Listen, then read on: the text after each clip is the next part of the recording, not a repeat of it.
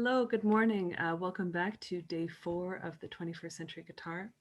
Our first presentation this morning is from Danny Bright and Lee Westwood. So Danny Bright is a composer, a sound designer, a performer, sonic manipulator, working across the fields of music performance, installation, theater, and media. So his and Lee's presentation this morning is called Noise Peddler. It's an exploration of the 21st century pedal board. Enjoy. Hello, my name's Danny Bright. And I'm Lee Westwood. And we're here to talk to you today about our practice-based research project and no-input pedalboard duo, Noise Peddler. Noise Peddler is a project that intends to explore the scope for guitar-based performance beyond the fretboard. What does that mean? Well, it predominantly revolves around the use of no-input pedalboard systems or guitarless pedalboard performance systems, and attempts through a kind of creative practice-based research process to explore what the capacity for performance within those systems is and what that means more broadly for the idea of electronic guitar performance. So it's shaped essentially by a number of key research questions. First is, what is the role of the pedalboard in the performance ecosystem of the contemporary guitarist? The second is, how do the affordances of the pedalboard as a performance system and or guitar pedal technology more broadly shape composition or performance practice? And as a kind of follow-on from those, what is left of the ghost of the guitar when the guitar itself is removed? In terms of the process, we're essentially exploring and investigating contemporary guitar pedal technologies through creative practice by writing and performing music with these systems and developing these systems in a kind of iterative process. So moving between periods of reflection, composition, performance, honing the systems, etc. In particular, I guess the project is driven by developments in contemporary pedal technology and the popularity of the concept of the pedalboard as a kind of self-contained, organised system, if you like, and a method for augmenting the guitar. And then we also have looked at some of the kind of areas where pedal technology has expanded over recent years, including the kind of popularization of CV and MIDI control, things like granular sampling, and more experimental kind of sonic properties of pedal technology. And the push away from what we might call conventional electric guitar sounds and conventional electric guitar processing. Okay, so a kind of brief overview of the systems that we've used here. So first of all, these are pretty much systems that we've used before in terms of pedal configuration, subtly different. And in this case, we didn't coordinate our setups, but we ended up with very symmetrical pedal layouts, as you'll see from the overhead. A big board each, a slender board each, and then a Keith McMillan soft step to control things via MIDI. Our small boards contain 3 sound generating pedals, like oscillators, and then they are split via an ABY or a mixer into 2 separate pedal chains on the big boards. Both chains have their own loop stations for kind of holding or manipulating sounds or returning to them, and a means of creating harmony. So I'm using the Whammy and Danny is using the Meris Hydra. There are definite differences between the way that I would say I have constructed my pedal board to how I would with a guitar. For example, there's no gain stage in mine, but then at the same time, these are still we're still using pedal boards, and we're still using pedals that are very much off the shelf, designed for guitarists with routing systems that are made for guitarists as well, like the Bright Onion ABY switcher. And that's essentially because we are guitarists, so this is the equipment that we own. But we're kind of looking to push that format and see what it's capable of without the guitar. So just a little introduction to the performance. This was recorded at the Rosehill in Brighton, where we are associate artists, and we've recorded before. and this is the most up-to-date version of our performance systems, although this is something that's always evolving. It's a work in progress. And after the performance, we'll then explore some of the key points and ideas about that performance in the project so far.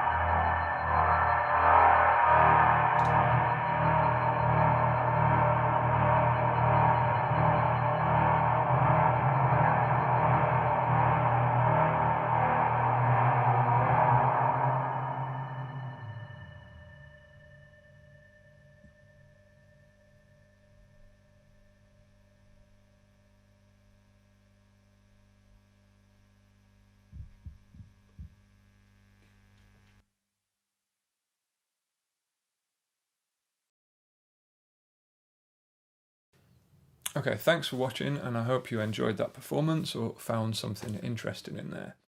So to return to some of those initial research questions, what are the technical or performative affordances of this setup? And what are the limitations? What does it allow us to do? How does it shape the music and the performances that we make? So thinking through this from a technical perspective, one of the things that we're kind of, I guess, limited by is the number of sound sources or possible sound sources that we can utilize. In the most part, we're working with pedals that are capable of some level of self-oscillation, so a filter, a resonant filter, a fuzz pedal, a delay pedal doing self-oscillation, etc. But in recent years, there have been the kind of development of pedals that have oscillators built into them, and these are appearing on guitarist pedal boards. So in both of our rigs, we have a pedal that has an oscillating element, kind of something that's deliberately designed to oscillate that we can then feed into our system.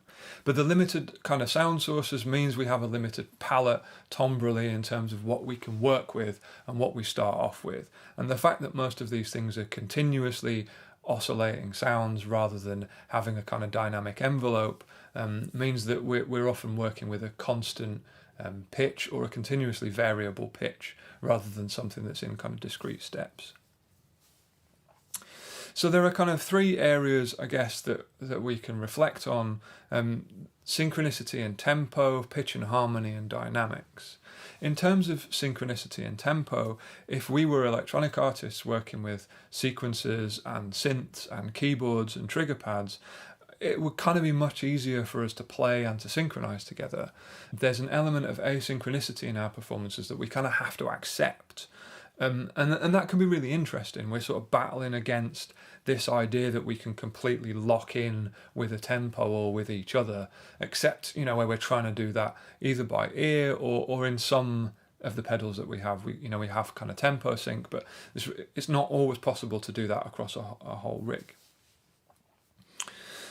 In terms of pitch and harmony, we're also juggling with other problems. The interface is designed in a way that you can kind of make discrete steps with a guitar because you can play discrete notes. When you're working with a continuously variable pitch input, it's not always possible to kind of generate those discrete steps. So obviously that means that in terms of melodies and in terms of harmony, it's much more difficult to kind of create what we might think of as a kind of normal musical pattern of notes. In some places we can do that either by using the technology of the pedals. Lee in places is using the whammy pedal to kind of create like melodic patterns, but again, he's kind of dictated by what is available in terms of settings and steps. And I'm at some points using the Meris Hydra, which is a 3-part pitch shifter, because that allows me to force notes into particular scales or patterns. But again, you'll hear that when I generate a melody, it has to work through each of the steps in the scale. It's not very easy to kind of jump between notes. So that kind of limits the capacity of what we can do and how we can make sounds. And then finally, in terms of dynamics, there's a sense, I guess, that because we don't have the dynamic envelope of the note where we're playing, we have to sort of make up for that in what ways we can, but also adapt to it and respond to it. And I think there's a sense that the music that we are playing and performing and the way that that's shaped kind of stems from the fact that we don't have as much of an option in terms of discrete dynamic envelopes per note or per part of phrase. And instead we're doing things like using tremolo pedals to create repeating kind of dynamic breaks in what would otherwise be a continuously variable sound. Okay, so let's talk a little bit about the performative aspects of this system. First of all, there are obvious practicalities in creating more than one voice simultaneously. So as you can see, we've got 2 chains. Sometimes we're manipulating things on both, or sometimes we're really focused on one. In some cases, it's made easy. You've got one sound source that might be fed through 2 different chains, or you've got a loop station in one that you can manipulate while you're altering the sounds in another. that's quite a different experience from playing your guitar through a sequence of pedals. Generally your guitar goes through everything and you're creating more or less one voice, with or without a loop station. But there is this, the practical aspect of being able to coordinate these two things simultaneously, which becomes tricky. Along those lines, there's just the physical fact of there being so many knobs on so many different pedals, and having to bear in mind where everything's set at all times. Where are the blends set on all the pedals? Which pedals are on and off? Which chain am I going through? I have a big sticker that says "look" on my ABY switcher, because so many times you're in a performance and you can't get the sound to change, and it's because you're on the wrong channel. So there's this issue of muscle memory. There's always problem solving going on, and ultimately there's an issue of immediacy. So a sound comes into your head. How do you execute that? Sometimes it can take a while to think about, right, I've got a sine wave, I'd like to generate a low growling bass beat, right, I'm going to need to go through these effects, drop the pitch here, have my loop on and catch a small amount of sound and then reverse that or drop it by an octave. It's quite a different experience to saying, I'm on the guitar, my hands have trained for many years to be able to do X, Y, and Z. So you can imagine, because of these issues, compositionally, this process pushes you towards a very through composed means of writing music and structure. And it can be really hard to come back to an idea or a riff that you executed earlier. You're kind of pushed into unrelated areas, and there's more a sense of kind of following the sound on like a kind of changing landscape than there is when you're riffing out on a guitar and you're improvising, but you're able to return to a previous idea. So if those are some reflections on the affordances technically and performatively of the system, in terms of how it might shape what we do compositionally or in performance, then it's also, I think, interesting to think about what this means for this project as a thing that engages with guitar performance and guitar music. And that's kind of led us to this question of asking what's left of the guitar, or the ghost of the guitar, when the guitar itself is removed from the performance. And I suppose that kind of, we can reflect on that in a number of ways. And one of the important things we feel is that our experience of playing the guitar fundamentally frames and shapes the way that we approach playing the pedal board. There's a kind of connection through the format of the pedals, through the fact that they're designed for the guitar, through the fact that the pedal board is something that guitarists use and have on the stage with them. There's a sense that it's still culturally connected to the history of electric guitar, through the ways that the pedals look, through our experience of using them as guitarists. And I think that kind of feeds through into a number of different kind of things in terms of our performance. And the first is that we can't get away from the fact that our ears are the same ears. So we might be approaching an instrument which is guitarless, but if we're approaching it from the perspective of guitarists, there's a sense that we hear things in certain ways. And I think you can hear that in the performance. There's some sections where we kind of have riff and solo, there's an accompaniment part, and then there's an embellishment part.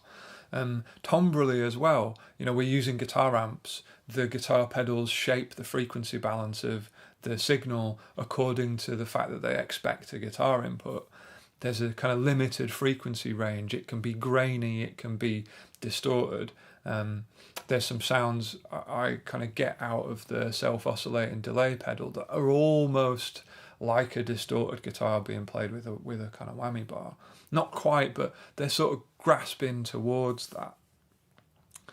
And I suppose that sort of asks the question, does this stem from the way that we work as guitarists and from our kind of approach to what the guitar is?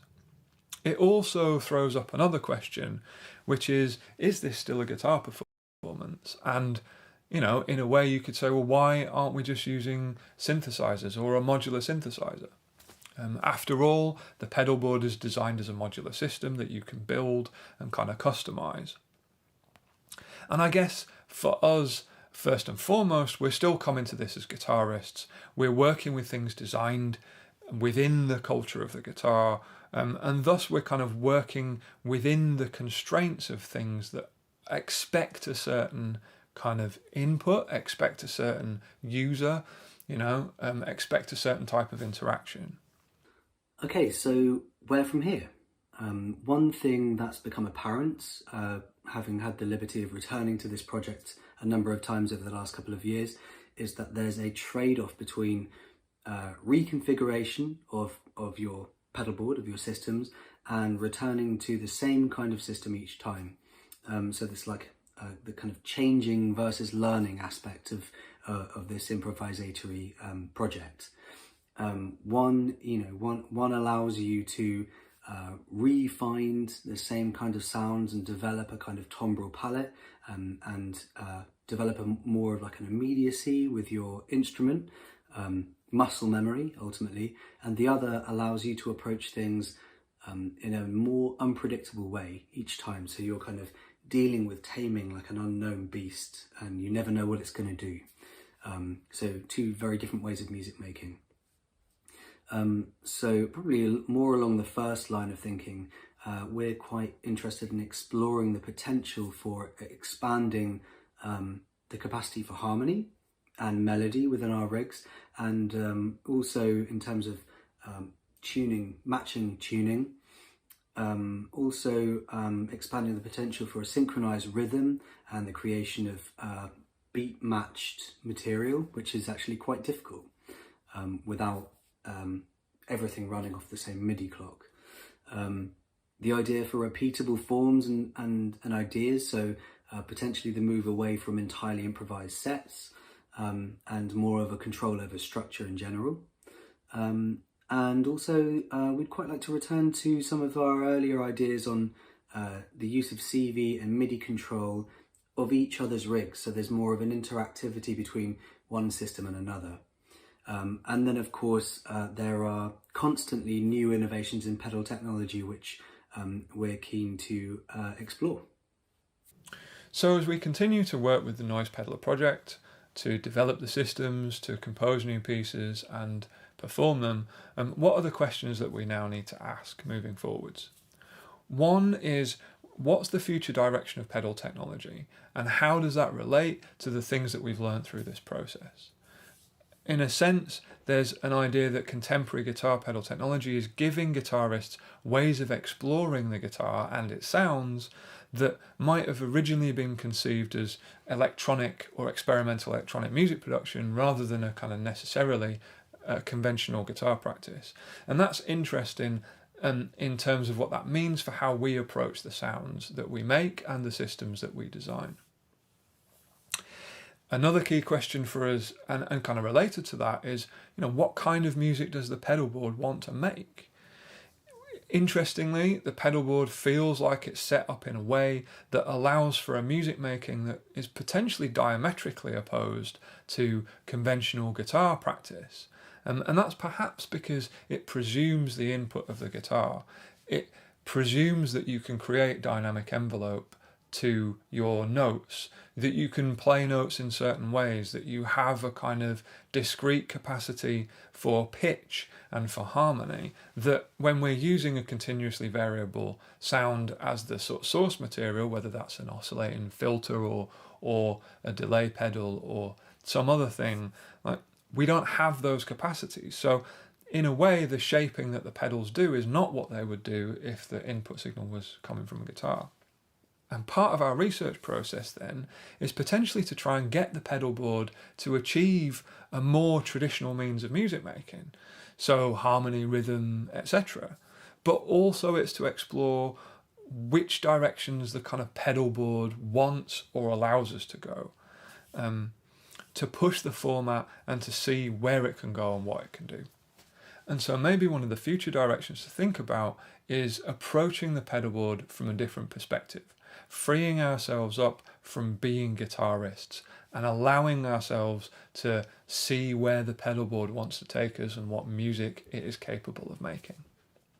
Thanks for listening, and if you've got any questions, please do ask them in the chat afterwards, or otherwise feel free to contact us and we'd love to chat about the project further.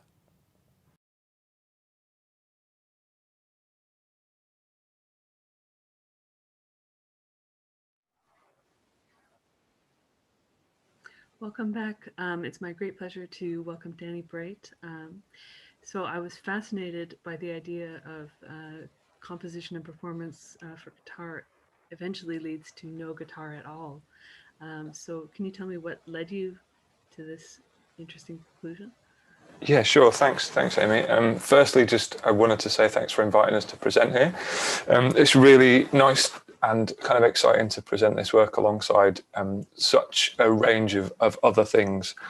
And yeah, I think it's interesting. We may or may not, I'm not sure, we may be the only people playing without guitars, which is quite a thing at a guitar conference. So I guess, yeah, what led us there? I suppose it was a kind of fascination with pedal technology, really. Both Lee and I are guitarists, electric guitarists. We've played for a long time. And we sort of started to get really interested in how pedal technology was pushing the boundaries of what we would normally expect. We were starting to see kind of encapsulations of granular synthesis and granular sampling and kind of pedals that were really going outside of what we might call conventional electric guitar sounds. So we started to play around with those, collect a few of them, start to see what they could do. And I suppose it overlapped with some of our other research and my other research on a kind of electronic music and sort of feedback systems. So, you know, what happens if we take the guitars away? Can we still make any music that resembles anything? So, yeah, it's still an exploration. We're still going, you know. That's amazing. So there's a question from Sam Cade, and just before that, there's a comment online from Andreas. Very interesting presentation. Thank you. 2 questions. Is it a conscious choice to include the clicking sound of the pedal buttons when you push them? Very interesting question.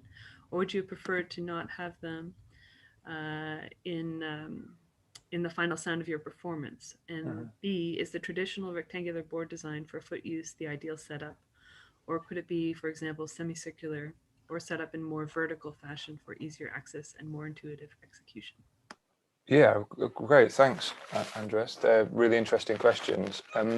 In response to the first one, I guess that's something we haven't quite worked out yet.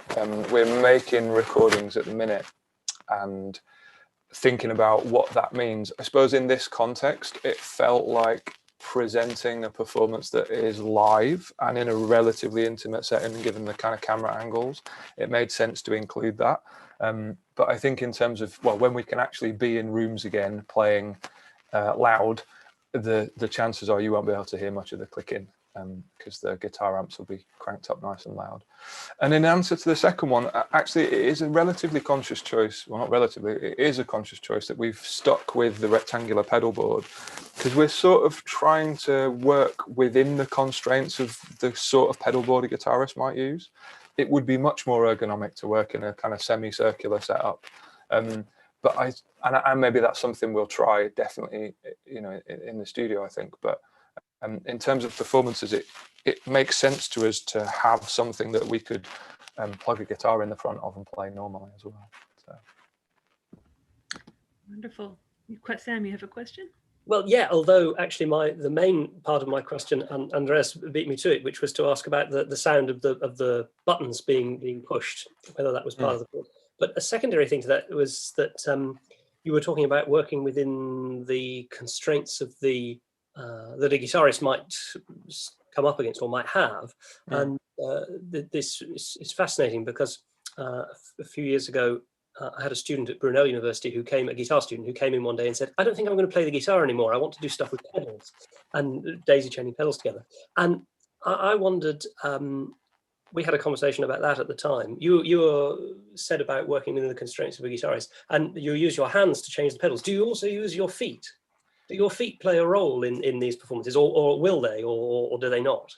Yeah, I think they can and have. I suppose it's really difficult to try and figure out how to approach that. Like also in a way, as guitarists, we're used to playing with our hands, and there's the kind of discrete control of the systems is impossible.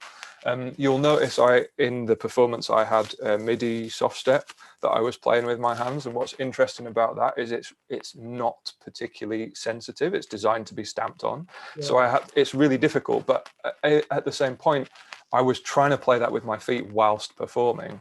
And found that quite a struggle, because of the way that you might hold a guitar and play a guitar feels quite natural, rather than sort of, it's a bit more like playing a Hammond organ, I guess. 2 feet and 2 hands, it can get quite tricky, especially when you're stood up.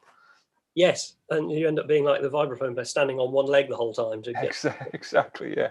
But these are all things we still plan to explore. So yeah. I think it's wonderful. Thank you so much for Thanks, sharing. Sam. So we have an online question from Patrick O'Reilly, and then we'll get to Mark's question.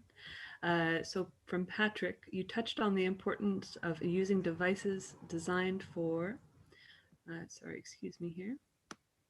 You touched on the importance of using devices designed for guitar in this project and not just using a modular synth, for example.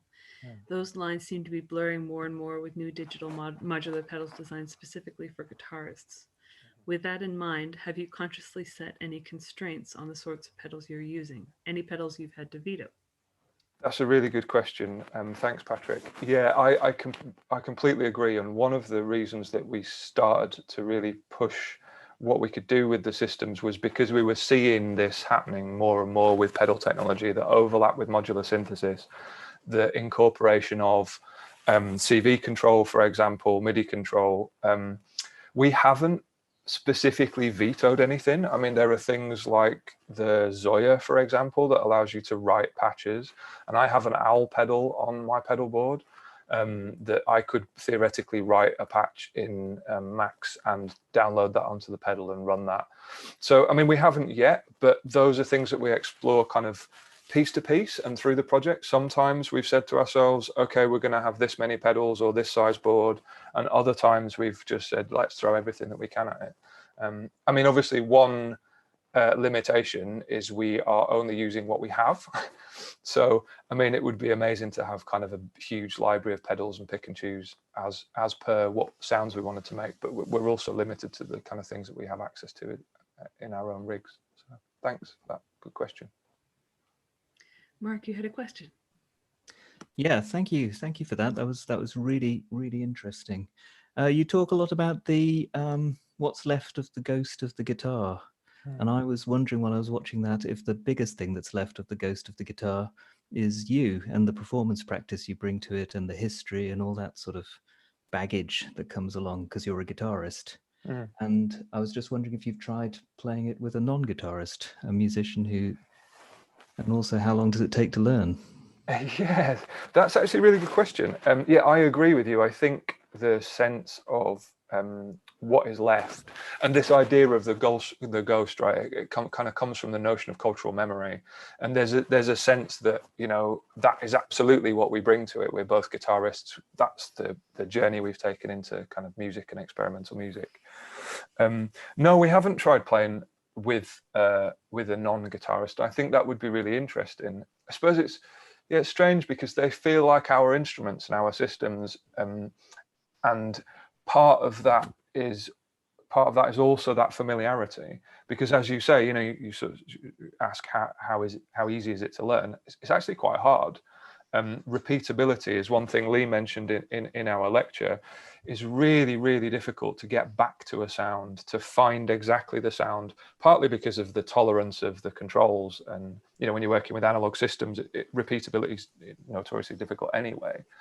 But also because, the systems themselves, the way they're interconnected, it can be really tricky to kind of figure out how you specifically do something. And sometimes in the middle of a performance, you get completely lost and don't know what's doing what sound and kind of have to work backwards and turn things off. And, oh yeah, that's gone now. So the more that we perform with it, I think the more familiar we get. And the systems are definitely stabilizing, which means we're learning them more.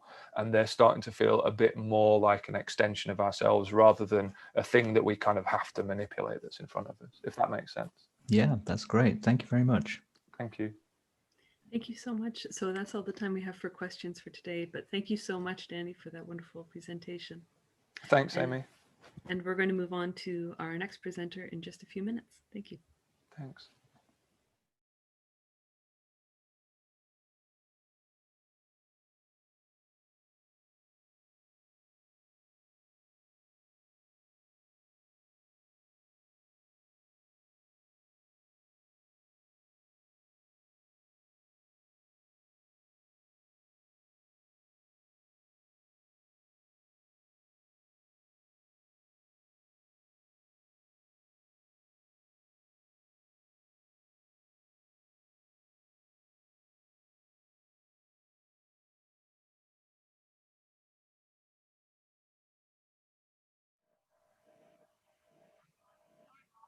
Welcome back. Our next presenter is David Cotter, who is a guitarist and a PhD candidate in the Faculty of Music at the University of Cambridge under the supervision of Professor John Rink.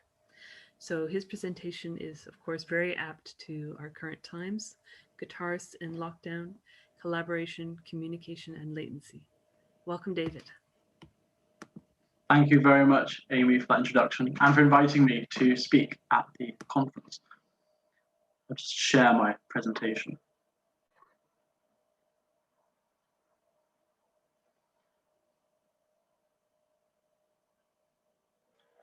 I'm going to be speaking today about a wide range of topics with the title Guitarists in Lockdown, Collaboration, Communication, and Latency. I'm going to be trying to shed some light on the ever-evolving nature of collaboration, and especially the informal processes of collaboration, which are often overlooked, but are sometimes more important than the formal processes of collaboration.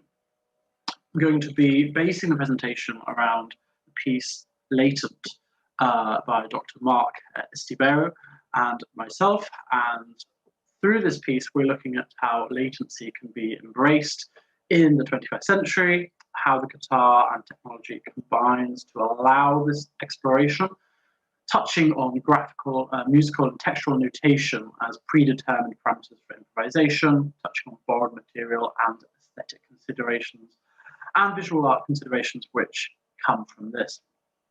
And then talking a little bit about virtual performance and how this piece can be used as a vehicle for researching co-performer creativity and the omnidirectional feedback loops which exist in the physical domain and especially in the virtual domain.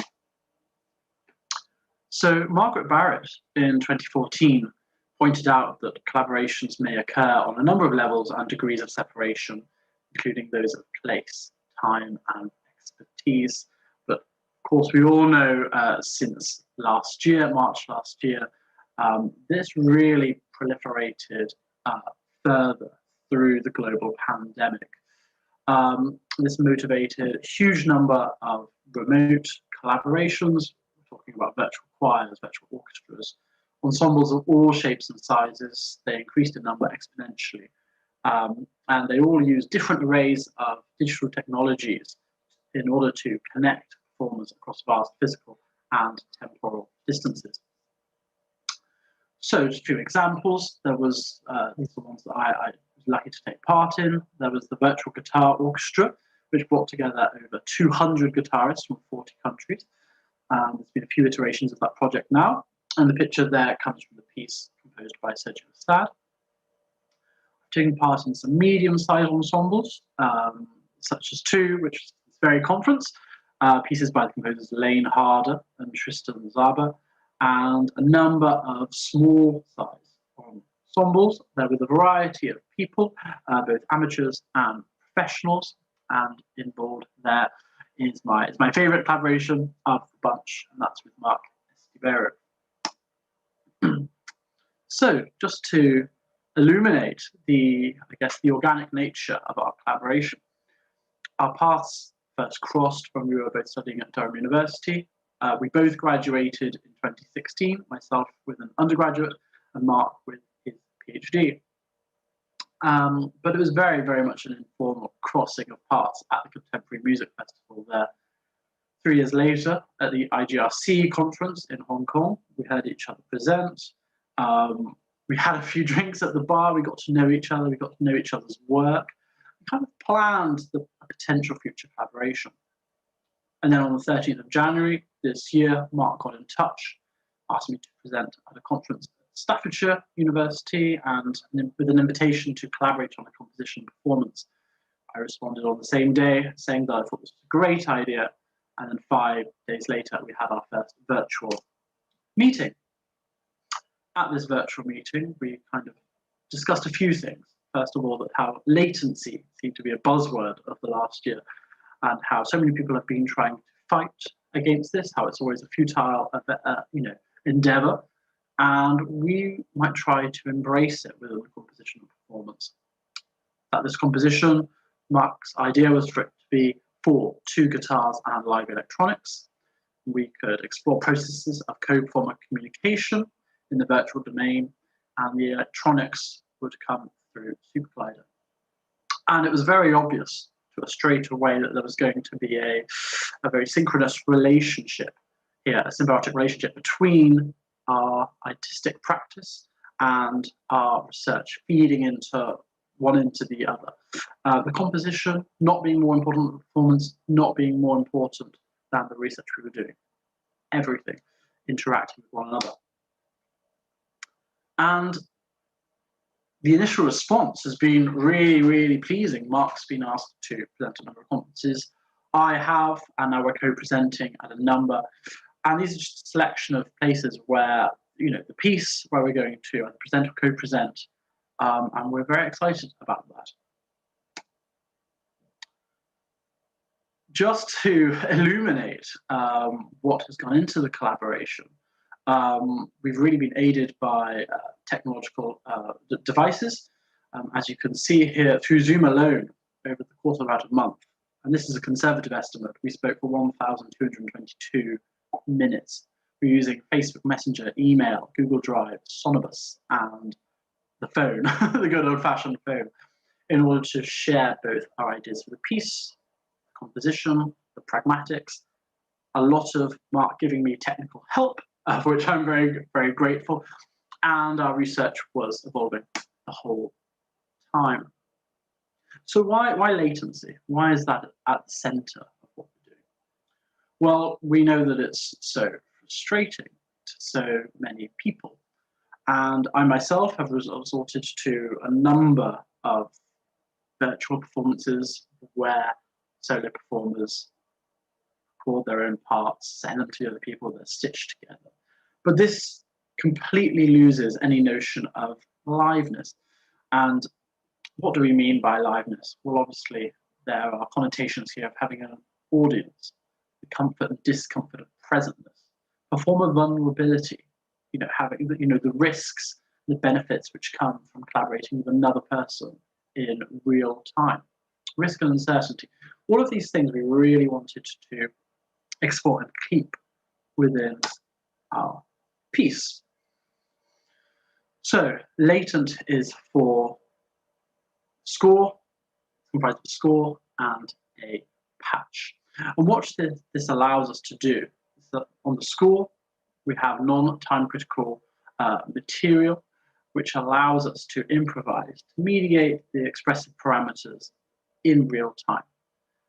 We are then given, this is then fed through the electronics, which gives us the soundscape through which to improvise and perform in, without concern for the constraints of latency. So here is an example of the patch for which I take 0 credit. Mark is the coding wizard here. He'll hate me for calling him that, but he is. And the way the patch works is that there are almost 10 individual patches, each lasting for about a minute. And they all vary the musical expressive parameters. So during certain sections, there will be pitch modulation and delay, and other sections there'll be reverb, and the intensity of these pitch modulations varies iteration on iteration throughout the 10. And there are 2 versions of the patch. There is one which just spends 60 seconds on each individual patch, and then there is another version which uses pitch recognition. So when it hears the idiomatic low E string of the guitar, it'll move on to the next pitch. Though, of course, you can imagine this can be quite problematic, especially when the patch is trying to pick up, all of your harmonics every time you move the guitar. Before you know it, you've triggered the patch 10 times. So it took a lot of fiddling, and that was what constituted a lot of these Zoom sessions that we went through. So just pause for a proposal here. I believe that what manifested during our collaboration was that our instrumental identities and our own performance practices, these are our own personal approaches to communication, gesture, performativity, etc., developed through our co-performer collaboration, just as much, if not more, than through solo performance alone. So I guess the comparison here would be solo performance being in a Piagetian sense, being conceived as the way through which we develop, and my paradigm here being more Vygotskian, in the sense that I believe that we, as performers, develop most through collaboration with others. And so to put two ideas together here, I believe that myself and Mark, we mediated our marriages of insufficiency. Again, with much more insufficiencies than him, but we mediated those through bringing our varied profiles of skills, knowledge, and expertise to the enterprise. So, Mark sent me over some brief early sketches and ideas for material. And these were composed in accordance with the nature of the electronic patch. We knew that the gestures shouldn't really be too long, because if they're too long, it's going to be more difficult for our co-performers to respond to them and for the patch to be able to kind of do something that's meaningful with them. So these are some ideas which he sent to me, and I took these on board. And then I sent back and came up with some ideas of my own. And there's quite a rich cultural connotation to some of the gestures, which I was influenced in composing, or that I borrowed. Here you can see through the gestures. I predicated them on works by Leo Brouwer, and these were gestures which, when I was asked to think of gestures or musical fragments to play on the guitar, immediately sprang to mind, because they are so guitaristic, for lack of a better word. Notice straight away that these gestures differed to Mark's in that they were slightly smaller, slightly less rhythmical. And so it became apparent that we would have to unify our individual aesthetics. How could this be done? I am no artist, but I took a sketchpad of paper and began planting ideas. I was thinking first of Bridget Riley, I was thinking of Kandinsky, I was thinking of ways in which an aesthetic could reflect the manifestation of our collaboration. And then it became overwhelmingly obvious to me that the yin-yang symbol, that paradigm, would be a good vehicle for presenting this school. And that's because our collaboration was very much a manifestation of the balance between order and chaos. We both have shared musical interests in the guitar, both going to the same institutions even, but we have vastly different areas of expertise. He's an expert coder. I was, and still completely am, a coding novice. He favoured slightly longer musical gestures, mine was slightly smaller. Technology aided our collaboration, but we still lacked physical tools. We lacked the physical spaces and the mics that I especially would ideally like. We both have visual art experience, but neither of us are visual artists. And when we perform our own gestures, we understand our own gestures better than we will understand what the other person has composed.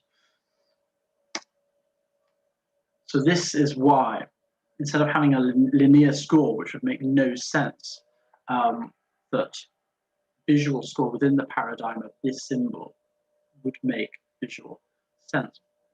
So a quote here that sums it up.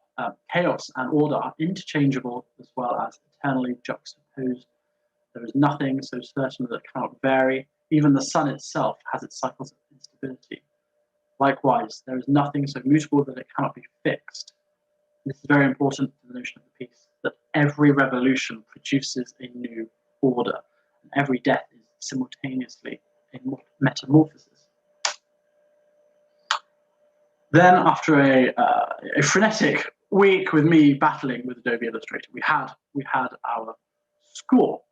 My material is on the right-hand side, Mark's is on the left. And you can see that we differ slightly in our compositional idioms. There is more exactitude, you could call it, on Mark's part, sometimes giving very specific fingerings, whereas mine, I kind of leave things a little bit more up there.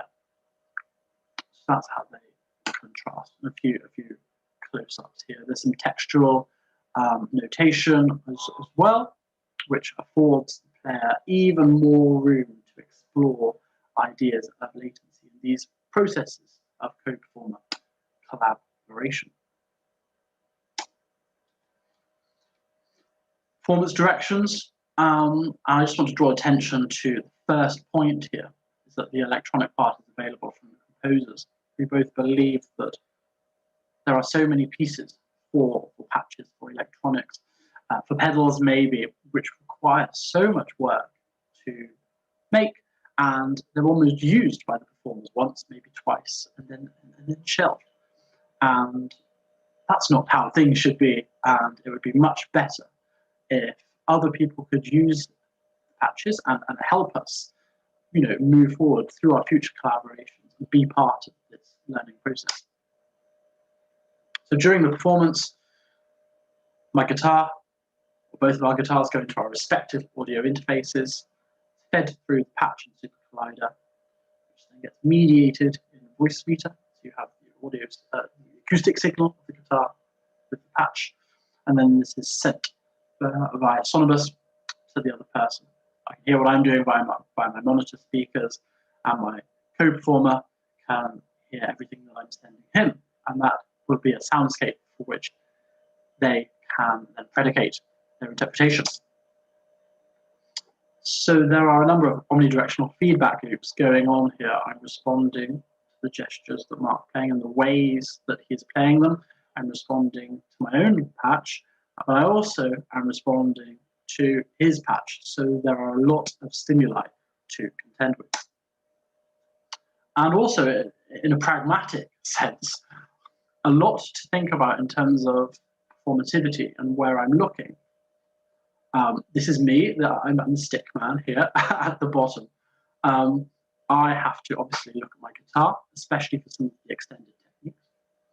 This is working left to right. I need to look at my video camera because it's important to, one, check that I'm still filming, but to know how I'm being presented. If there's a mirror in front of you as a performer, then you might want to glance into it once in a while. I need to keep an eye on the patch to know when it's moving from iteration to iteration, when 60 seconds have elapsed, I can move on to the next gesture, connected by these low E's. I need to keep an eye on Mark, because I'm responding to the ways in which he's playing things. And we're using visual and facial gestural communication. I need to keep an eye on the score, so I can see the fragments that I'm going to play. And occasionally, you could move over on the score and play fragments that the other person has composed, ones which I would not be that familiar with. So I need to, keep an eye on the score, and also keep an eye on my interface. Do I need to raise lower my levels, raise lower marks?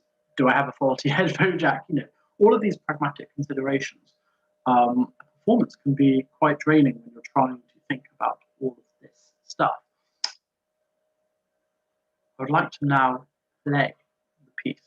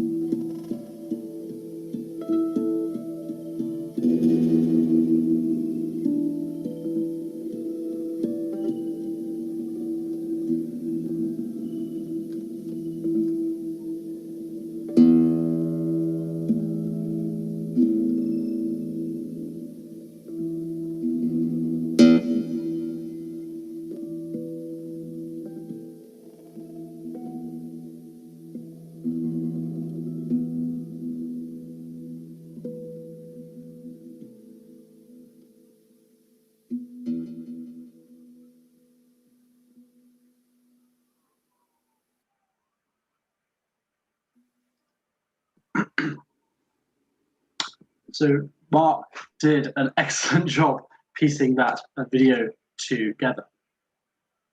So now I'm thinking about the piece and how it's been a wonderful vehicle for studying the processes of co-performer creativity.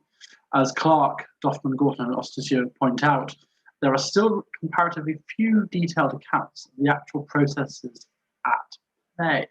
Research in this area remains undernourished.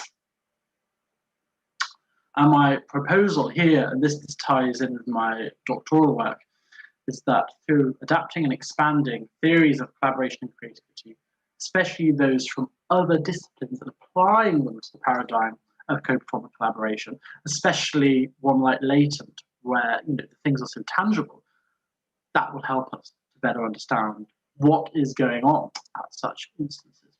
So I'll just do one example. And this is from Vera John Steiner. This is from collaborative studies, early collaborative studies, and she looks at patterns of collaboration, especially the roles here on the left-hand side. Now, one duo, Liam Viney and Anna Grinberg, a married piano duo, have mapped this trajectory onto their kind of like 10-year experience as a duo. But I think it would be very fruitful to apply the same paradigm onto a performance to see how we're actually interacting in real time. And what becomes obvious to me is that a number of questions haven't been answered until now, such as how are specific timbral characteristics received and perceived by a player? Are these transmissions and receptions of sonic stimuli or visual stimuli, are they accompanied by facial or gestural communicative gestures? So there's lots of questions. I can say that within latent, within the course of a piece, when we probably start the performance, we were exhibiting complementary patterns of collaboration. There was a clear division of labor, as in the sides we were starting on and what we were going to do, but we didn't have anything from the other person to respond to at that point. Shortly into a live performance, a family pattern of collaboration becomes available to us. There is a fluidity of roles which is going on. Sometimes Mark taking the lead and me respond to him in a very tangible way, and sometimes vice versa. And what we hope is that as the performance progresses, and something that I've really noticed is that we've had braided roles come the end. We were both, there was a power dynamic existing between us, and we were both taking turns with that. And the working methods were beginning to manifest transformative co-construction. We were performing in ways that we had not previously performed, either in our previous recording of this piece a few days earlier, or even before in our lives. And I can say that a myth can be dispelled through the context of this piece, that visual communication always aids collaborative processes. Sometimes when I had my eyes closed, so I certainly wasn't looking at Mark, was a time when I was most in tune with what he was doing. I was trying to focus so intently on what he was doing, and I found it easier for an audio stimulus. But there are other times, and it's very obvious, where I was doing a very quiet gesture, Mark was not able to hear. You see him look up. I think I was playing behind the nut at this point. He saw what I was doing, so he very much then moved on to a gesture which was similar to that, and that wasn't really predicated on a sonic stimulus, but what I was doing performatively.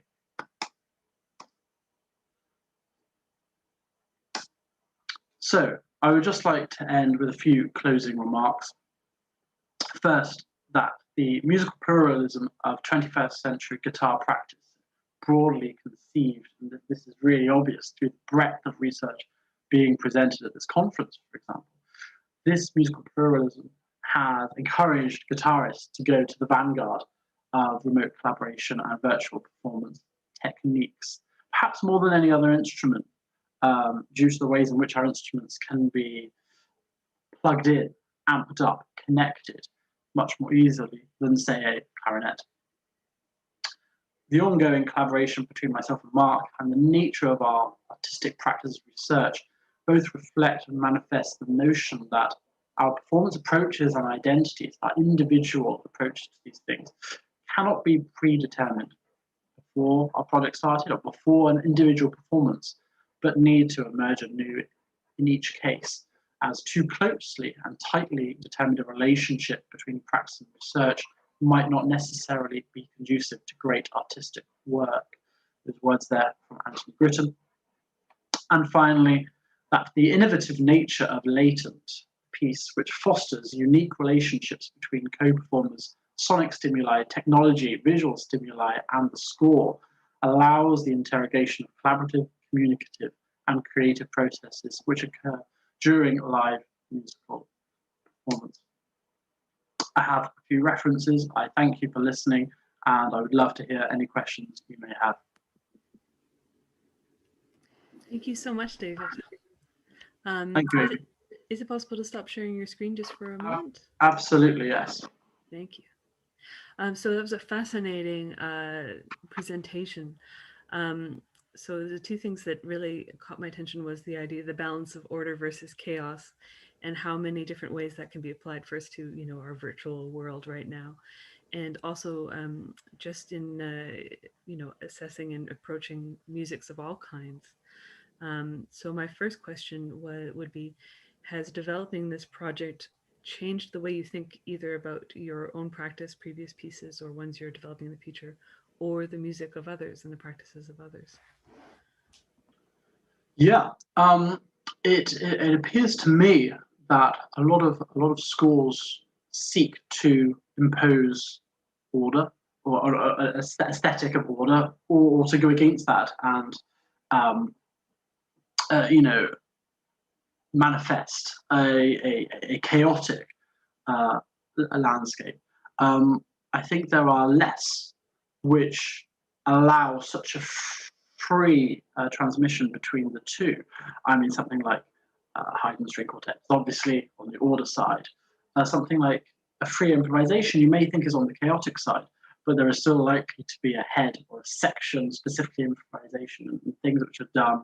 And I think that because there are so many stimuli within latent, so many things to which to respond, this really encourages a true improvisatory approach to interpretation, where it's not just the notated material, but it's the ways we are mediating the expressive parameters in real time, in accordance with our co-performer, but not just our co-performer coming through one source, but also coming through their patch and coming through their video stream.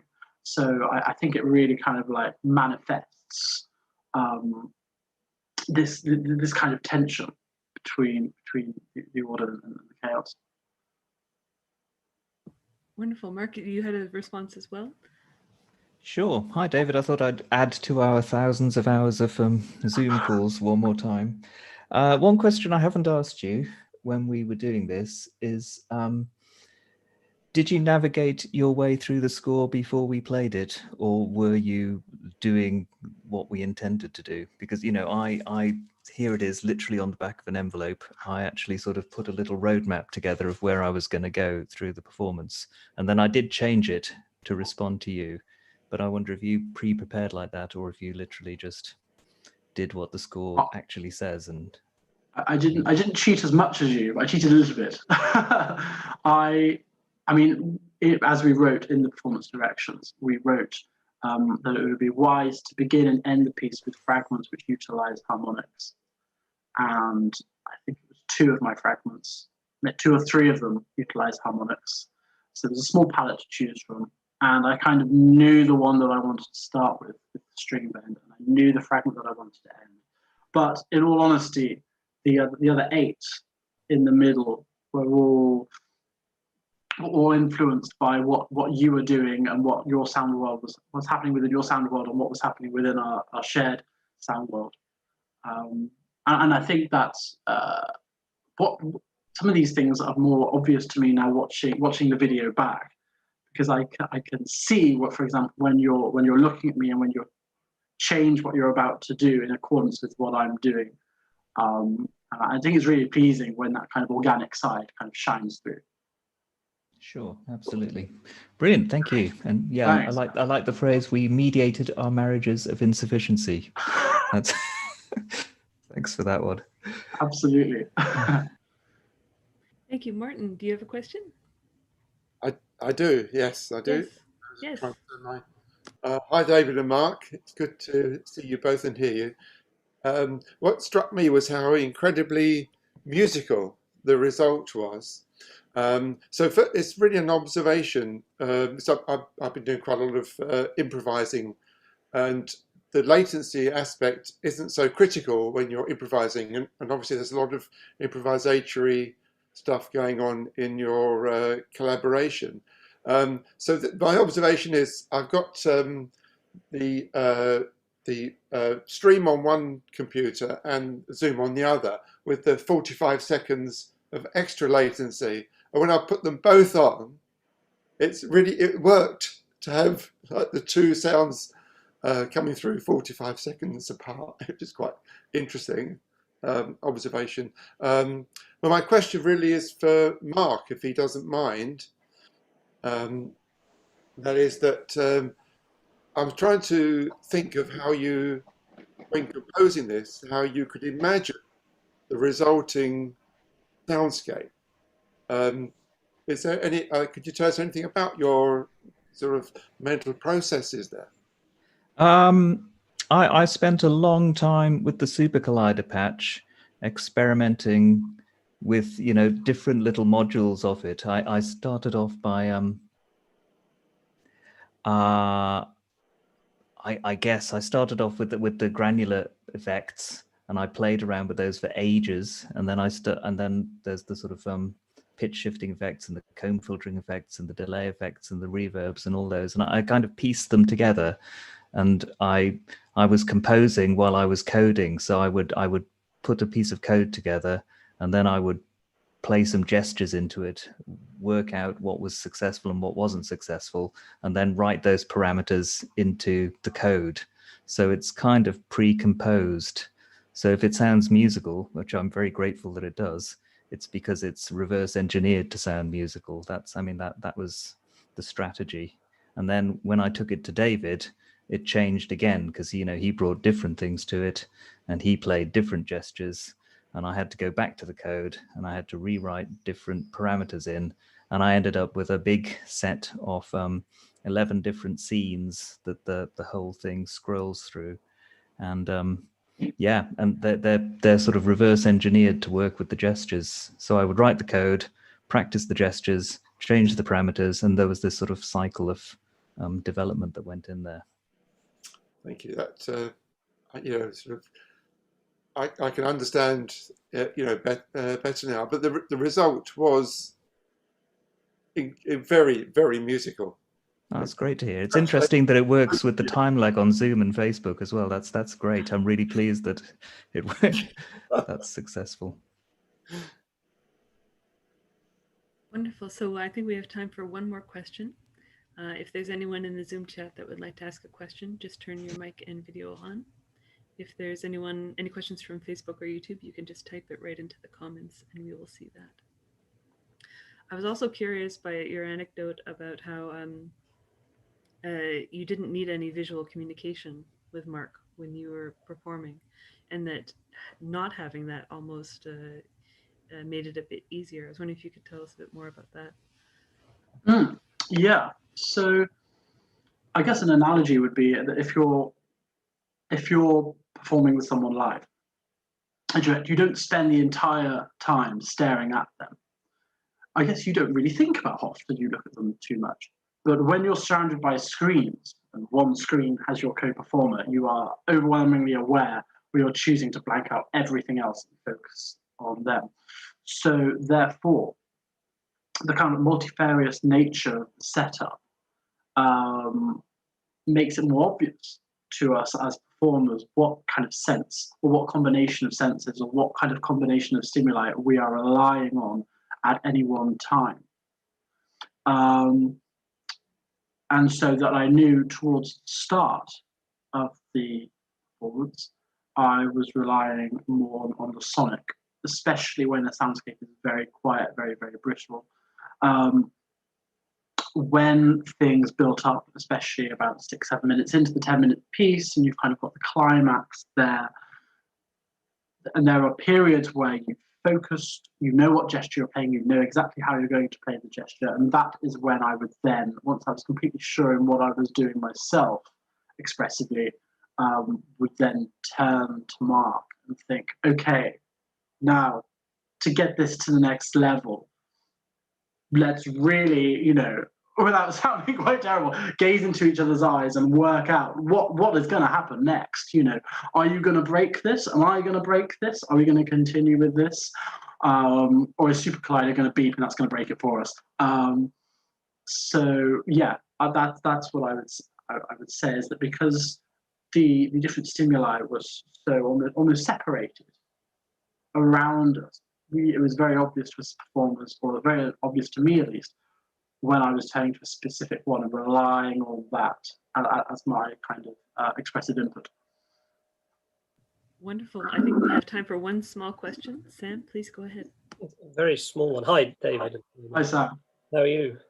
Very well. I think the last time we saw each other was in Surrey last March. That's right. Yeah, a year ago. Here we are. You mentioned about when the low E gets played, that triggers a change in the rules of the patch, or what Super Collider does.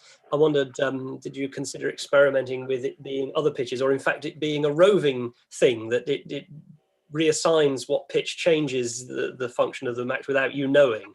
And so you hit a note, and it affects what happens in the software, but you don't know it's the trigger note, and then you only realize afterwards, and then have to respond to what's happened. Maybe that is an idea for the next composition. I mean, that might have crossed Mark's mind. I do not know. It didn't cross mine. For me, I think there are certain, as I touched upon, certain gestures are rich in cultural connotation with the guitar, guitaristic, for example. Even just like there's something about like an E minor or an open strings, or the low E string on its own, which is just so tangible. And so I guess there was kind of like the cultural connotation, that there's the sound of the E string and the way that it looks, being almost like so pure and simple, as a bit of like a starting point in comparison to the other gestures. Right. So that's why I was happy just to keep it with that, bringing some order to the chaos. But I think that's a great idea in a future piece, not knowing what the trigger is and then having to work out what the trigger is, because that would give us another thing to have to respond to. Fun game. Absolutely. Anyway, thank you so much. Great to see you.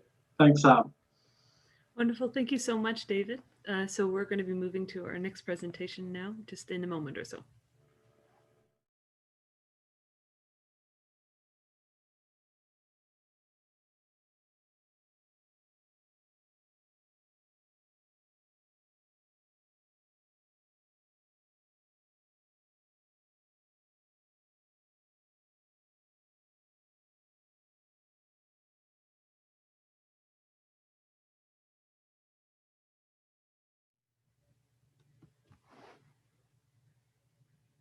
Welcome back, everyone. So our next presentation is from Duncan Werner with co-authors Bruce Wiggins and Matthew Hart. Duncan is formerly a senior lecturer at the Music Technology and Production at the University of Derby, and currently an independent researcher. And in the last 10 years, he's been engaged in the study of music and auditory perception. So his presentation with Bruce and Matthew is an immersive guitar system, GASP, guitars with ambisonic spatial performance. Hi, I'm Duncan Werner. Welcome to our presentation on the GASP project, Guitars with Ambisonic Spatial Performance. What is the GASP project? It's an innovative audio project bringing together the musical with the technical. In particular, individual string timbralization with ambisonic immersive sound. It's also an artistic musical project, providing experimental surround production ideas for the guitarist and music producer. How do we hear it? It's best heard over a circular array of loudspeakers, typically 8, although it could be more. This may be in a medium-sized room or a large theatre or auditorium. The spatial representation may also be heard over headphones as binaural sound.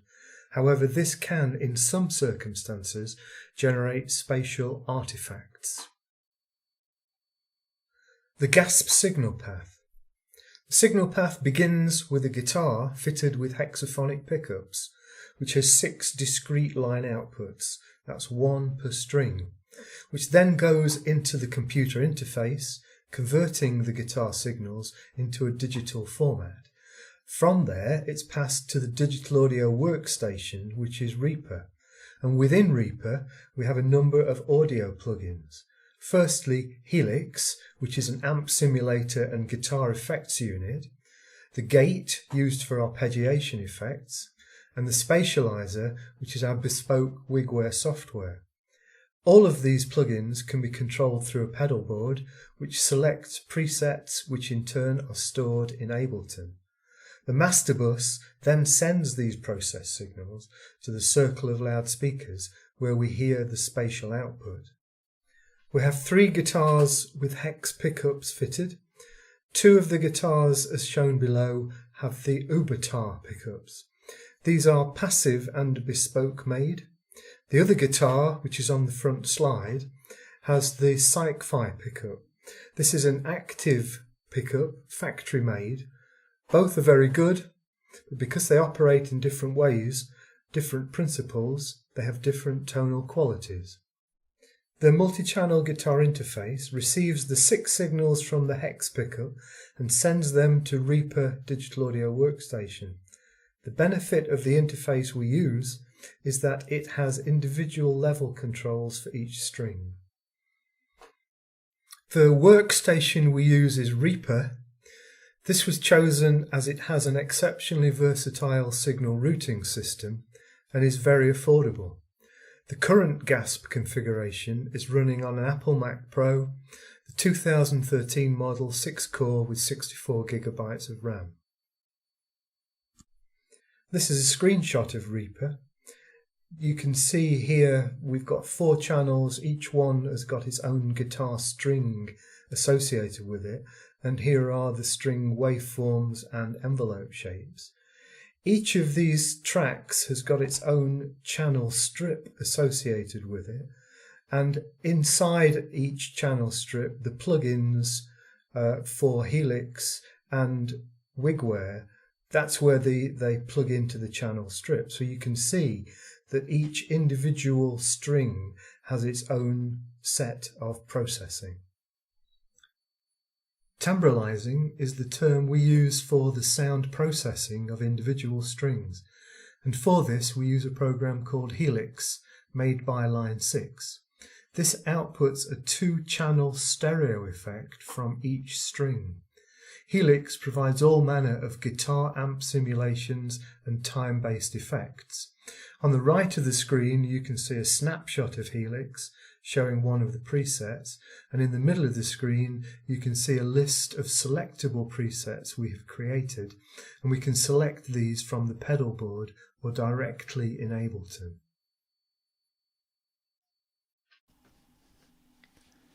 Hello, I'm Matthew Hart and I'm in my 3rd year of my degree in Music Technology and Production at Derby University. I've been part of the GASP project where I've been investigating how Line 6 Helix can be used to apply timbral morphing. The GASP demo of Cat Fantastic applies crossfades between timbres in post-production. We refer to this as timbral morphing, where different timbres are gradually blended from and into one another.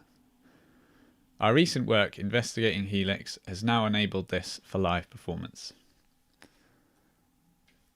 For the new method of timbral morphing, the signal from each string is sent to 4 separate signal paths inside of Helix, and different processing is applied to each path. The 4 signals are then recombined at the output of Helix. The morphing of the 4 signals are controlled using MIDI Continuous Controller or CC messages. This example shows how the new method for timbral morphing can be applied for Cat Fantastic. Each line represents a separate signal path, and different processing is applied to each one.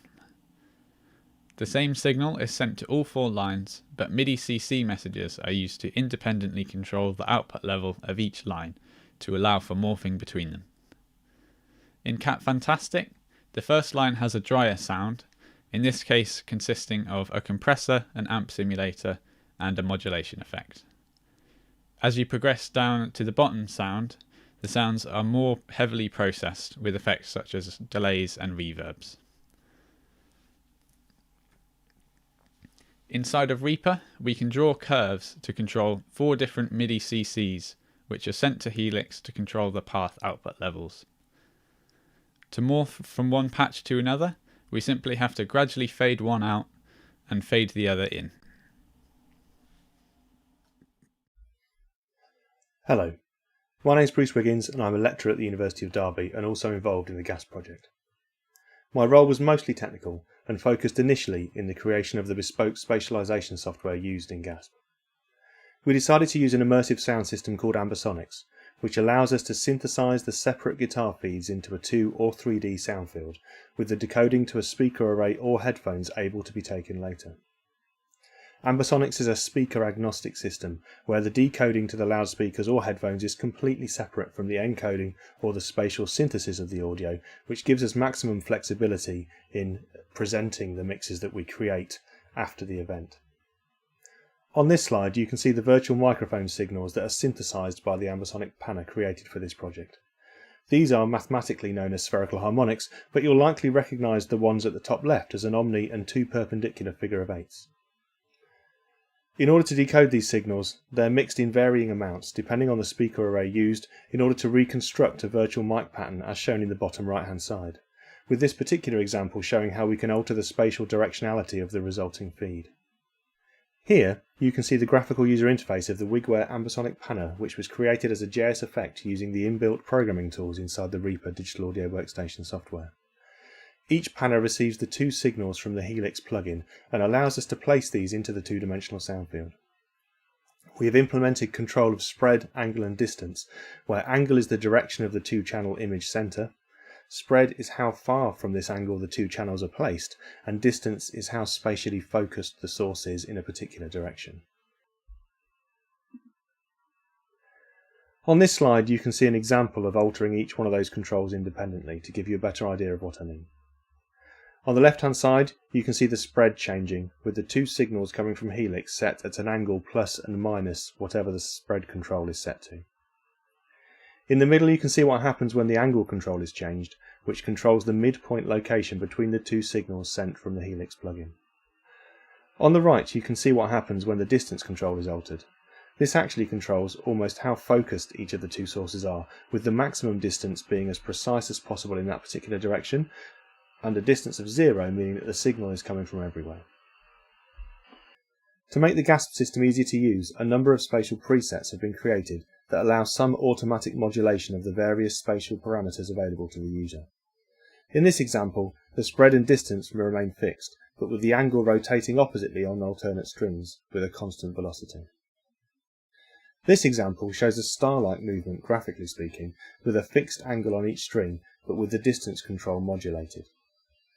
20 spatial presets such as these have been created with various patterns controlling the spread, angle and distance controls of the Wigware panners, with more developed as the project progresses. So by investigating some of the possible combinations of the spatializing parameters, spread, angle and distance, we've created 20 spatial presets. These can be selected from within Ableton or using the pedal board. Examples of the spatial presets include static string positions, stepped rotational arrangements, smooth rotating strings, angular offsets between strings, modulation of enveloping stereo spread, and many more variations of the spread, angle and distance parameters. Any preset may also have its speed of movement modulated with the variable foot controller, And as the speed of spatial movement is directly associated with the tempo control in Ableton, it's possible to synchronize the tempo of the spatializers with the tempo of the music or related multiples thereof. For guitarist control, we use a Behringer pedal board that we programmed with around 60 timbral and spatial presets. The variable expression pedal is set to control the spatializing tempo so the performer can adjust this in real time. An interesting thing we've noticed is that there appears to be a threshold value of spatial tempo, whereby below this threshold value we can get a sense of spatial tracking. That is, we're able to track the spatial movement and then moving through to a sense of total immersion at higher values. This leads us to believe there could be potential research opportunities into perceptual tracking using the system and how that might relate to the sense of full immersion and how that might be defined. The final stage of the processing is at the main output bus, which feeds the surround loudspeakers. We have two further plugins which may be applied to the entire spatial mix, an ambisonic delay line and ambisonic reverb.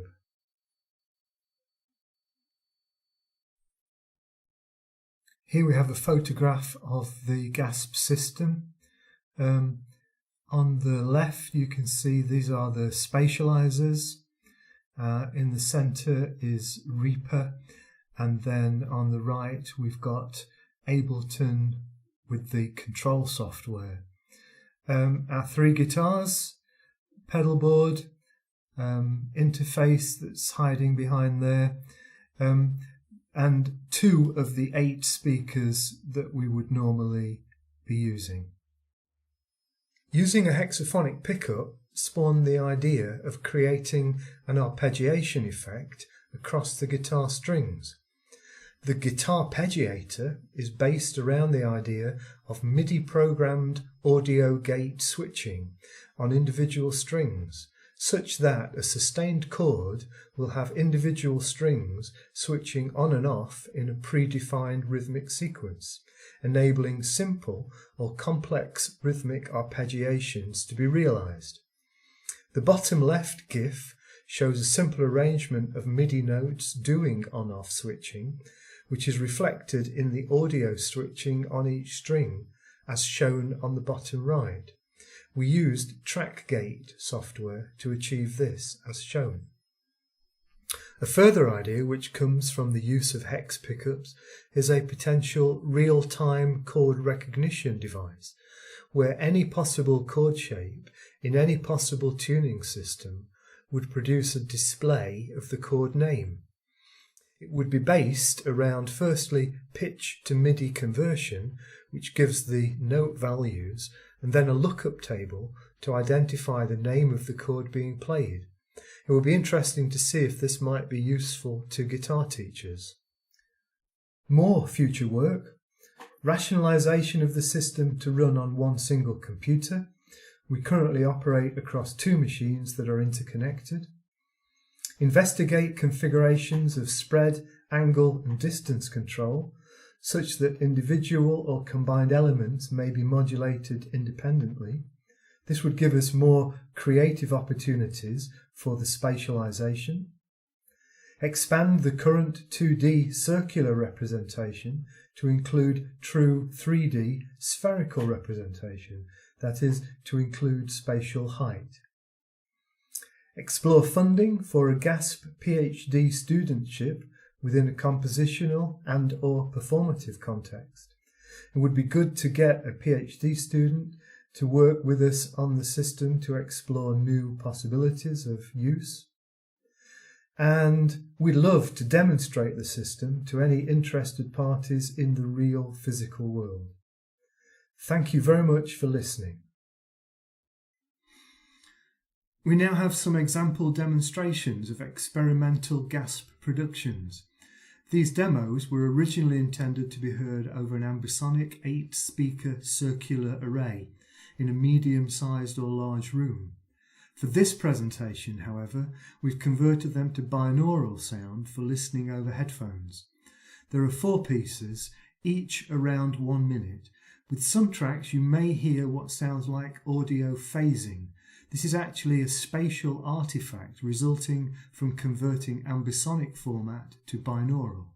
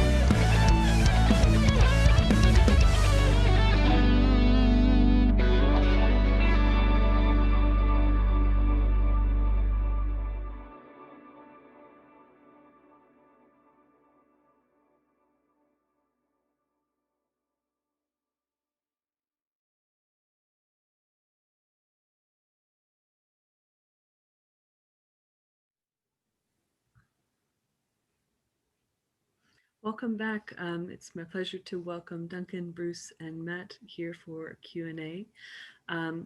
My question is going to be a little bit of a newbie question because I haven't really studied ambisonics very much, but I believe it works on any size of array. But I was curious whether there would be an aesthetic or maybe a practical choice for the size of the array. Is there an ideal GASP setup? Okay, I'll start that one off, and I'll probably pass on to Bruce. What we are using is an eight channel output system. So we're supporting 8 layered speakers just for really the convenience of a relatively small amount of speakers and the current input output interface that we use. But there's no limitation on the number of loudspeakers that we can use. And also the if you like the coverage that would provide in either a large or a small room. Bruce, do you want to comment on a little bit more about that? Yeah, absolutely. It's quite an interesting question, actually. So theoretically, there's no limit to how big you can build it up. As Duncan mentioned, you can use more speakers if you want to cover a bigger area. One interesting issue with any multi-speaker array, the larger you get, actually, is time of arrival and the speed of sound. The physics of the thing becomes an issue.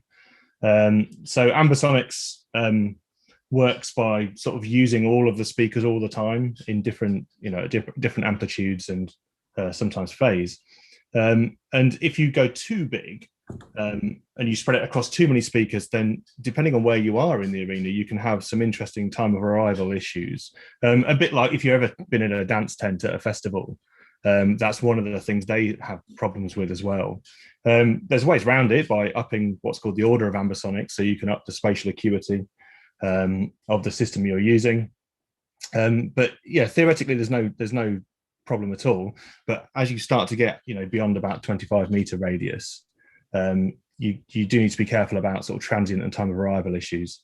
And we've tested it actually at like Glade Festival and not this particular system, but we've used ambisonics at Glade Festival and at ambisonics, and you can hear some of that stuff sometimes, but it works well over large areas if you're careful. Thank you for that. So if there's any questions in Facebook or YouTube, you can just put them in the chat, and Mark is here with a question. Please take your mic on. Yeah, sorry. Sorry about that, the old mute trick. That was really interesting. Thank you very much for that. I think you mentioned it, but I think I missed the detail of it. How does the guitarist control the spatialization in real time then? Is it just presets, or can they actually control the positioning in real time? And how would that even work? The way that it's working at the moment is that we've got a number of presets that we've created which can be switched between.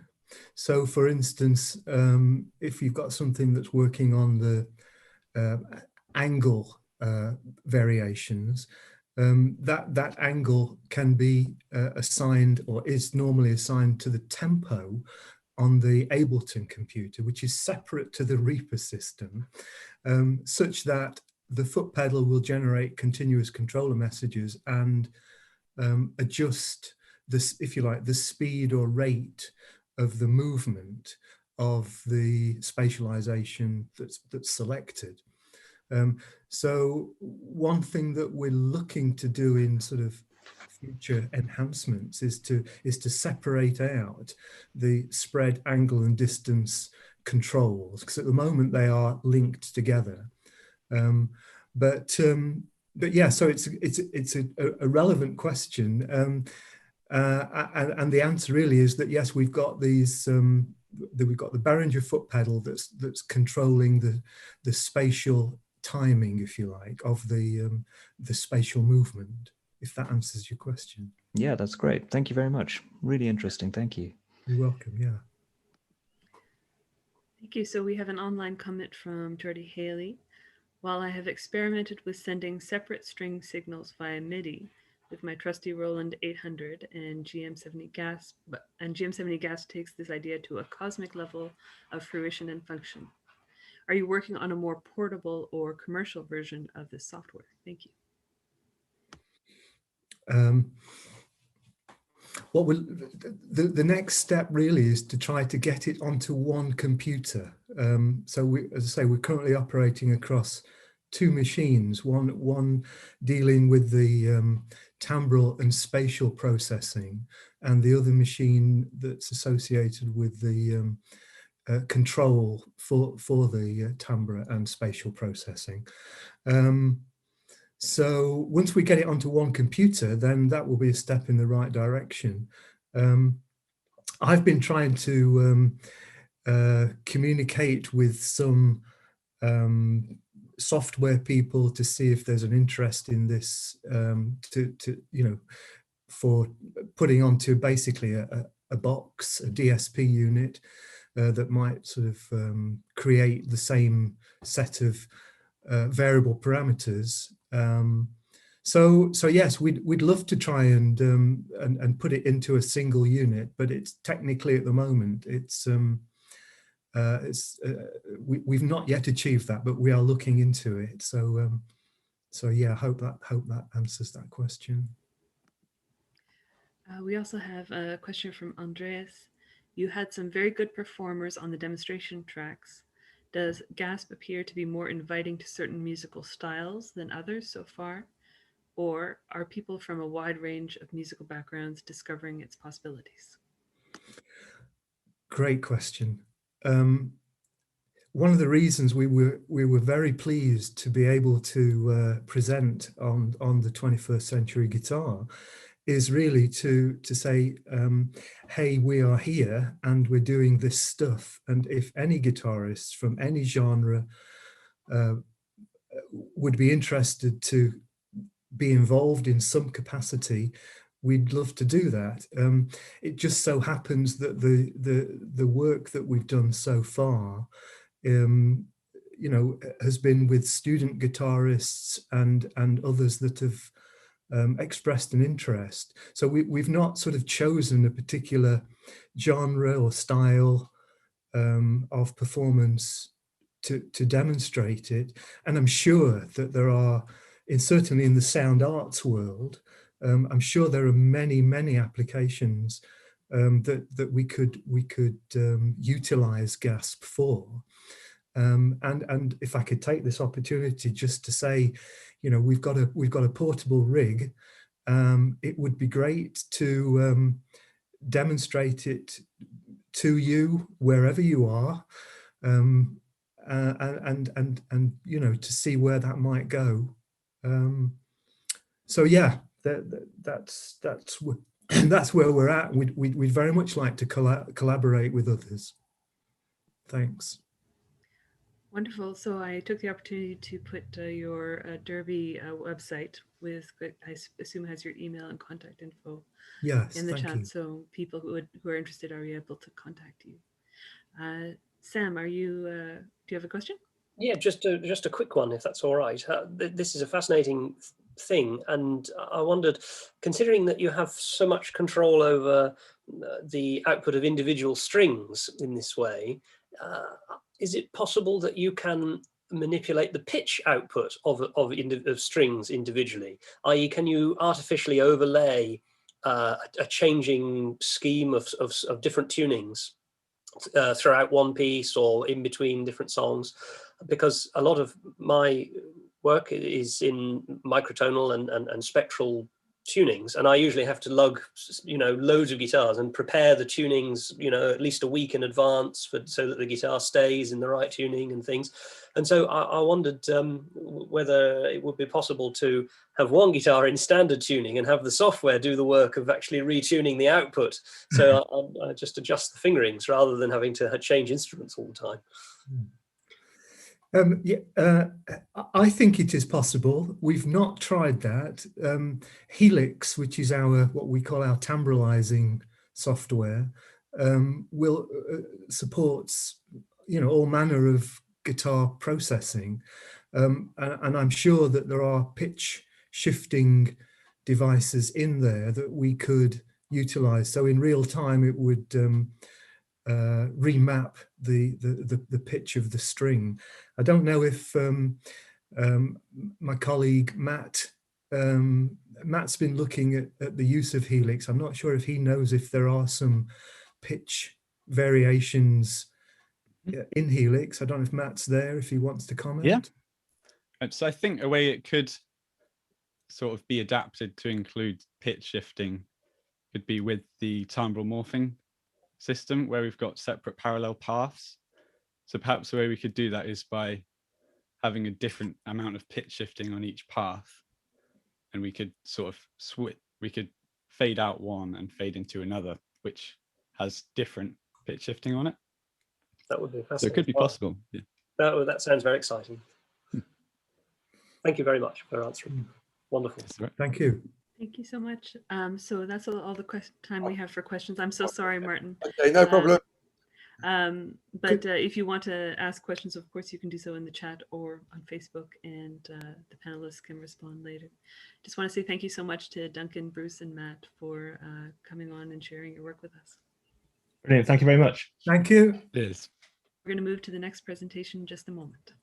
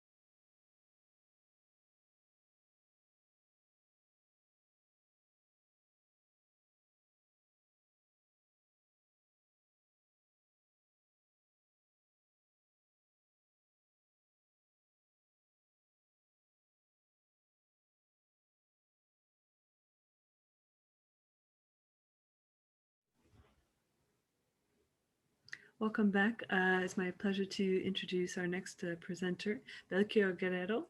He's a classical guitarist, music researcher, and professor at the Institute for Systems and Computer Engineering, Technology and Science in Portugal.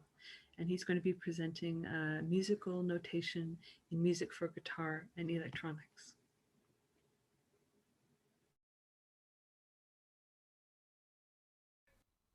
Hello everyone. Thank you very much for watching this presentation. I would also like to thank and congratulate the organization of the 21st Century Guitar, who made every effort to ensure that this conference could take place considering these difficult times. My name is Belchior Guerrero. I finished my PhD in musical performance at the University of Aveiro, Portugal, last year. I am currently an integrated researcher at Inesctec, also in Portugal.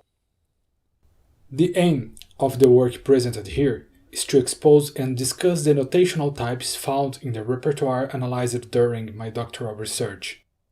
The title of my doctoral thesis is Repertoire for Guitar and Electronics: Historical Narratives, Representation, Permanence, and Performance. In this work, I approached the repertoire for solo guitar in mixed music between the years 1967 to 2018. It was also addressed the fact that, due to issues related to the obsolescence of the electroacoustic part, many works in this repertoire can no longer be performed. This problem can be associated with both the difficulty of accessing specific rare devices, hardware, as well as simple software updates that make it impracticable to use certain patches. Thus, in order to overcome this obsolescence of the systems, some works need to be restored and, unfortunately, Many others cannot be recovered due to an insufficient level of information on the elaboration of the electroacoustic part. A catalogue of the repertoire for solo guitar and electronics was also created, and between the years 1967 and 2018, it was possible to identify a total of 286 works. I obtained access to 54 of these works, which were submitted for analysis. In the chapter Representation, I presented how this term is applied in electroacoustic and mixed music research fields. After these steps, I analyzed in the repertoire for guitar and electronics the types of notation, the types of performance instructions, the strategies used for the synchronization of acoustic and electroacoustic sounds, and the instructions for operating the systems. Part of this last chapter that I will present here, and the full version of my doctoral thesis is available for access in the online repository of the University of Aveiro. In this work, the word representation was used to cover a wide variety of information related to the performance of the mixed music repertoire, which goes beyond traditional notation and can address instructions for systems operations, graphical representations of the guitarist and speaker's dispositions, which, due to the spatialization conceived for certain works, can be a fundamental instruction, and graphics used to represent sound events that may not be contemplated by traditional notation. Fluidist and researcher Elizabeth McNuff, in a 2003 paper, claims that a mixed music score may not be very effective in providing sufficient information for analysis and the preparation of a musical performance. According to this author, the written score ideally bridges the gap between composer and performer. However, in electroacoustic compositions in particular, the score is often a barrier the performer must overcome in order to find the piece. On this point, the composer Petra Bakrata claims that the musical score has the capacity to represent only some aspects of the sound phenomenon, and this partiality should seek reinforcement in listening. By identifying different strategies of notation in mixed music with guitar, it was possible to understand that the importance of the representation is not only for the understanding of the electroacoustic part and its synchronization with the performer, but it is also a fundamental information for the permanence of the repertoire. An example is the case of the identified pioneer work, Ongaku for Guitar and Electronic Sound, written in 1967 by the Japanese composer Kenjiro Ezaki. This work cannot be played anymore because, according to Ken, the tape, which should be requested from the publisher of the work, Casa de la Guitarra, is lost. Unfortunately, the information available and the type of notation used to represent the electroacoustic part may not help a reconstruction of the work. The composer and researcher Edson Zampronha claims that there are 5 types of functions of a score in the context of electroacoustic music. The first is the listening score, which purpose is the study. The second is the score of realization, with the function of supporting the creation. The third one is the performance score. The fourth is the registration score with a documentation objective. And the fifth and final one is the sonorization score, that instructs the sound diffusion. It is worth mentioning that these types are not exclusive and are used simultaneously in the investigated repertoire. Another important point that guided this work is the understanding, proposed by the composer Mihail Maut, that the patch is in itself a way of representing the sound events performed in a work. The author associates the patch with an electronic tablature, which can be fundamental for the documentation of the system used. These were the 9 notational types identified in the analysis of the mixed music repertoire with solo guitar. Although many of these types are used in combination with each other, in this work they will be addressed separately for didactic reasons. The first type of notation identified to represent electroacoustic sounds and to allow synchronization with the instrumentalist actions was traditional notation. Considering the complexity of certain electroacoustic sounds, traditional notation may not be able to represent them. Even so, some composers use this type of notation to partially represent sound events using rhythmic reference and pitch indications.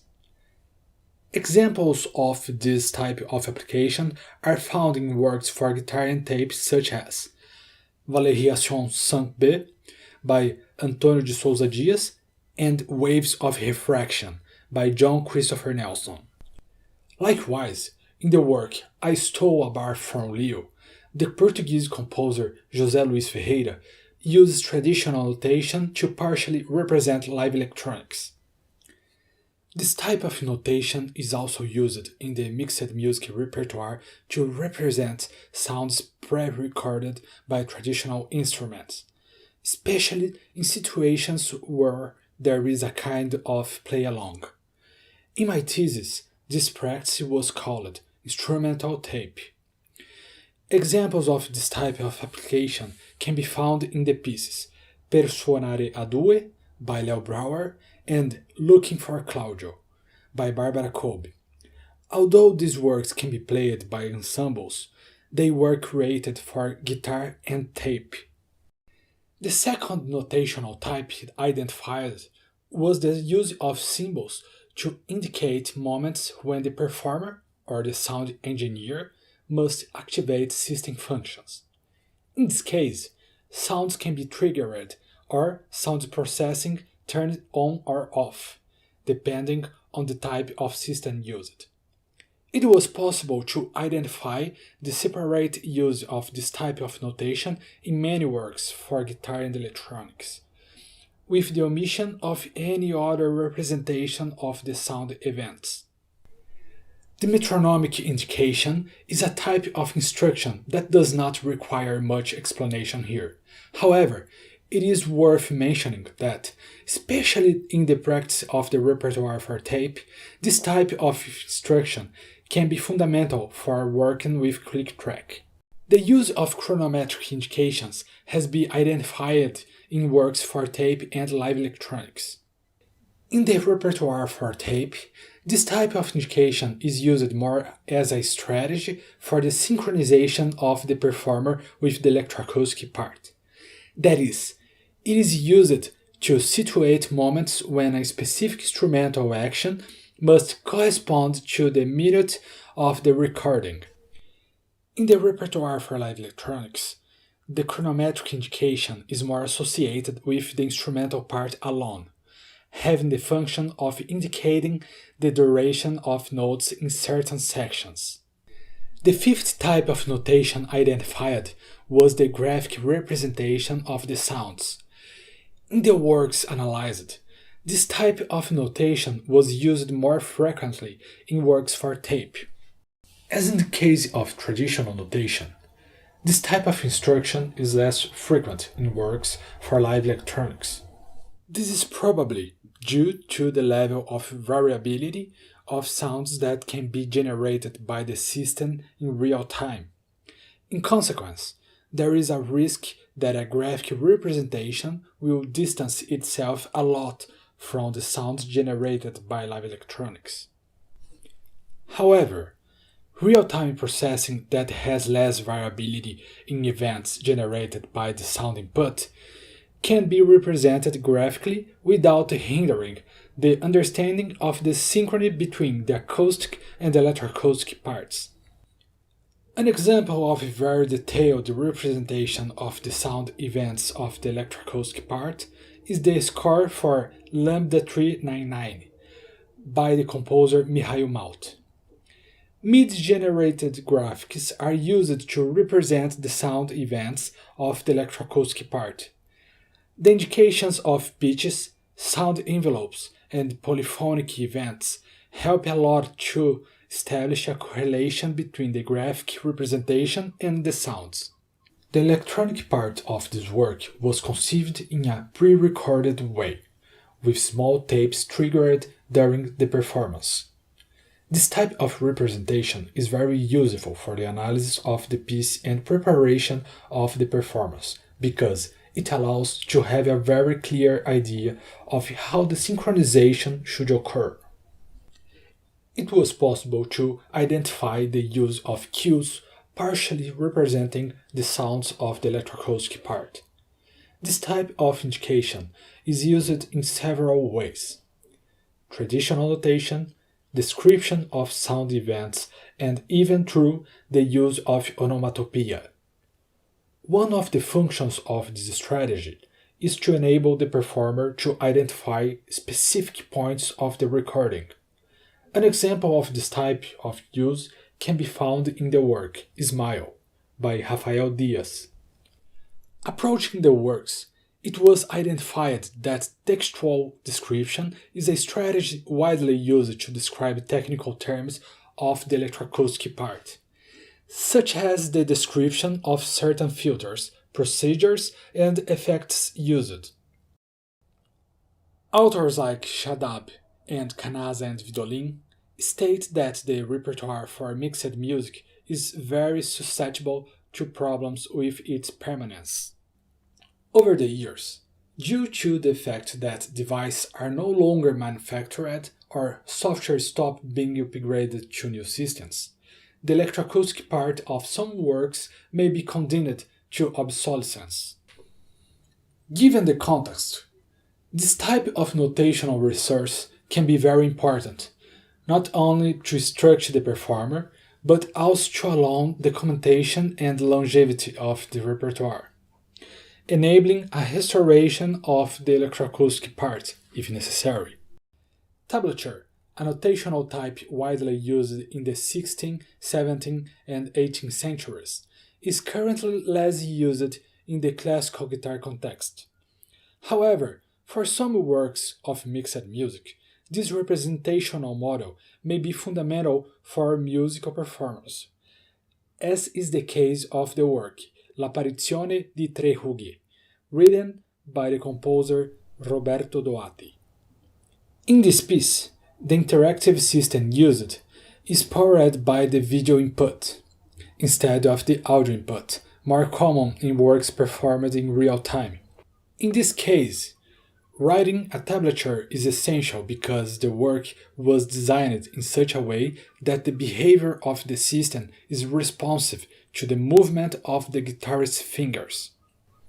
The last notational type identified was the textual description of how the performer should behave.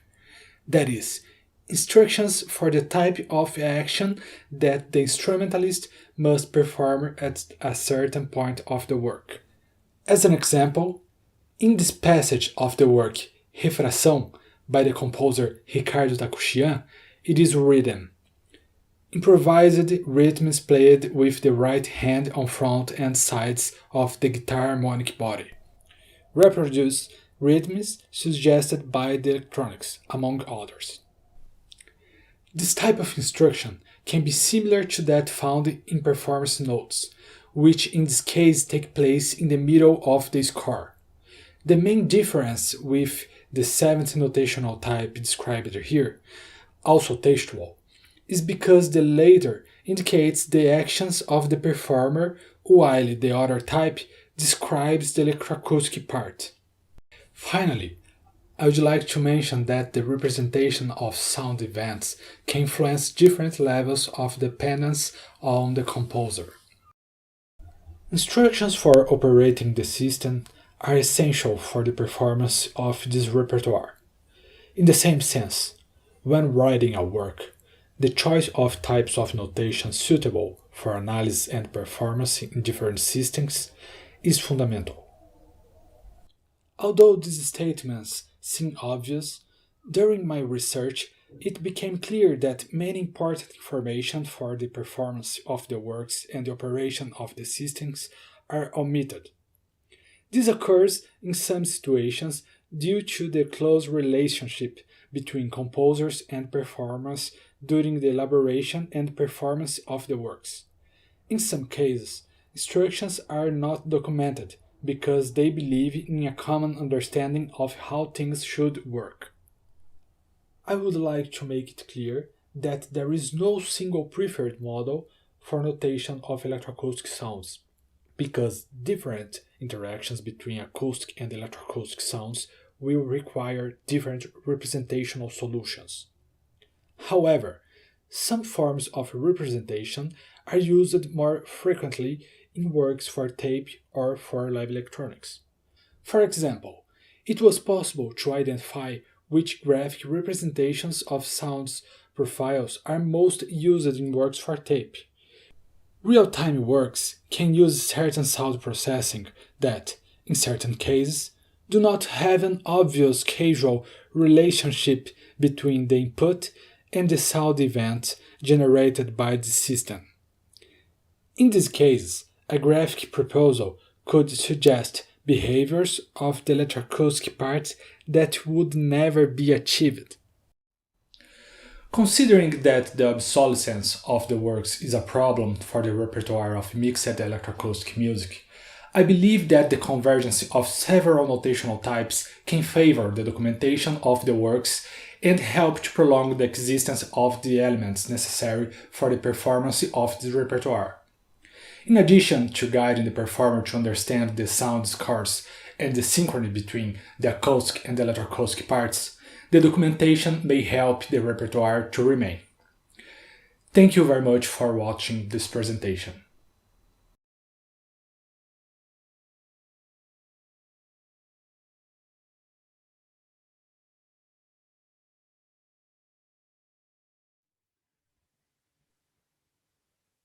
Yes. Welcome back. So very happy to welcome Belkio Guerrero here. I just wanted to ask, I was so happy to hear you mention Ezaki's work because of course, you know, his piece was one of the very first for guitar and electronics. And I have two kind of related questions. One, do you think that the standardization of notation for electronics would assist in maybe preventing something like this happening in the future where works are lost? And second of all, is standardization even possible considering the absolute breadth of electronics that are available and the way that it's constantly developing and changing? Yes, I think that the standardization of the score or notation will help to the permanence of the repertoire. If a convention allowed, we have this kind of approach that a common understanding that understand that will not make that some pieces suffer with obsolescence. However, each kind of interaction, each kind of responsive interactive system needs a specific kind of notation. So I don't believe that will happen, but will be a way to solve some problems with the obsolescence. Thank you so much. So we're, if there's anyone in the Zoom chat who would like to ask a question, you can just turn your microphone and camera on. And if there's questions from Facebook, you can just ask them in there. My other question was in terms of like the standardization of it. We have a question from Mark. Hello, thank you for that. That was again really interesting. First of all, I think your catalogue of the works from the 60s onwards is amazing. I think that's really impressive. Thank you. Two questions really. The first one I think is, as technologies change, can you see any sort of trends in the use of notation from the 60s to the present day? Do styles come and go? Is there a fashion? That would be my first question. I don't see any specific fashion, but we can notice that some kind of notation is used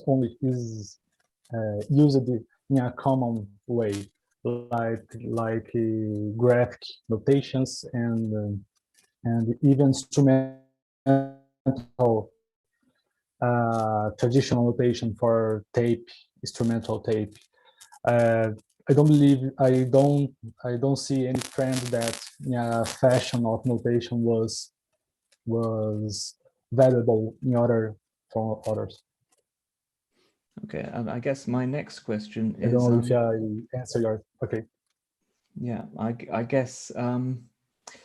I wonder, I really do, as someone who does this myself, I wonder how useful notation is when we're trying to recreate electronic parts sometimes. You know, I notate for electronic parts, I notate for acoustic parts, but when you're trying to recreate an electronic part, I wonder if, you know, detailed performance notes and, you know, documenting it in another way is more useful than actual notation. It's something that I've struggled with myself, and I wonder if you have any thoughts on that.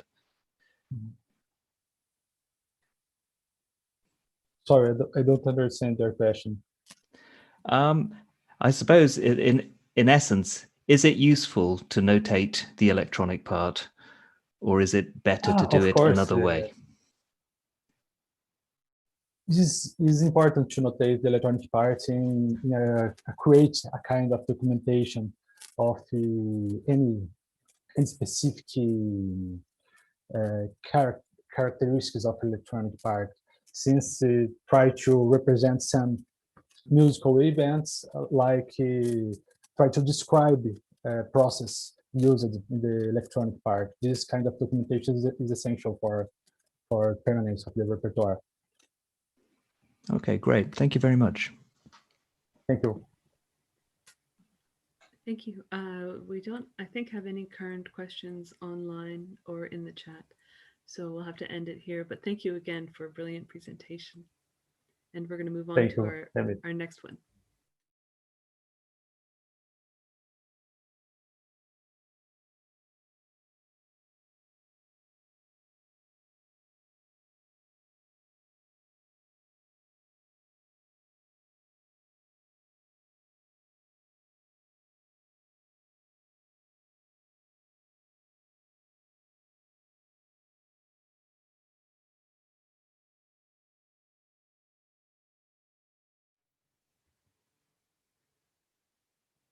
Welcome back. So our next presenter is Marc Estibeiro.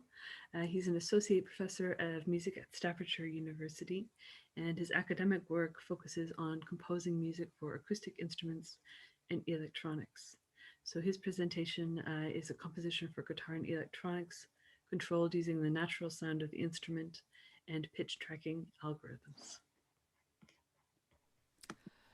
Hello, my name is Marc Estibeiro.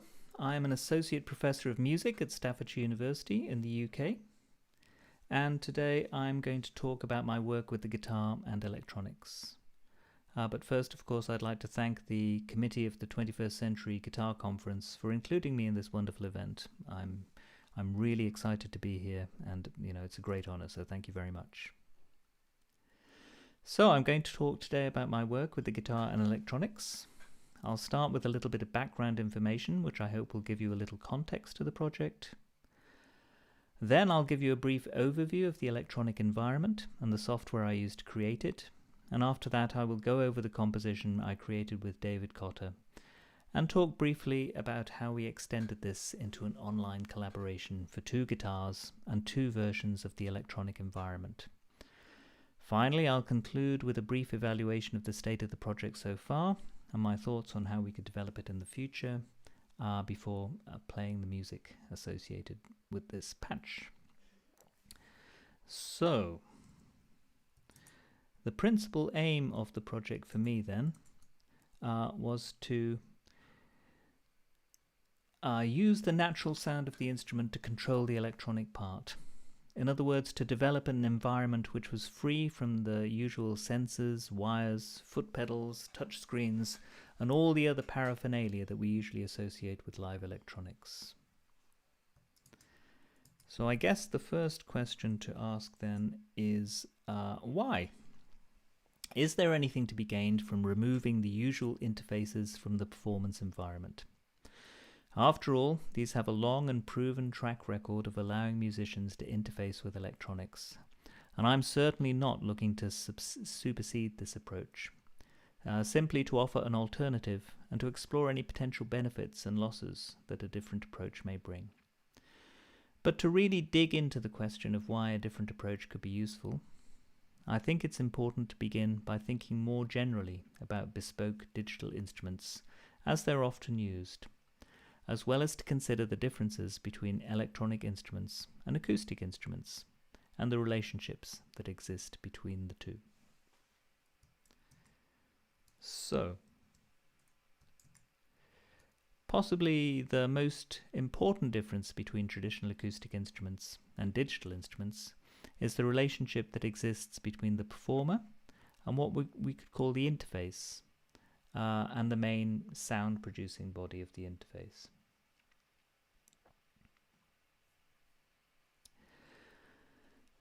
With acoustic instruments, there's a direct mapping between the performance gesture and the resulting sound. Indeed, the instruments themselves typically follow a standard model for sound production. And Joel Chadabe has identified 3 components of an acoustic instrument: a controller, a sound generator, and a link connecting the two. In a guitar, the controller would be the string, the sound generator would be the main resonating body of the instrument, and the link would be the bridge and the nut or the frets of the guitar. When we add the performer to this description, we see that there is a direct physical connection between the performance gesture and the resulting sound. This model of a musical instrument is a deeply embedded cultural archetype and continues to persist into the age of the digital instrument. Digital instruments, on the other hand, are completely different in that any physical connections between the performance gesture and the resulting sounds are there because of a design decision, conscious or unconscious, implicit or explicit, made by the instrument maker. With digital instruments, all the mappings are arbitrary, and there's no necessary physical causal relationship between gesture and sound.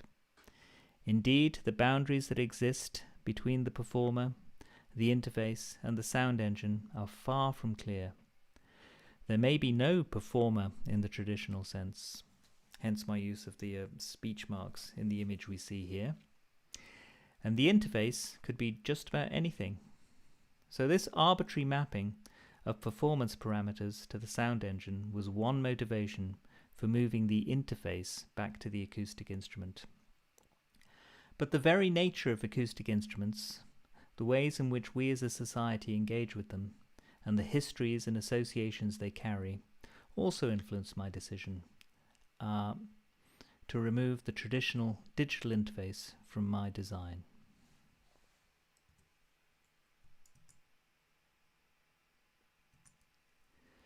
So, traditional acoustic instruments, including the guitar.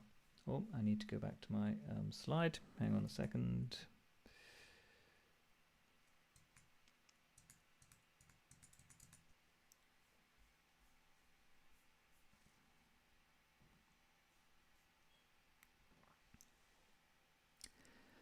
So, traditional acoustic instruments, including the guitar, have a long and well-established history of performance practices and techniques that are continuing to evolve today.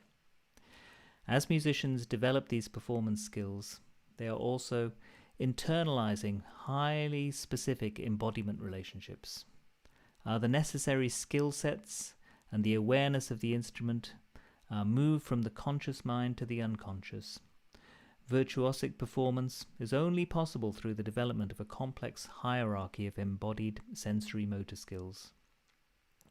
Long-term musical training results in changes in neuroplasticity necessary for the auditory and motor feedback and feed-forward mechanisms required for dynamic and responsive performances.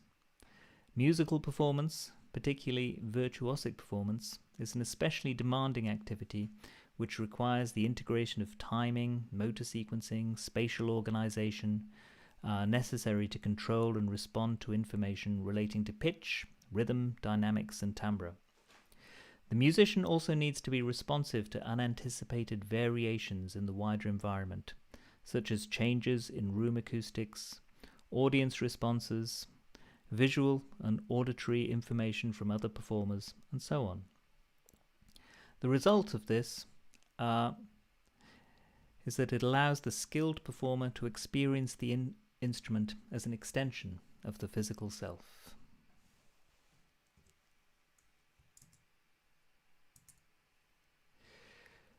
The problem with virtuosity in the context of many digital instruments, particularly bespoke instruments created for a limited number of performances, is that there's no time or incentive for the musician to develop any real performance skills on the instrument. The perceptual illusion of non-mediation, where the instrument seems to disappear and become part of the performer's extended self, can never develop, and the instrument-performer relationship never moves to the level that exists with traditional acoustic instruments. The physical motor skills traditionally associated with instrumental dexterity, as well as the cognitive skills necessary to truly understand and exploit the affordances of an environment, simply do not develop in the majority of cases. The lack of tradition or a school of performance practice, together with the inevitably arbitrary nature of the mappings of control parameters to the sound engine, only confound this problem. There is little reason for a musician to invest the considerable time and effort needed to develop new skill sets for environments which inevitably have limited uses. It would appear to be the case, therefore, that bespoke digital instruments tend to discourage virtuosity. The challenge, then, for the modern digital instrument designer is to create an instrument which is accessible to performers, intuitive to use, simple to learn, but which still has scope for the development of a deeper skill set, which exploits the full potential of the environment, and which encourages the type of embodiment relationships discussed above. One approach would be to develop an interface which exploits an existing skill set of the performer, to design and map the digital instrument in such a way as to be able to exploit at least some of the embedded virtuosity of the performer and redirect it towards the affordances of the new environment. Such models would ideally interact with the electronics through the acoustic instrument without any need for peripheral devices such as foot switches, touch screens, movement sensors, and so on. The electronic instrument could be mapped so that naturally occurring features of the sound of the acoustic instrument act as control signals. In this way, pitch, dynamics, and even timbre could be used to control different aspects of the performance in ways which are able to exploit existing virtuosities, utilizing existing skill sets of the guitarist, and in this way it is hoped that it would encourage engagement with the digital environment. So, my response then to these issues was to develop an environment using the open source programming language SuperCollider. The environment makes use of pitch tracking algorithms to trigger electronic cues, thus making use of the natural sound of the instrument to control the electronics. This is not my first time engaging with these ideas. I have previously written various compositions for bass clarinet, for piano, for flute, all with electronics developed in the Max programming environment, which also make use of pitch tracking algorithms to control the electronics. This is, however, my first attempt at creating such an environment in SuperCollider, and it is the first time that I have used these ideas specifically in the context of the guitar. Let me bring up a shot of SuperCollider to show you what it looks like. There we go. So for those of you who are not familiar with SuperCollider, this image should give you an idea of what the environment looks like. You can see it has a text-based interface which can be a little intimidating at first, but actually it's one of the key strengths of the environment.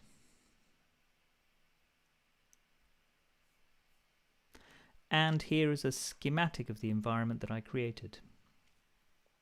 So essentially the audio comes into the environment in real time. It's recorded into a live buffer. It's also sent to a pitch tracking algorithm, which consists of a pitch detector and an onset detector. The value of the pitch detector is then passed on if an onset is detected which passes a certain threshold, and if the value of the pitch corresponds more or less to the value of a trigger note. And then this is used to move a routine onto another stage. So this routine in turn moves through a series of events which are stored with the parameters for the composition. The actual audio processing consists of two different granular processes which act on the audio in the live input buffer and which then flow into identical but separate effects chains consisting of a pitch shifter, a comb filter, a multi-tap delay, and a reverb. So, when it came to developing material to play with the environment, I experimented with various models, from fully notated to freely improvised, and eventually, working together with David Cotter, we agreed on a model of controlled improvisation. So we each developed a series of phrases and gestures to act as starting points for the improvisation, together with a set of performance instructions outlining the boundaries for the improvisation. And some of my original gestures are shown here. David then took our gestures and incorporated them into a graphical score. Here it is. And then for the sake of simplicity really, and as a proof of concept, I use the low open E string as a trigger note, although of course any pitch could work. You can see the low E incorporated into the score here as a starting point for each new section. The name Latent, by the way, was chosen when we decided to extend the piece into an online collaboration. The idea was to create a work which embraced rather than fought against any of the inherent latencies and digital artifacts which can hinder so many online collaborations. So as I say, we developed the piece, which was originally for one guitar and electronics, into an online collaboration for two guitars and two versions of the electronic patch. So for interest, here's the setup I used for the live online collaboration version with two guitars. Essentially, the guitar signal flows from the audio interface into SuperCollider and then onto OBS, where it is mixed with the dry, unprocessed signal. So I used OBS mostly as a mixer and also for recording my audio and the video. The signal was then routed into Sonobus, which is a system for high-quality network audio streaming. It's essentially a system where you can play your music at high quality and listen at the same time with minimal latency, theoretically at least. And this is where it was mixed with David's signal and also recorded. So, David Cotter was in Cambridge and I was near the Shropshire-Staffordshire border. It was a bit of a nightmare to set up, and the end results were, I would say, not perfect, but I think it shows a lot of promise for the future, and it was a lot of fun to do as well. So, before I play a version of the composition I created for just one guitar and electronics, I'd like to give a quick evaluation of where we are so far.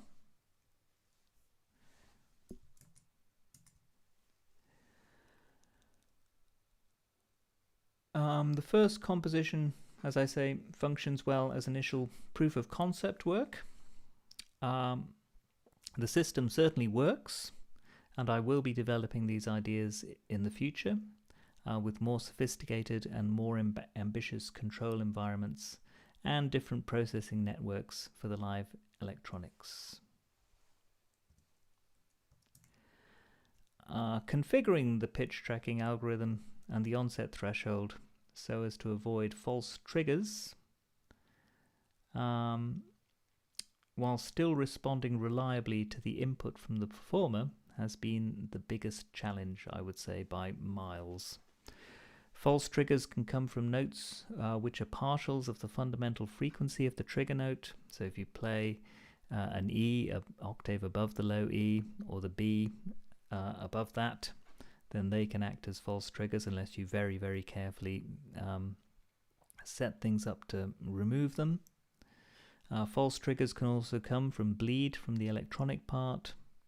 I think including a bandpass filter before the pitch tracking algorithm is something that would have helped enormously, and certainly I wish I'd thought of it earlier, and it will be something I will be incorporating in future versions of the patch.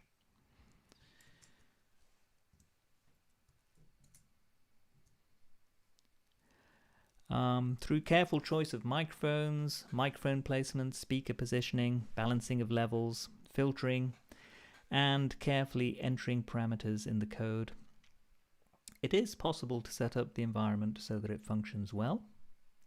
One very obvious limitation is that certain notes and dynamics are reserved for the triggering of effects. Because of this, the patch is particularly effective for compositions with fixed notation, or as in this case, controlled improvisations.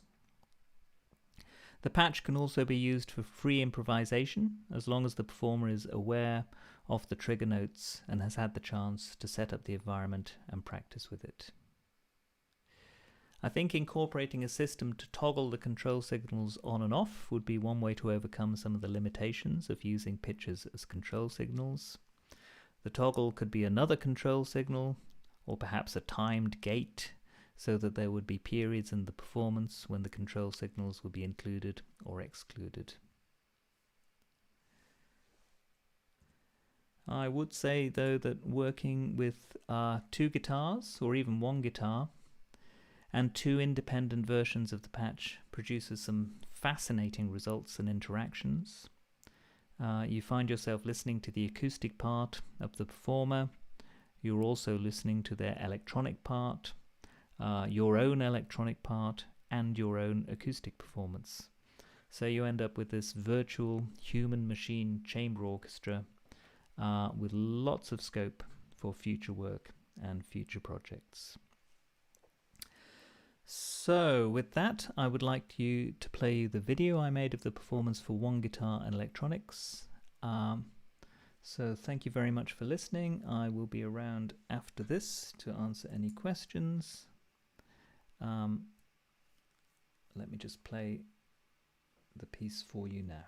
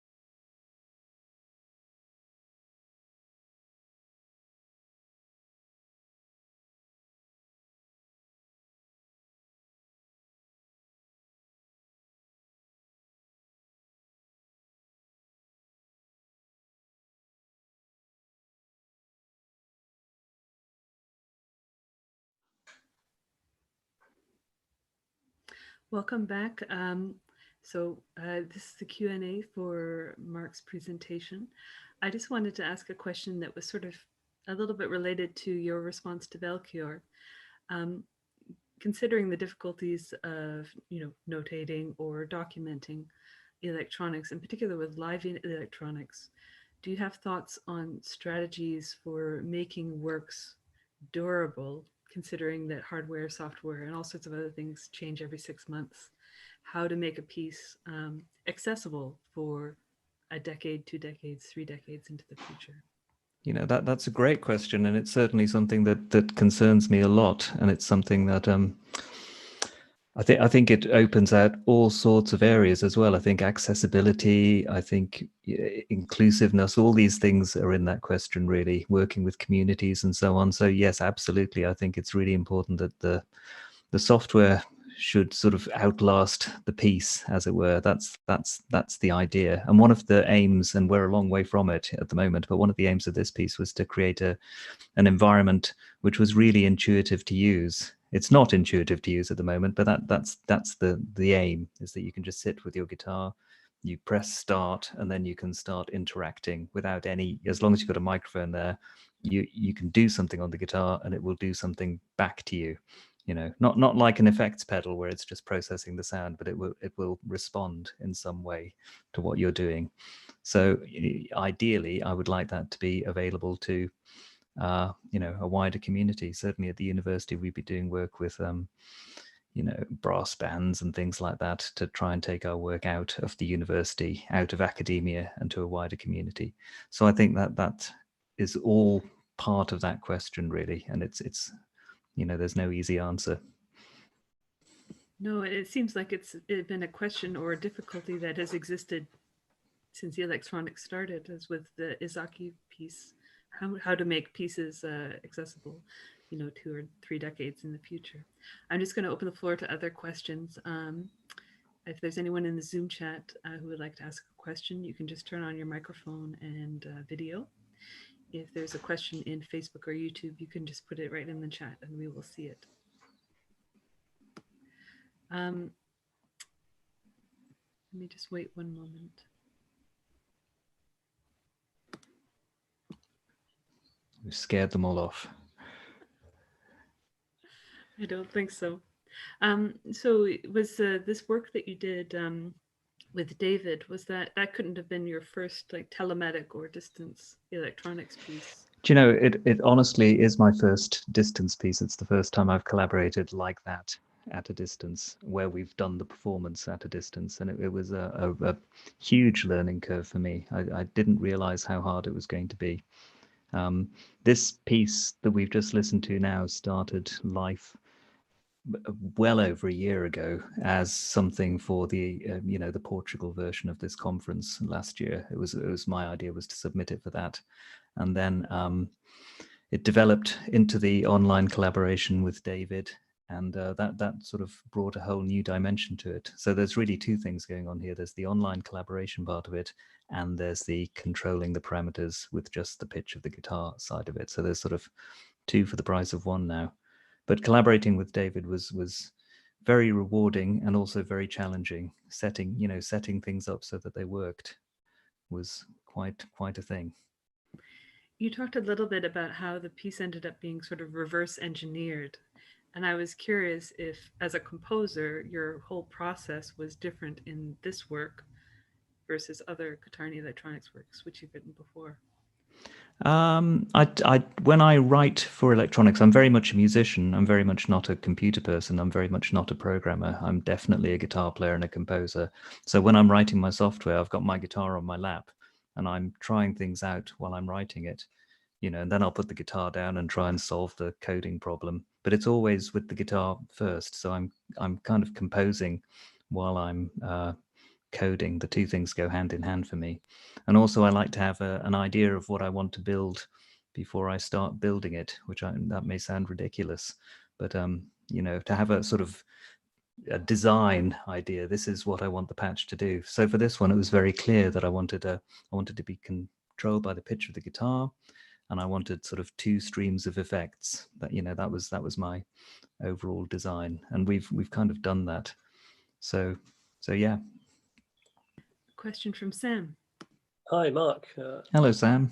Fantastic work. I was very interested in what you said about false triggers, and you mentioned this. It's related to what I said to David earlier when he talked about your collaboration, and you said in your presentation these false triggers could be the octave above the low E or the B above that, so i.e. the first 2 overtones of that low E.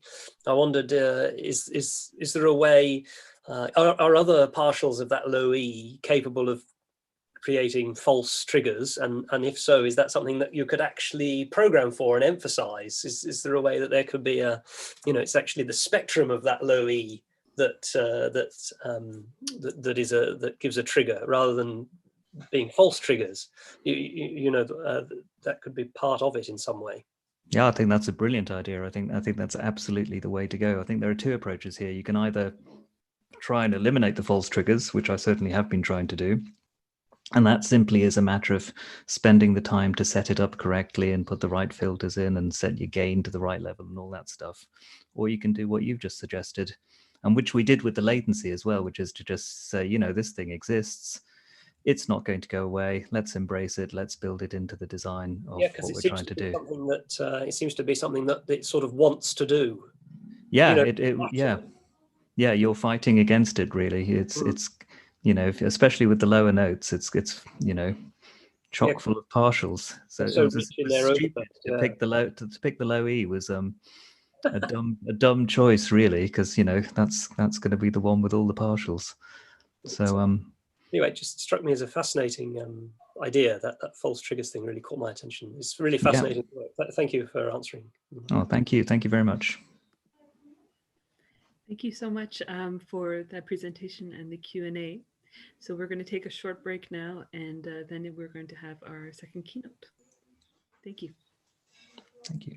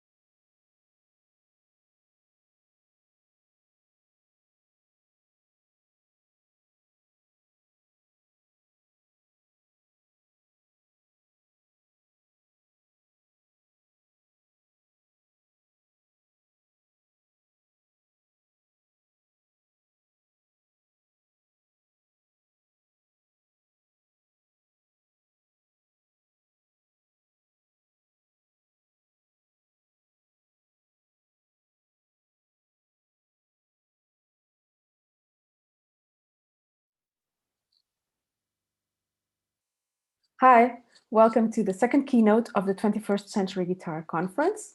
It's my pleasure to introduce you guitarist Elena Casoli and composer Maurizio Pisatti. They are both from Italy and based in Milan. Elena is professor of guitar, new music interpretation and chamber music at the Bern University of the Arts in Switzerland.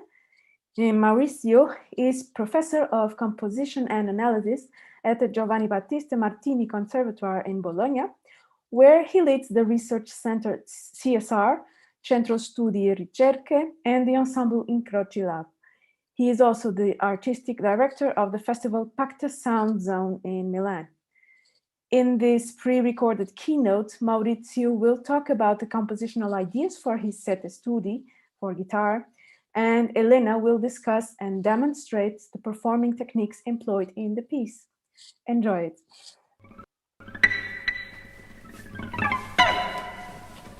Hello, we are going to start our meeting for 21st Century Guitar Conference. So as you know, we should have been in Lisbon. We are here in Milan, and now we are leaving to go to Pacta Salone, one of the Italian most active research theaters, which will host us. We therefore thank the Universidade Nova de Lisboa and Pacta Salone in Milan for their hospitality. See you soon.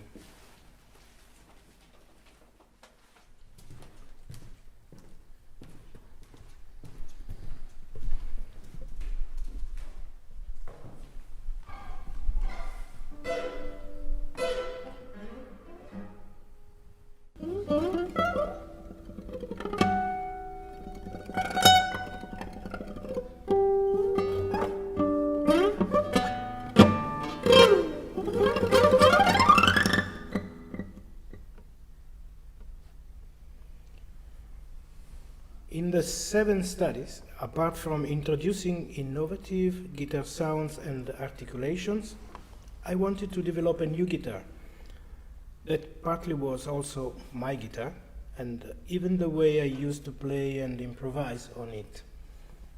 They were performed in concert by Elena Casoli around the 80s. These pieces take into consideration both ordinary and inner sonorities of the guitar. I didn't want to touch the instrument with other objects, as I did later on, or use any scordatura. So I just wanted to use our finger, looking for what the guitar usually is hiding inside the soundboard. So in the middle of muted sound, glissandos, or striking harmonics on false position, when the traditional sound appears, it seems coming from another acoustic world, as a sound apart, as a rare sound, as the exception, emerging clear and powerful. The first study introduced in the beginning 2 of the main techniques that are employed in the 7 studies, which are continuous tremolos and glissando.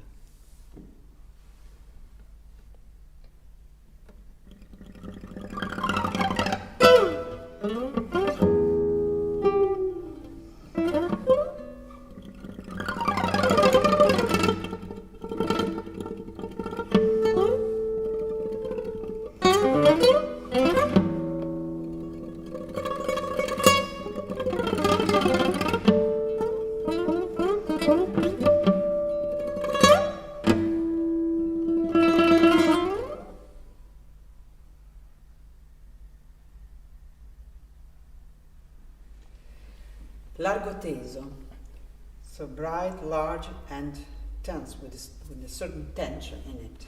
This is the indication you can find on the score in the beginning of etude number 1, which is a combination of long bow phrases, which include several objects, and always an inner fast articulation, which is produced, for example, by tremolos. So the most peculiar tremolo, which is this circular tremolo, is produced by this kind of articulation. You have a sequence of I, M, A, M, I, M, A, M, I. And in this, with a flexible phalanx, and this combined with, for example, damped sound, and then with glissando, and then the circular gets faster, denser, and then you have this. The combination of this tremolos with the speed of the left hand and with glissandi produce a strong wave of energy. Glissandos are in all the studies in different ways. In this first study, you can see a sequence of glissandi, sometimes unison on different strings, like. And the idea is that things happens in one movement of the left hand. So the composer, which is a guitarist, planned the fingering too, and you have the fingering to follow, to have all this organized in one gesture. Yes, this is all we need and all is necessary. I can add something about the score and reading and interpreting the score, because what is written on score sometimes is true, some others not. More often it still needs a translation, and because of this we have the difference between a player of music and the interpreter. I mean, no one is ever able to say exactly, because there is not such illusory precision, no one is able to say exactly when you start writing, composing a music as well as a text. In the same way, it would be naive to read the first speech on score as a true beginning of that music. It is rather an incipit of one of its possible representation of that music. And the real idea maybe comes out in the middle of the piece, we don't know. So for me, the paper where I write, or ideally, or wherever I write, but anyway, the paper is a theater, is a space like this. And to be concrete, largo teso, this largo teso, or the technique that they need, they are for me just two parts of the same thought. To reach that musical burst, I could only use that way. And then it became a technique. And it needs its particular drafting and writing.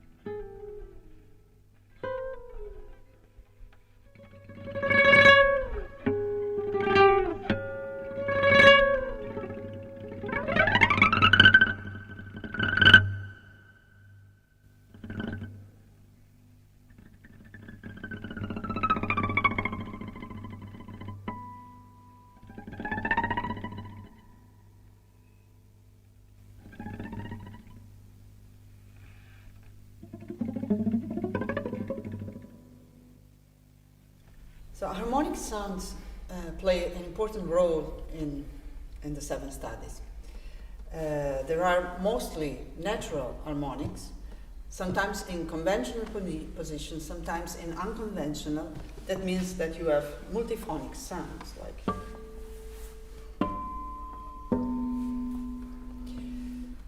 In study number 2, we have a particular combination in between tremolos and harmonics. Tremolos which are played with ordinary sounds, but this circular tremolo that can be a kind of Baroque technique if you play. So this kind of tremolo with ordinary sound is combined with harmonics, and this is what comes out. So what I do is pluck the harmonic, then have this, and then the next harmonic. Finally you have, that's it.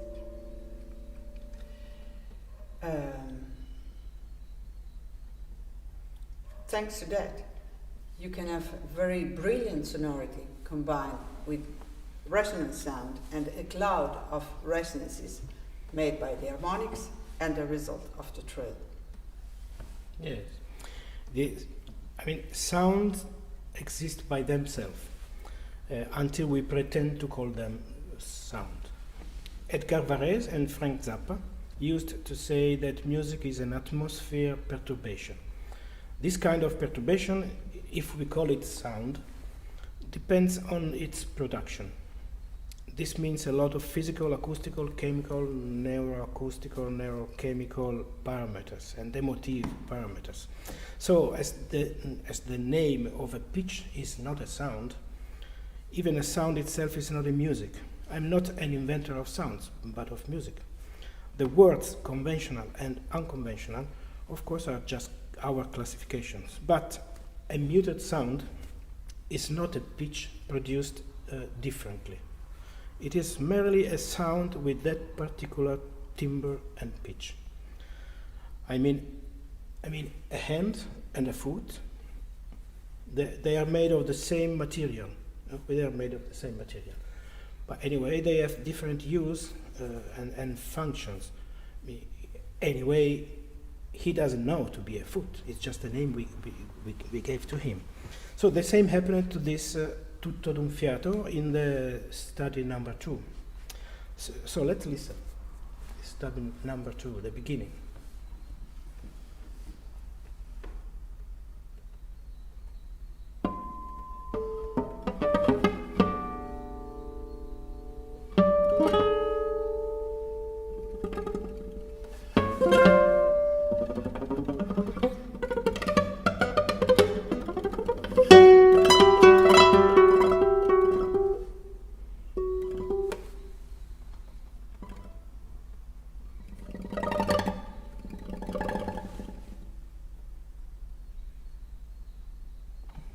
Thanks.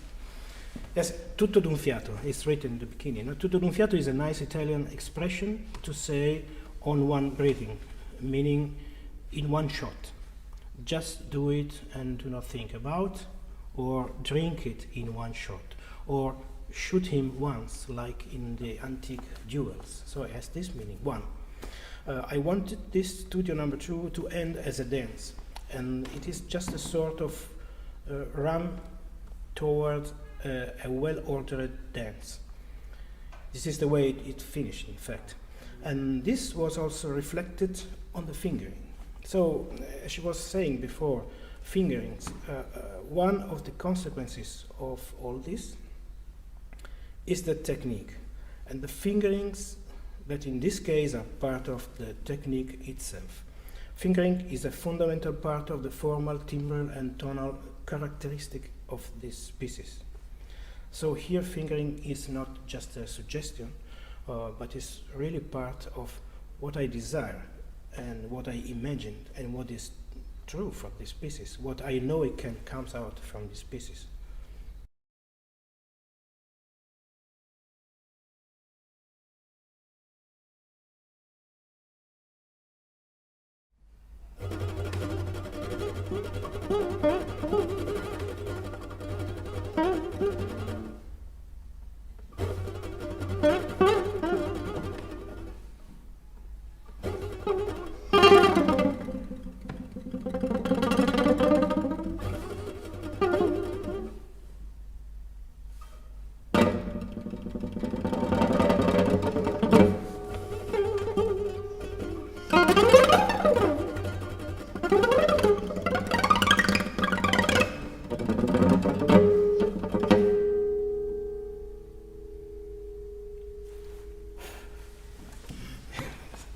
It's burning, it's really burning. Yeah, be careful.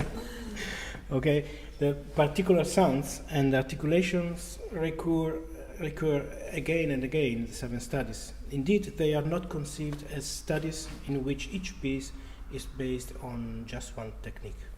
A relevant focus here is the formal aspect of each piece and of the entire set. The technique exploited in each study does not preclude all other compositional parameters.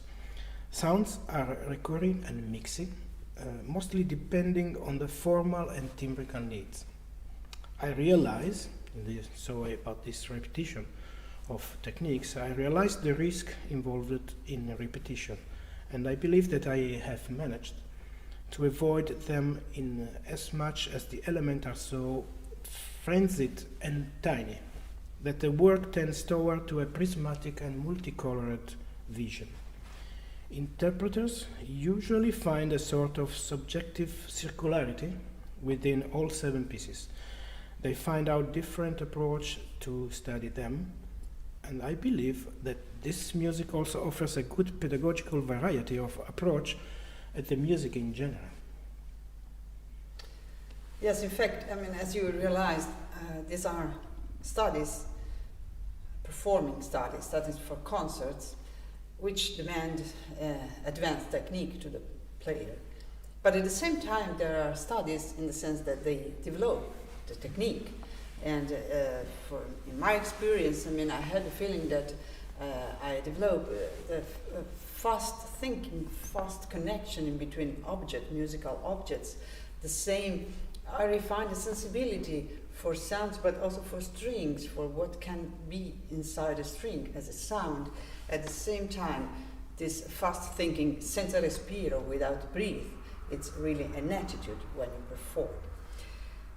In this case, I mean, lightness and fluency is the main theme of this studio, and in fact is written fluido in the beginning. Fluency that you obtain through this particular kind of glissando that, as you have seen, I produce through just the left-hand movement, short glissando up and down, organized in quintulet. But that's just an aspect of it, because together with that, with the left hand, with the right hand, I pluck a melody, kind of melody, and so the coordination gets very refined in this speed, plucking in the right moment of the quintulet. So.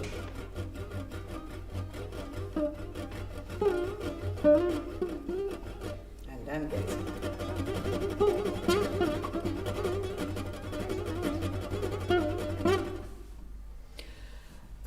so this is just an example of what happens in the study. But for sure, I mean, also the fact to produce everything with the left hand, I mean, this basic continuous is a very important aspect. Together with the fact that everything is through written, at the same time there are no bars, so it seems like a kind of open field where you perform. At the same time, you have inside rhythm and timing control by the composer.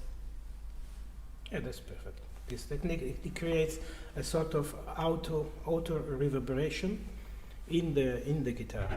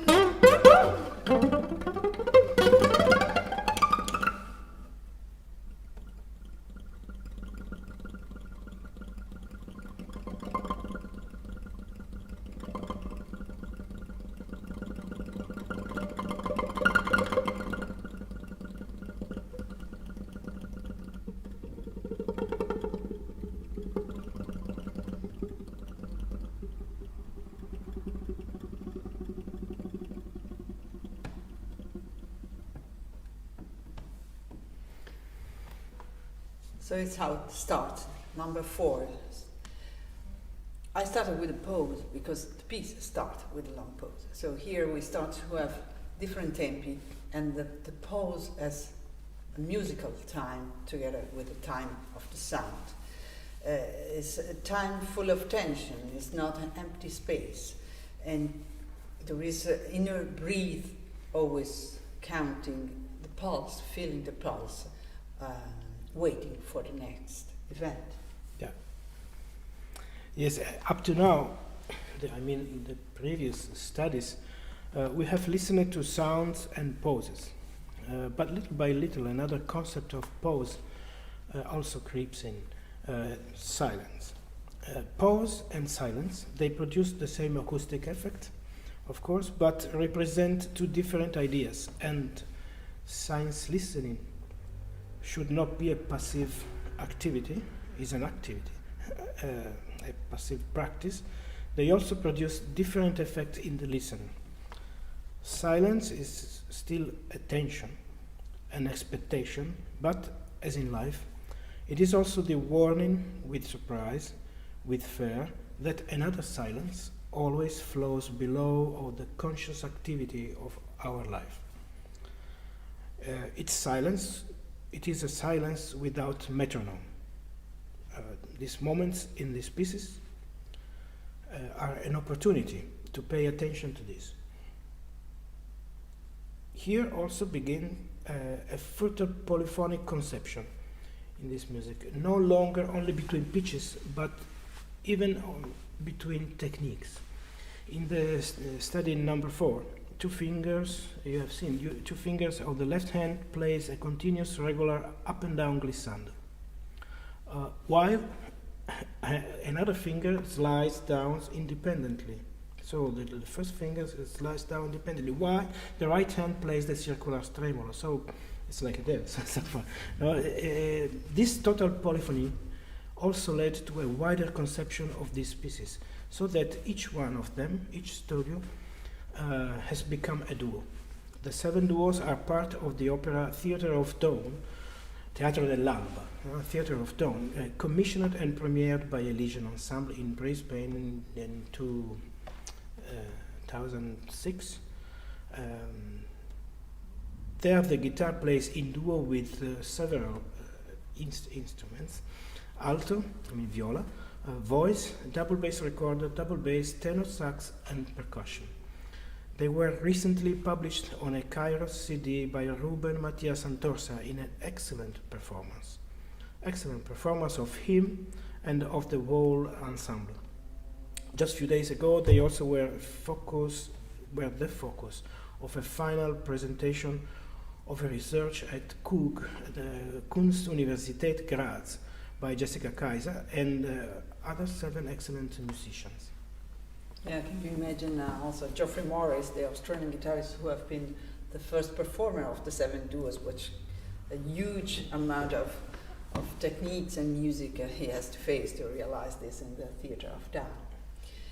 In fact, yes, techniques filter from one study to the next, a new technique comes, but the same technique is developed, as Maurizio said. So we have here the double string tremolo with a little glissando, and together with that we have a 3rd finger on the 3rd string realizing an extra glissando, and the right hand plucking 3 string in a certain moment with the circular tremolo. So finally what happens is that we arrive from, this is in triplets, and then we start to have polyphony situation, another voice. And then a longer glissando, and then the second voice starts a glissando, and then the first voice starts a glissando. And then all together. And then again one, and then the second, and then remains the first voice with an ordinary tremolo on that side.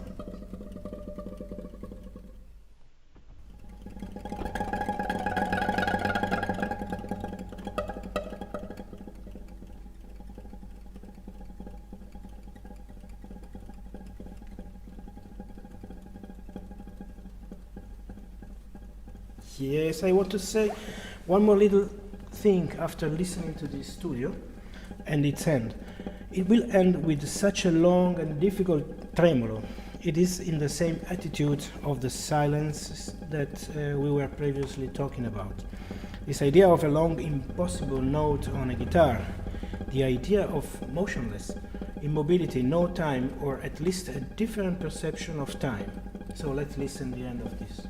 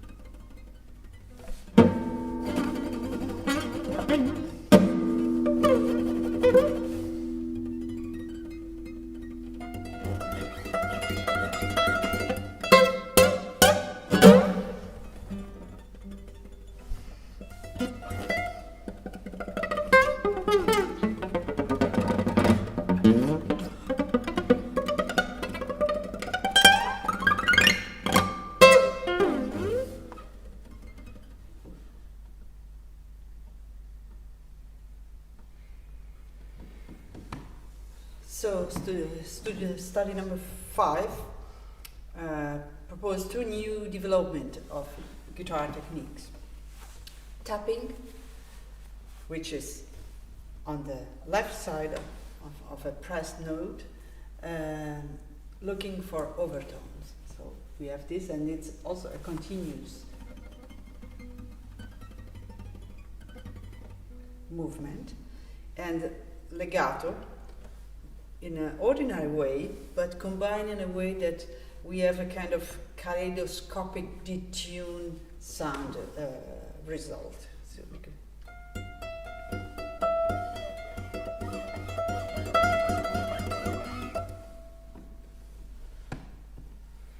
Yes, I know the often discussed lack of audibility of the guitar. Guitarists should know that it is not a question of volume or of power. It's about the quality of sound elements, the quality of their combination, the level of audibility naturally differentiated by the composer. I mean, this is the job of the composer. For this reason, in 7 studies, and particularly in the 7 duos, the guitar is never forced. On the contrary, these pieces are focused on the differences. The 2 instruments are focused on their differences. The studio number 5 is a good example of this. The main sound is really close to the audibility limit, but the solution of listening, watching, those 2 hands crossing and playing with a piano attitude. What the hands do, it's not so difficult as it seems. The most difficult thing is a mental smoothness. This music needs a fast, smooth, and fluid mind. Of course, even fingers, but this is the job of the guitarist, to have fingers that works, as the job of the composer is to balance the sounds and to have the right idea. But this smooth, fluid, and fast mind is something that gives to us the interpreters. Here the movement itself is part of the score. It is on stage. As before, the paper, the score are a theater. In this case, the guitar itself is the stage. The main thing in the stage movement, the dance, and the dancer are also playing a music. About dancing on the guitar, I wrote a piece about this just a few months ago after the first lockdown for the Mito Festival here in Milano Torino, where the real stage were the soundboard and the fingerboard of the guitar. The 2 hands were chasing each other until the right catches and stops the left, and together start a last good wishing ethereal finale with harmonic like in Villa-Lobos.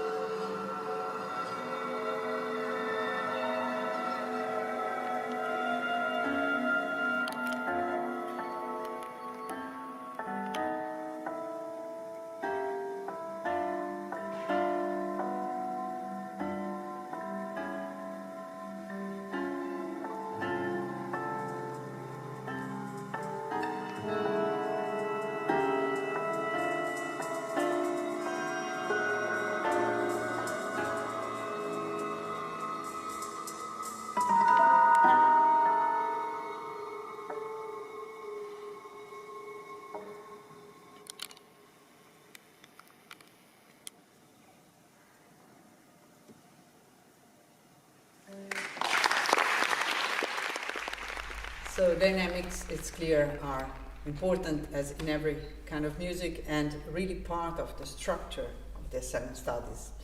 They are very detailed, strictly connected with the gestures, with tremolos, with glissando, with harmonics. And of course, as always, they influence not just the phrasing and the amount of sound you express when you perform, but the sound itself changes nature thanks to the dynamics that are indicated. And of course, thanks to respecting exactly this sometimes vertigo dynamics from 3p to an explosion and sforzatissimo, you get the energy, the poetry, the surprise that happens in this music through dynamics. Here you will have this emphasized by 2 new sounds. One is a scratching of the thumbnail of the left hand on the string, and the other one is a whispering with a fingertip on the 6th string with the thumb of the right hand, which also gets its sound nature thanks to the speed. I mean, this is nothing, but this is calculated in a way that should be. So.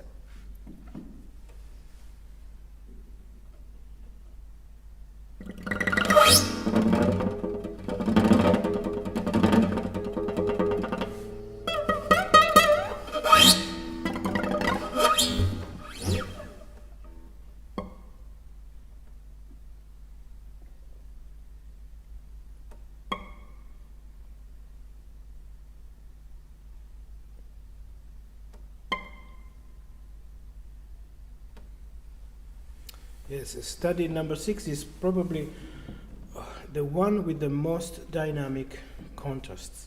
Maybe not contrasts, but contradictions or collision. Here clearly linked to the density parameter. It's a harpsichord concept. The volume is controlled by superimposing frequencies, octaves, iteration, articulations. So the volume is produced in this way. Simulating a dynamic envelope. Of course, the guitar can do all this, but also increase the volume with the strength of the attack, with the fingers, really, contrary to the harpsichord. Here, moreover, we have the attempt to listen to what reverberates and rises inside the soundboard. Those tiny sounds are not played loudly, they are really piano. And in a big room and played by a guitar, they are really a drop, like a drop. They are isolated, literally left alone. In Italian, it's more clear and antique. It's solo, isolo, isola, isolato, solo, alone. Towards a raw and acid contrast with the rest of the piece. This very acid nail sound. So this contrast is really strong. In those years and still now, to me this is the zone of Andrei Tarkovsky's film Stalker.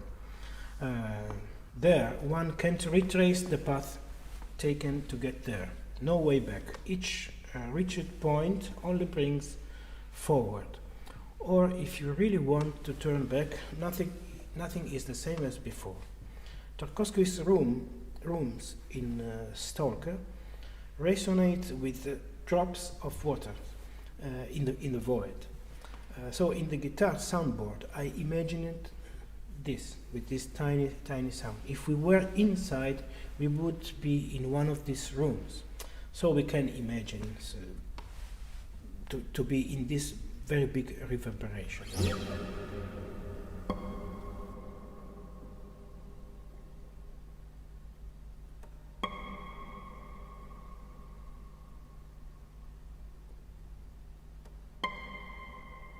The interpreter will play these little drops of notes as if causing a big and long reverberation, even in natural, like what we have listened, to hear everything, just imagining to be inside the soundboard.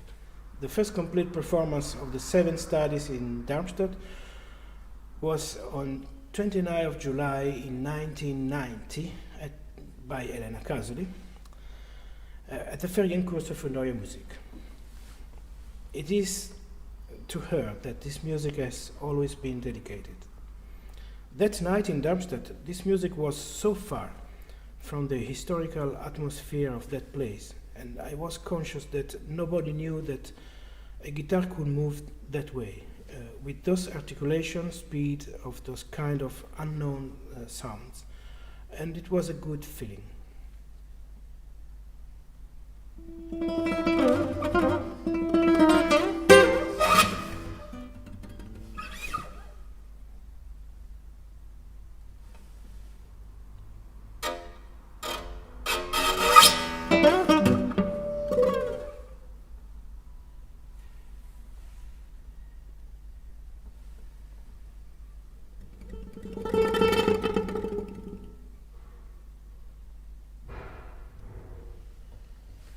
So study number 7 includes all the sounds, the techniques, the gestures that we met in the other studies.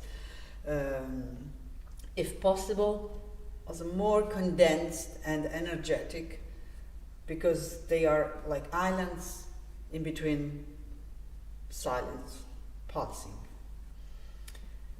So finally, I mean, we have a clear idea that these studies are a study of virtuosity. They work on virtuosity, they develop it from tremolos to glissando, from dampened sound to harmonics, from long gestures in soft, extremely soft, to explosions, and just fast and explosive like this. So finally, I mean, what's the virtuosity here? I would say that mainly is the lightness. When you have a situation,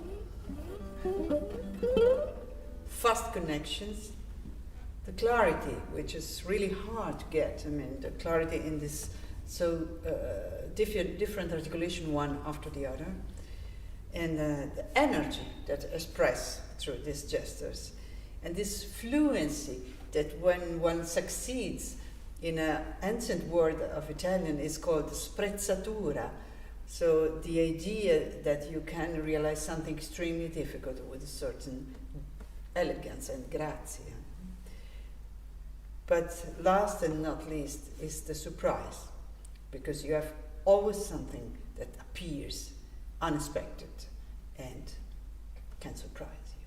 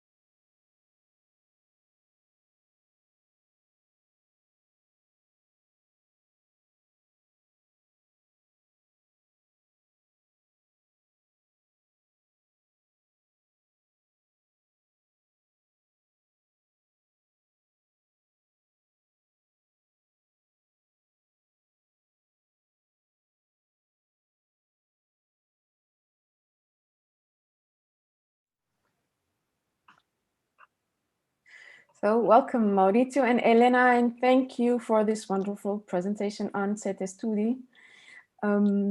Thank you. Hi. Yes. Welcome. We have comments, so no questions. We have comments from Facebook, from Jona Kesteling. Very inspiring to hear Maurizio explain his vision on his music in general and live. Really beautiful performed by Elena, thank you. And from Jordi Haley, the codification of the sounds and development of the technique is so inspiring. It's so expertly played. Whoa. And we have a live question from Martin. Martin, go ahead. Hi, thank Please. you, Rita. Hi. Hi. It's really nice to see you two. It's fantastic. Maurizio, I've been aware of your pieces for quite a while now, and mentioned them in my PhD thesis. I'm playing them for myself.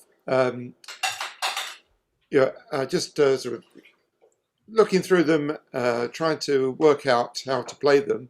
One of the things I noticed is it helped me with my listening in a sort of new way, a more sort of like critical and reduced listening, which I've come across these concepts in acousmatic music, which is great from a pedagogical point of view, because it's going to help students to listen in a more critical way. But this, I think, has to be done in a proper pedagogical structured way. So that's what. Yeah, one question is your thoughts on, or both of your thoughts on how we can help people to listen to the minute detail. And the second one was playing techniques of contrasting extended techniques on the guitar, of how many it's possible to layer up. I mean, I've managed to do 2, 3, sometimes with a limitation of 4.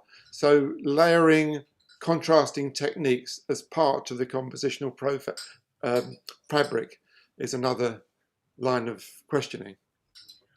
Yes, thank you, and hi first. And the first one is it's interesting because, of course, we can. You ask how we can listen these tiny sounds and little differences. It is a question of perception. Always in our life and our perception, we just listen what we already know. We need to know what to listen to really understand it. Sometimes we listen, but we are just hearing it, but not listening. So, of course, I know that it's necessary to know what is coming out, to know something about the score. But the very first question you is not a question. It was you told about your PhD and the acousmatic side of your work. That's what I was interested in also, and it's very close to my idea, because when I wrote this music, and generally when I write for guitar, I try to listen to them, to these sounds, and especially was for these studies, I try to listen them before in my imagination, not on the guitar. So I try to keep away from guitar, of course, as a guitarist. So I don't want to repeat my gestures and what I learned. So this was really an acousmatic composition in one way. Even if the first thing I composed was the form of the pieces, of the 7 pieces and of each one of them. Okay, the second question, I don't remember.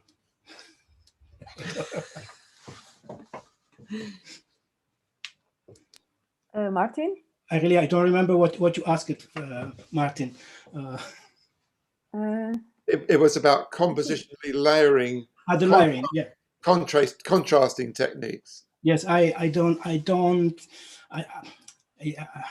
yes, maybe it's because it's English and I don't know a better way to tell it, but fundamentally I do not care of this, because it's so clear in the imagination that all our life and the guitar is a continuous layering that even when you mute it, the guitar, every instrument is continuously moving and pulsing inside. That what I do with composing for this instrument is just keeping out the sounds that I know of that instrument. So it's just a question of time. Even the counterpoint was difficult in the beginning, many years ago. So at the beginning there was two lines, Leonin and Perrotin, and it was Leonin, Leoninus, and then Perrotinus, and then Josquin, and until everybody. So I really don't want to care for this, because I know that our perception is continuously evolving, and as you demonstrate with your listening. So thank you. Elena, sorry I talked. No, but that was just for the composer. Okay, so we have a question from Jürgen Ruck. Jürgen, please open your video. Hi, Jürgen. Yeah. Hi. Guten Tag. Yeah, and congratulations to this wonderful presentation. Enjoyed very much. And you mentioned the first performance in 1990 in Darmstadt, and I can say that I was there. And I very well remember how breathtaking it was for everybody of us to listen to these pieces, and really unheard sounds on the guitar. And I especially remember immediately the clarity of this music. That was so strong. Now, the day before yesterday, we talked about extended techniques, and of course, one could speak of extended techniques, but these pieces never sounded to me like being made out of extended techniques. They sounded like your music sounds like a language, and stories that you tell with this language. So I don't recognize them as extended techniques. And I have also a question to both of you. 1990 to 2021, it's quite a while. How do you look at those pieces now after this time? How do you perceive them now? And also, Elena, how is it for you now to play those pieces after this time that we all know them? Should I start? Yeah. Well, yes, as you know, I mean, you can play Bach suite all the life long, and you can play also contemporary stuff all life long in some way. I mean, these studies appears here and there during the time, and I perform them, and then I forget them, and then again. So it's some of the pieces in the contemporary stuff I learned.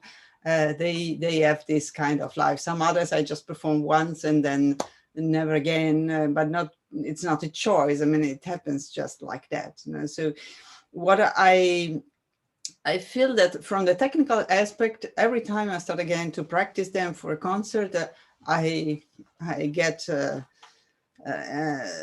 kind of awakening of the technique, or I mean, it's really useful in that sense to awake the contact with the instrument deeper and in these fast gestures. And the musical side, well, I recognize still in them something that I like in the quality, in what you said. I mean, it's a language, it's a visionary story of music, and not just something guitaristic. So that's it for me. Yes, if I can add something, thank you, Jürgen, because it was a very nice listening these words, just talking about language, and I'm very happy. Even if, of course, I consider a part of extended technique, but thank you, because it is really what I think, just to talk, to speak, and to tell a story. And on another side, it's really connected with what Martin told before, and you added after about the extended technique. I was thinking to a guitar, and it is connected also to what you were telling in the last days about two arguments. the microtonal world and the variety of work of the composer. Actually, I mean what Stephen Goss said about this in one of the first days, the first or the second day, and what you all told about microtonal. To me, it was to explore the non-temperate aspect of the guitar. There is a non-equal temperate aspect of the guitar that these studies are exploring. I mean, there are false harmonics, harmonic in false position, and unison with that, the result of this. And you know, they are not temperate. And the glissandos and the mixing of the glissando. So I was looking for this, and to me, it's not a question of tonal or atonal or microtonal or other, but it's just the spectrum of the sound. And so this is what I think. To me, extended technique or tonal question, or timbre question, are the same way to use my pencil. A composer does not write really with a pencil. It's just you know, it's just something that a tool that you use.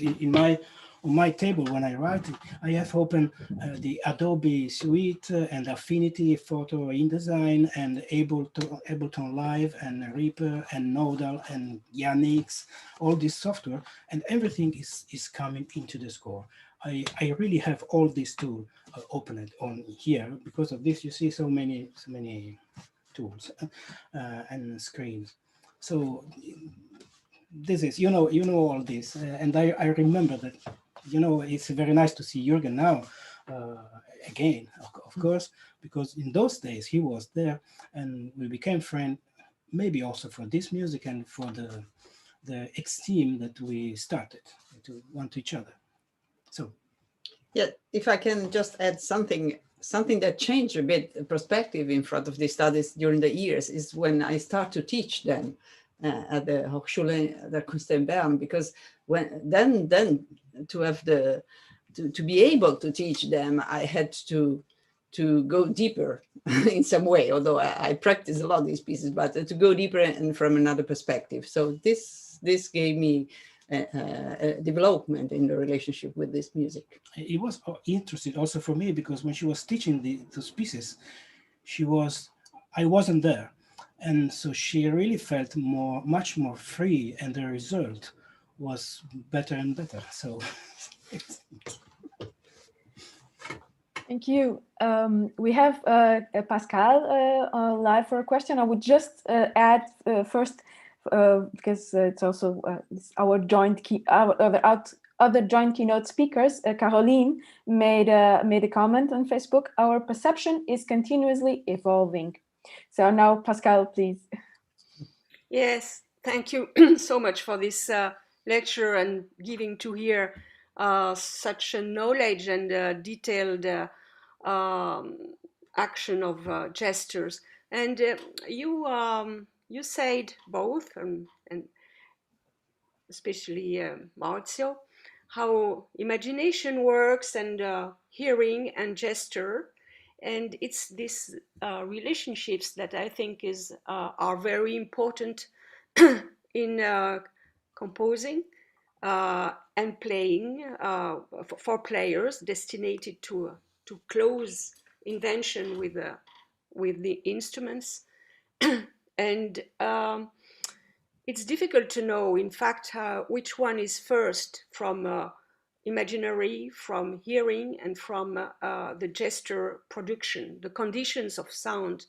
And just, it's a comment, it's not a question, or it's just that I think it's the way to give individuations sound that maybe didn't exist that way. They exist, of course, but not that way.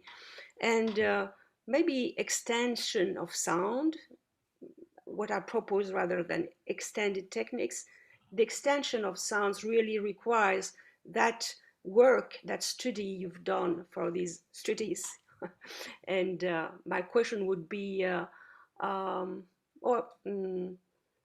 I think that also the knowledge from other instruments, from other experiencing all the time, open the way sound can be thought and written and played. Yes, absolutely. That's Thank not a you. question, in fact. You know, but it's true. And what I think, so what you told, it permits me to tell very clear what I think. The sound is naturally extended. So we do not have really this problem. We are just looking into it. Yeah. And about the practice of other instruments, you know, Elena is also an oboe player. She was also she also started play, and of course I compose for an instrument, even stones. So this is the life of the composer, you know. And I tell in the conservatory where I teach, I live in Milano here, but I teach in Bologna. I proposed and I lead a course that I entitled Invention and Interpretation. So this is my way of composition. So I need to interpret what I write, what I compose. So my composing, my way of composing is a way of interpreting. Because of this, I need to be so detailed in the writing. But also because of this, as Joona Kestelijn told, there is so much freedom sometimes in my music. So good. I like this conversation because it's something that is open on my paper. Okay. It's continuing. Me too. Work. Yeah. Thank you, Elena, for this really so bright opening in sound. Yeah. Thank you. Well, if I can just add something, when you gave your keynote with Caroline Delhomme, and you talk about the cloud of sound that produces this tuning, the particular guitar you were using, the way you talk about that, I felt that that you have something in common in the imagination of the sound and the music as Maurizio has. You know? So this idea that, I mean, listening, searching, and really giving to this material structure, a form. You know? So in this sense, I recognize something. Thank you. Shaping. Well, I like this word, individuations. It's from Simondon. Okay. He calls that individuation, to give birth to things that you make condition for it to exist. Yeah, exactly. Thank you. Are there more questions from our participants? Just open your mic and your video, and Facebook viewers, just post your questions in the comments. Well, I have one question would ask Maurizio maybe to just elaborate a bit on your approach to in composing the duos. Was it always the same in each duo, the way you use the study? How did you use them, and if the initial intention changed when you were composing? Could you elaborate a bit? Yes, this is a good question because it is strictly connected with the idea of transcription that I used to call translation. So I usually, when I transcribe for the guitar and for other instruments, Scarlatti or John Dowland or other composers, but I always call, or even Salvatore Sciarrino, right, for the guitar, and I always call them translation. So in that case, I had to translate myself. So I did not have these problems in touching the music of Sciarrino or Scarlatti or John Dowland. But at that time, I was scared to ruin my music in translating it. It's just an ego problem. So I know. So I really wanted to keep each studio not preserved. I just wanted to give another life, and the duo. I hope that the duo sounds like they were written for the duo. So this is the translation. The translation gives a new life to a piece. It's not a transcription. It's not a transposition. So I really wanted that music sounds created for the duo. So it's not a piece for guitar plus alto plus voice, but it's just a duo. So one needs the other. That was the way I composed. And then, of course, there was the imaginary and the visionary, the visual aspect. The visual aspect was connected with the story of the opera. It was an opera, so there was an ensemble, but the leader of everything was the guitar. In that case, the guitarist was Geoffrey Morris, and we were directly there in Brisbane. And so I didn't want that the audience could see the guitarist. The guitarist was behind a screen, and on the screen, the people was watching at the guitarist's hands projected. So he had a video camera on the neck, on the guitar. Mm-hmm. That was shooting very, very big. So what the people was seeing of the guitarist was just two big hands and 6 big strings moving, and all the other ensemble was perfectly visible. But the guitarist, who was the soloist of the opera, was not visible, but just the hands. So this was really in the nature of this translation of the studies in duos. I hope it was clear. Yes.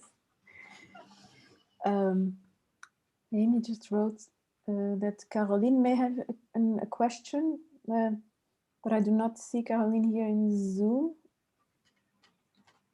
Maybe in Facebook? Maybe in Facebook? Amy?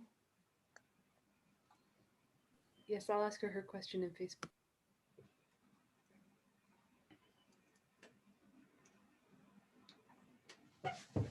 There is something in the chat, but no. No, Amy's checking Facebook. Okay. Don't worry.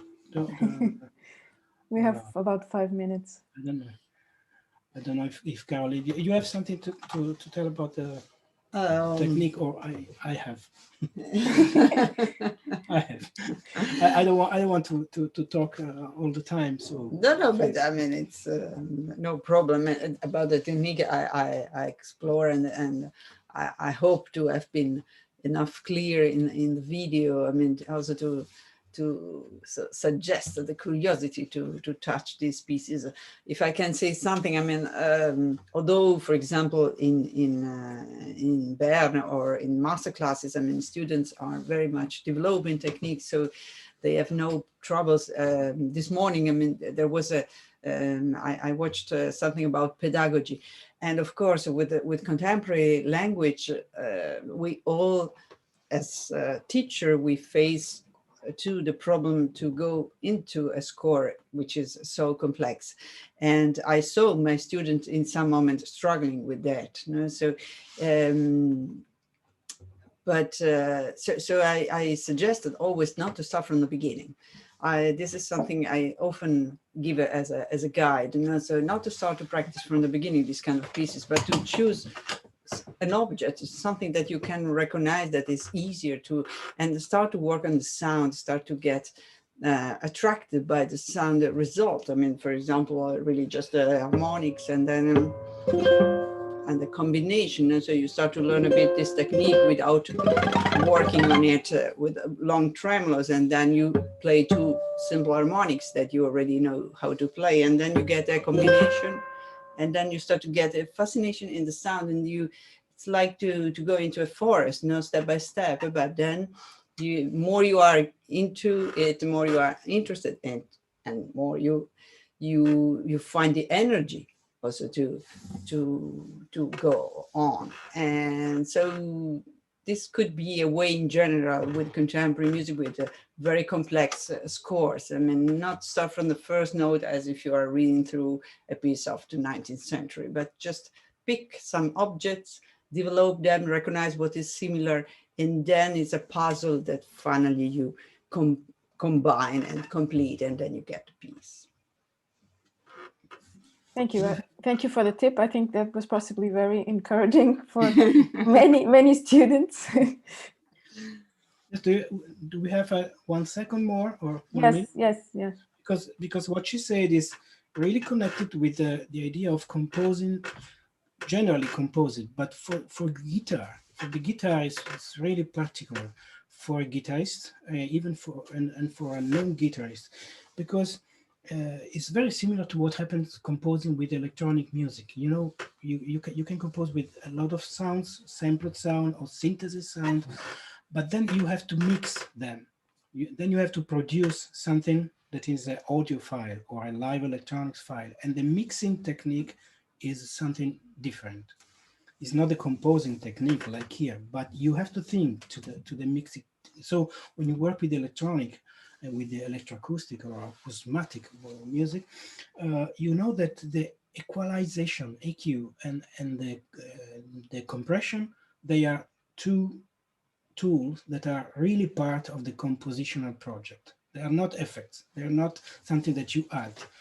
This is the same. So when I wrote this mix of this layering, like Martin was telling, layering of techniques and harmonics and muted sound and real no ordinary sounds and resonances, I was really asking for a mix and for equalization. So because of this, I needed the fingering, the position of the right hand or of the left hand, and which finger use. Do not use the first finger, but use the thumb and so on. So it's mixing also.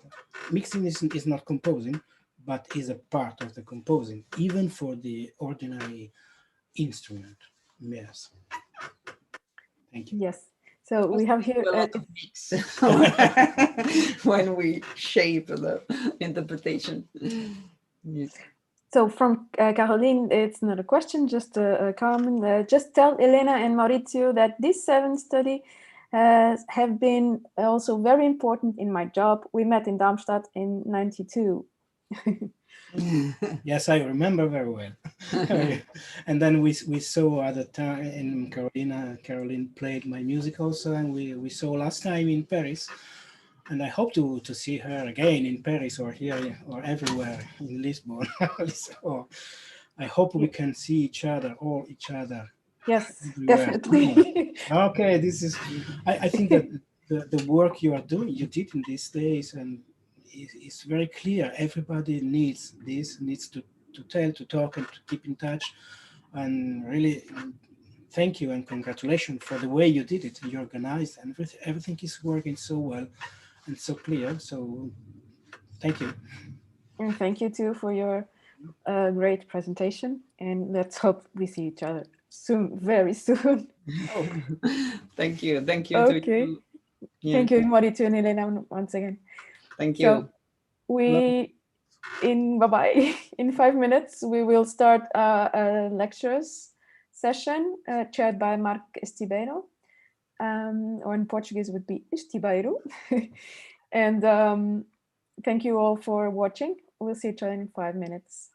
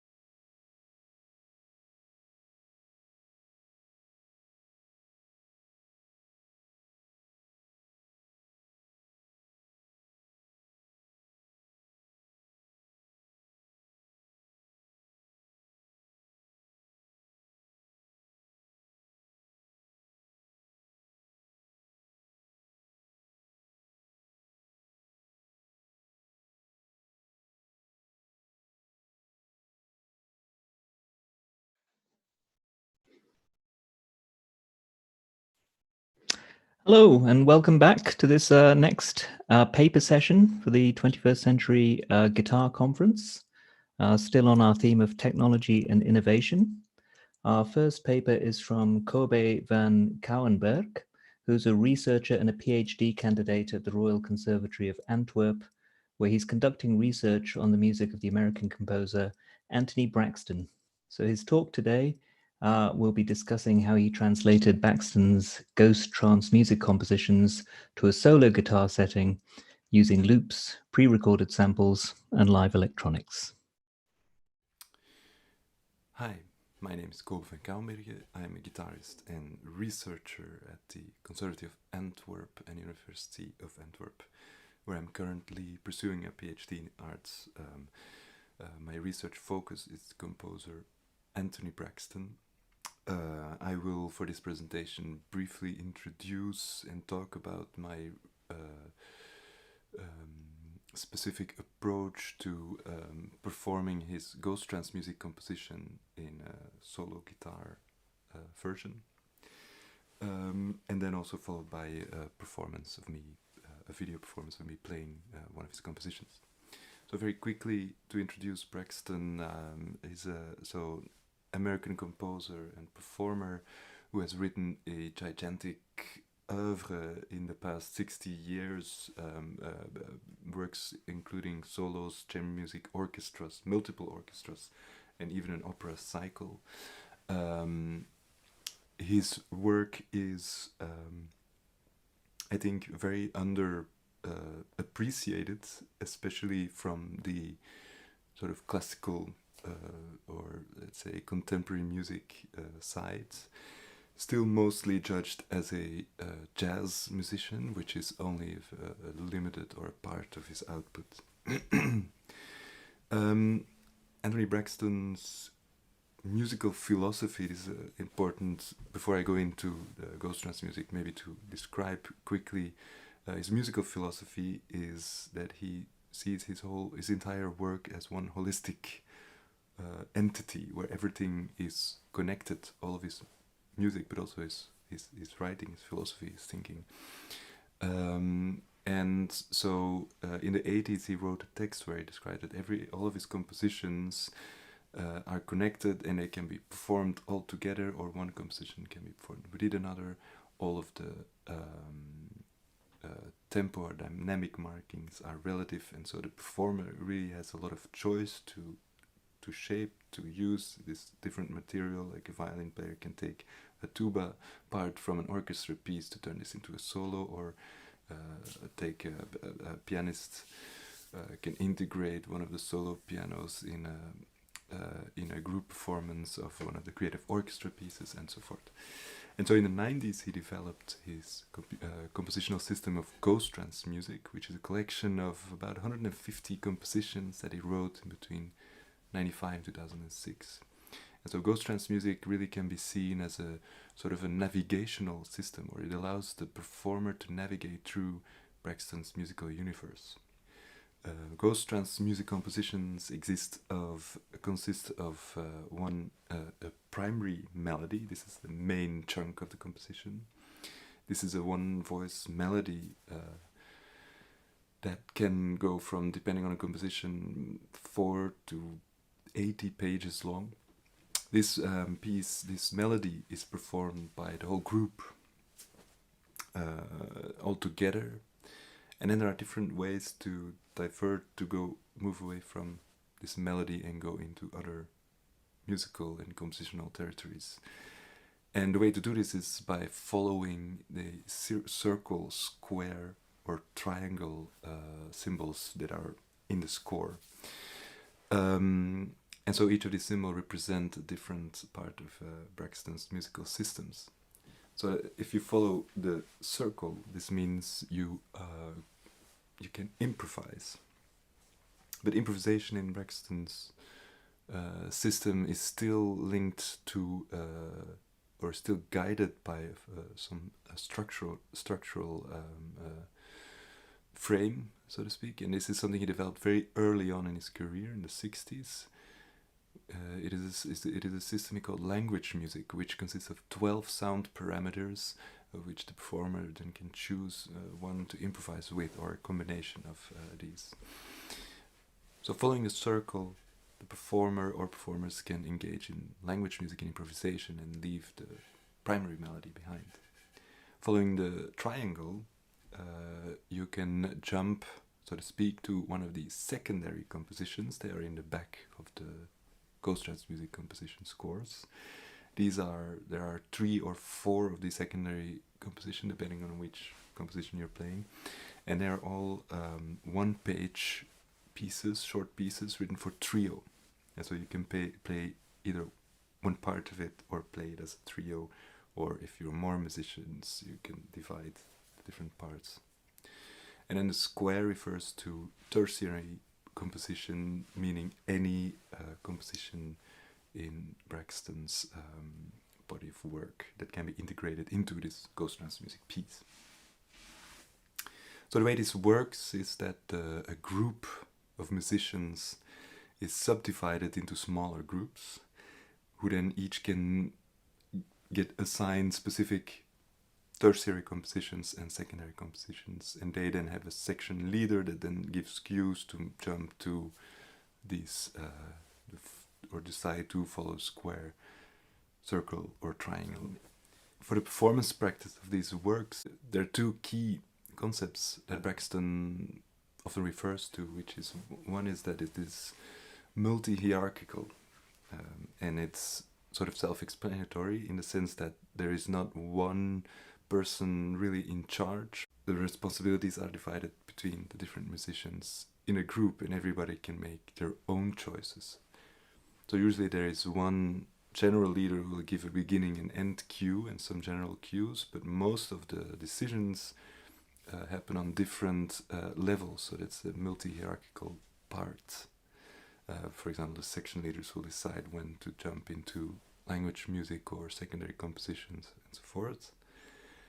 But also on the individual level, every musician can at any point decide to move away from the primary melody or go back to the primary melody, go into improvisation or and so forth. And actually, even before the first note is played, every musician has to make a first decision, because Anthony Braxton uses in all of his composition, or at least most of his composition, his own signature diamond clef.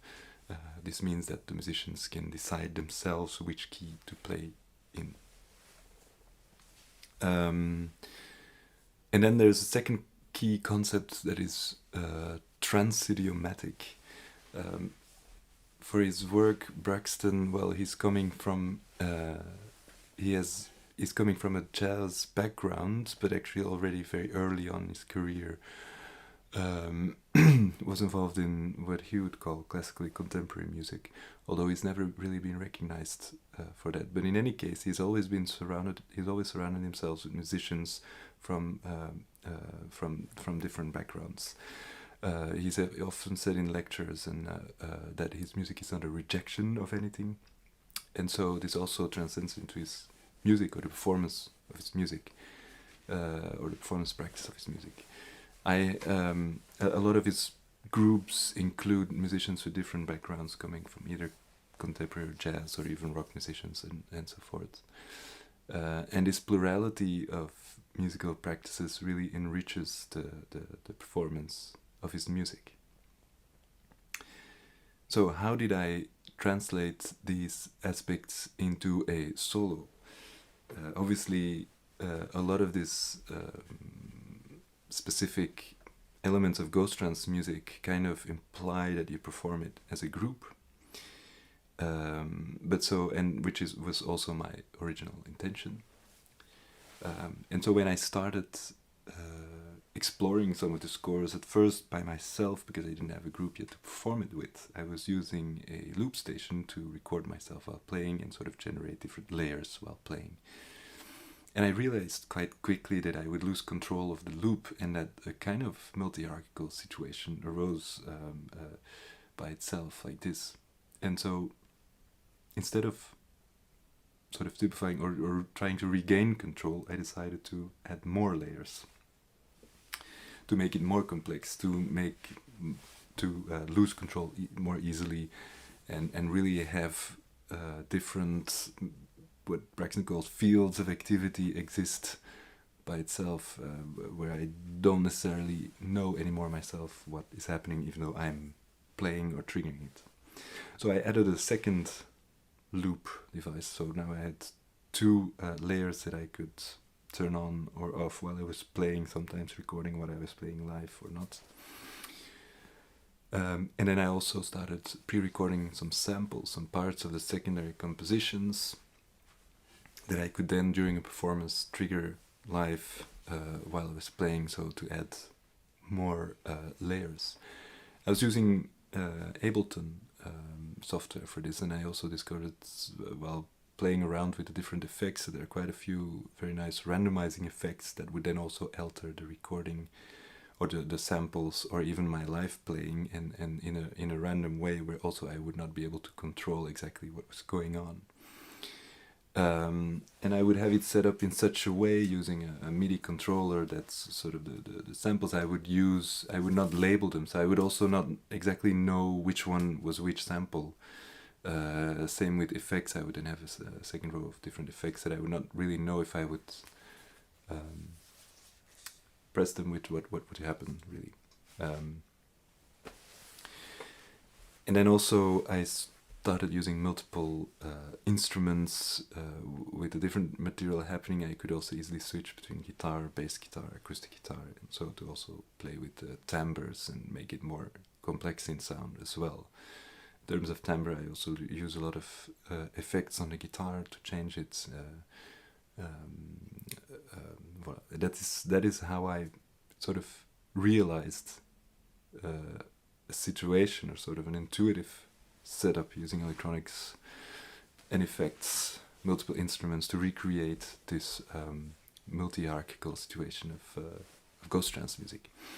And then the trance-idiomatic part as a soloist, of course, is a little bit more subtle, but also here you realize quite quickly, playing these pieces by yourself, it really pushes you out of your comfort zone, and you're kind of forced to dialogue with yourself and also to reinvent yourself while playing. And this also kind of creates this trans-idiomatic aspect, because if you only perform or play the way that you know you play, it becomes kind of monotonous.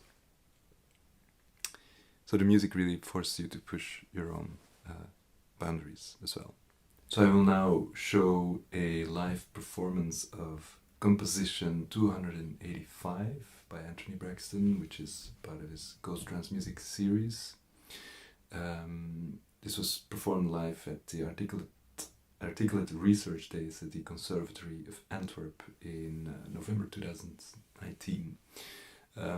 I also made a studio album of 3 different Ghost Trance Music compositions with this solo setup, which was released last fall at the London label All That Dust. Well, feel free to check these out. And so now here's the video of the live performance. Thank you.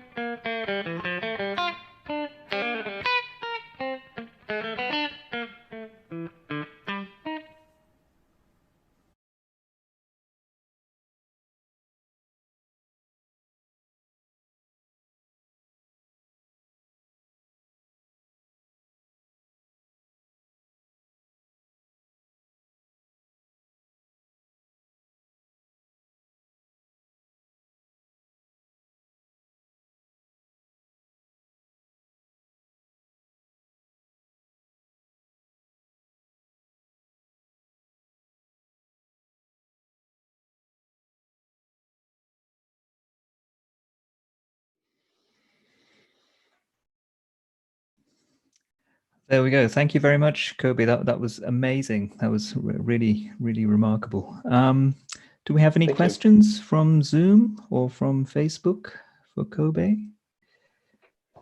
While we're waiting, maybe I'd just like to ask you, first of all, what brought you to this music? What brought you to the music of Anthony Braxton? I read his, a couple of years ago, I read almost by accident a text by him called Introduction to My Catalogue of Work. And I had been listening to some of his music, and at the time really considering, as many people do, a great saxophone player, free jazz player, improviser, And then I read this text where he describes his holistic vision on his whole oeuvre, on his body of work, and giving very clear instructions also on how for other people to perform it. And I was immediately intrigued by what his compositional views are, how that translates into score, and how this works, and also this balance between improvisation and notation. It was something that was very much on my radar, and I found in Braxton a huge body of work that really explores these elements in an incredible way. And it's such an underexplored repertoire also. I think that in working on it, I learned a lot from. For sure. And when you're talking about improvisation and notation in that performance we've just seen, what is the balance between improvisation and notation there?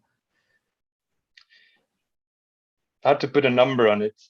I would safely say 50-50, but it's probably more like, well, the thing is that in even the notated material, it's never disconnected in a way. Even the improvisation is still so linked to a system that he calls language music, that I briefly discussed in a talk before. But let's say, not purely notated either graphically or in notes. That would be like 40% of the entire performance, maybe, and 60% then improvised and using a lot of the language music. And the electronic setup, is that pre-composed? Is that? Well, I did that I developed myself as sort of to have a feeling of usually these works are performed in a group, and I used or developed this electronical setup of different layers and loops to have sort of a virtual ensemble to play with. And they do have some parts that are parts from his compositions that are pre-recorded that I use as samples in the performance, and then other parts are looped live while I'm playing and then played back and then random. But the use of the electronics and the different effects I apply on it are stuff that I developed myself, sort of working with this material, also often in a very improvisational way. Great. We've got a comment from Martin. He's saying he's a big Anthony Braxton fan. It's fascinating stuff. When you come to your electronic setup, then is that specifically for these pieces, or is this something you use in other contexts as well, where you've set up your electronic rig? This is well, a lot of the, let's say, I use certain effects or that I commonly use in my guitar playing in different contexts as well. But here the whole setup with the different loops and samples is really constructed for this particular piece or these Ghost Trance music compositions. So that's really developed specifically for this occasion. Great. Okay, we have a question from Jose there. I don't think that's a question, professor. Oh, it's just... Pode fechar a imagem, por favor? It's just a video on. Fair enough. Hello, Jose. Yeah. So I guess are you going to develop this in the future? Is there more to do? Well, I am at the same time also working with a group of musicians. I've come to, well, there's never really, as Braxton would say about his work himself, it's a system of becoming. It's never really finished, or there's always different ways to explore it, and there are many different angles to it that I still find, that I think can be researched. But this particular setup with the Ghost Trance music, the solo version, and the way I recorded it for the album on the All That Dust label, to me feels like sort of that's a finished element. But I am definitely continuing to developing this or performing it either solo or in a group, and also looking at other compositional systems of Braxton that he developed in recent years. Yeah, so again, this is just one aspect, I think, of what is possible, and here specifically using one guitar in a solo context. But I'm also exploring it with, playing it with other people in different repertoire. And I guess if you're playing it in a group, it's going to be completely different, isn't it? Is the approach completely different when you're? Have you tried that? Have you? Yes, I did. The dynamic is different in that you, instead of working with, let's say, non-human agents, you work with human agents who, of course, you cannot turn them on or off. They decide themselves. So, you can try. So that's a very different. That's a very different dynamic, but there also the way, which I find very beautiful in Braxton's whole philosophy, in the way the pieces work, is that here this multi-hierarchical aspect really comes to the fore, where everybody in the group really has their say in it, and you have these subgroups that then can also make their own decisions, and it's really like a very democratic way of music making that I find really interesting. Which in the solo version is, of course, a little bit more fixed on using the technology as the sort of non-human agent, external aspect or player where you perform it. So yeah, definitely a different dynamic. Sure. Presumably it would work with would it work with a big group as well as a small little chamber type group? Well, the instrumentation is open, so it can be as big as you want. But in my experience, and also in Braxton's own touring bands, I think the biggest he performed with were 12 or 13 musicians. And I think around that, then you can really have very wide palette of possibilities in exploring these ghost trance music pieces. But it can work as well in a smaller, more intimate, like really chamber music kind of settings with like 3 or 4 people, or Or with electronics, or without electronics, loop pedals. Without it, he never really. Braxton never performed it with electronics. He has other pieces that use electronics, but in these ones, the version I made is, I mean, it's like I said, an addition to add sort of virtual extra players. There's definitely no, like, it can be a part of it. Absolutely, he would definitely not be against it, I think. Okay, we have a question from Nate Chivers here. Could you have a group of guitar players using your setup? Would it work with a group of guitar players on your setup? Let's say you could, and then, but I guess once you're in a group context, the best is to then just divide the material to all the different players and have them just play it. You wouldn't necessarily need pre-recorded material anymore. Then you can just do the group performance of ghost trance music, where people can then decide for themselves, so I'm going to add this composition here, or I'm going to improvise here, add an extra layer. But yeah, you can also still add layers of pre-recorded stuff as well, definitely. Sure. So I guess in the group setup, there's much more freedom for improvisation than there would be in your solo setup. Well, let's say there are more people can make more choices. In this case, it's still me in a solo version, still one person making specific choices.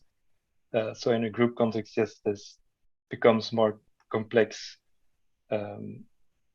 opens up more possibilities for sure. Great. And I'm really looking forward to hearing how you develop this in the future. Do you play it, live? Is it just recordings, or are you hoping to play it live? Yeah, there was supposed to be some performances scheduled. I mean, I would have played this live at this conference also. Yeah, there are some dates next year. Let's hope we can play live shows again by then. And I'm planning to go into the studio again, also with the group I formed this summer, to make another studio recording as well, but with the septets. Okay. And some concerts planned next year. Let's just hope by then we're all vaccinated and we can just get together again in concert. Absolutely, let's hope so. Have you ever tried it with an acoustic guitar? That's something that came into my head. Yeah. The studio recording I made in this one, I know I introduced it that way in the text. When I was listening to it earlier, and I said, oh yeah, in this particular performance, I don't use acoustic guitar, but in the recording I made, I have a acoustic guitar as well. Yeah, and bass guitar, acoustic guitar, and then you can really also play with different timbres and textures. That's fantastic. Yeah. Well, that's really interesting. Thank you very much, Kobe. Thank you. And a big virtual round of applause for you. Thank you very much. Thank you. Oh. Thank you for having me. Okay, we'll be back very soon with our next presentation. Thank you, Kobe.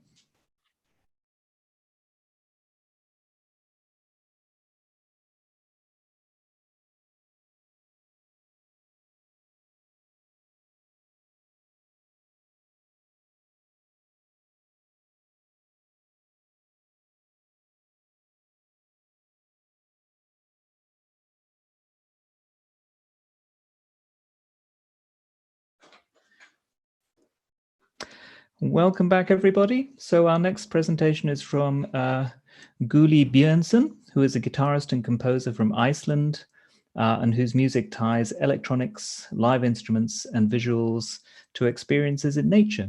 He has degrees from the Manhattan School of Music, Yale School of Music, and he's currently a PhD candidate at Princeton. And today he'll be discussing his audio-visual music for electric guitar and electronics, and he'll be talking about his experiences using Max.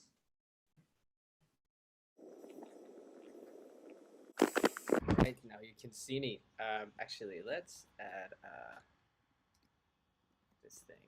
All right, and I'm back. My name is Guli Björnsson, and I'm a guitarist, composer, and programmer from Iceland. Typically, my music blends acoustics and electronics and visuals together in some sort of an immersive experience based around something in nature that I think is cool. My main working environment is Max, sometimes called Max MSP, which you can see here. It's a visual programming language where you connect things together and can make all sorts of really cool computer programs that are awesome for making music. Some of the things I do are kind of like this.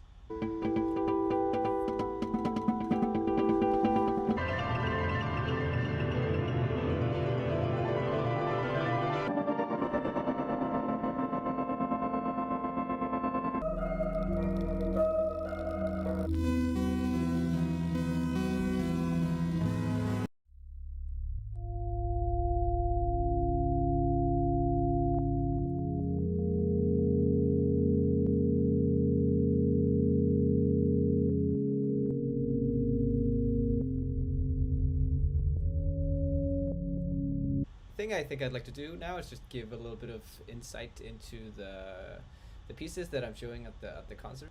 All these pieces are for electric guitar and Max Patch, and the sort of main, maybe technical thing that unifies the three of them is that one, they are audio-visual, and two, they are all based around pre-programming effect changes.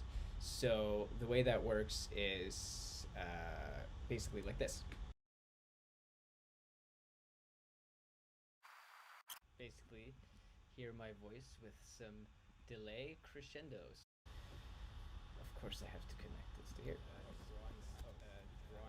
So yeah, this is sort of what I do with my music. Effect processes that allow me to control effects like this and control parameters like this, and get super fun. So the first piece on the program is a piece called Svartkvít ský á himni. The piece or is dedicated to Jonathan Fitzgerald, who's the professor of guitar at the University of Northwestern Australia. The sort of main concept behind the piece is the beauty and terror of clouds and cloud formations. It's always curious to me as that these like things that are in the sky and seem relatively harmless, they seem so beautiful sometimes to me. And I think the idea there is that we're actually kind of terrified of it subconsciously because, you know, clouds can turn and become really intense looking and dark and scary, and you know, they can like actually cause us harm. So when we look at them and we're amazed, there's this like idea of fear behind it. So I wanted to sort of try to create a piece that sort of morphed from this sort of hopefulness into something more scary. The audio processing mostly centers around audio effect I made in Max. It's a kind of step sequencer that creates a rhythmic profile. You probably saw it in a little clip that I showed earlier.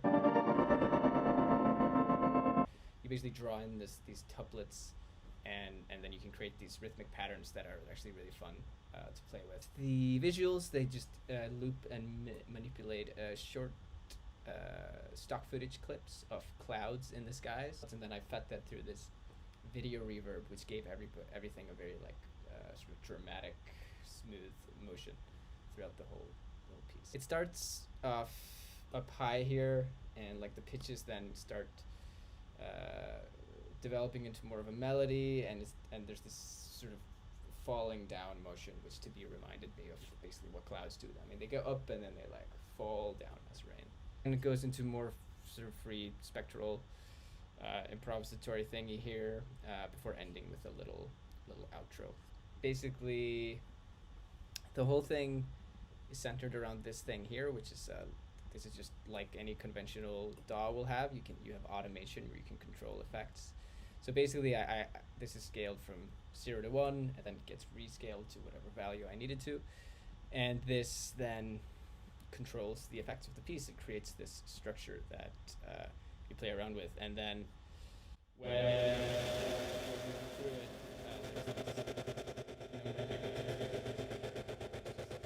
basically through this interface, you can change the length of the piece basically by changing this number, and then everything just moves faster or slower according to it. So it's kind of interesting working here with this idea of creating a piece of music that can be any length that you can potentially think of. All right, so the next piece on the program is called Dimmar Öldur Risa, which is Icelandic for dim waves rise.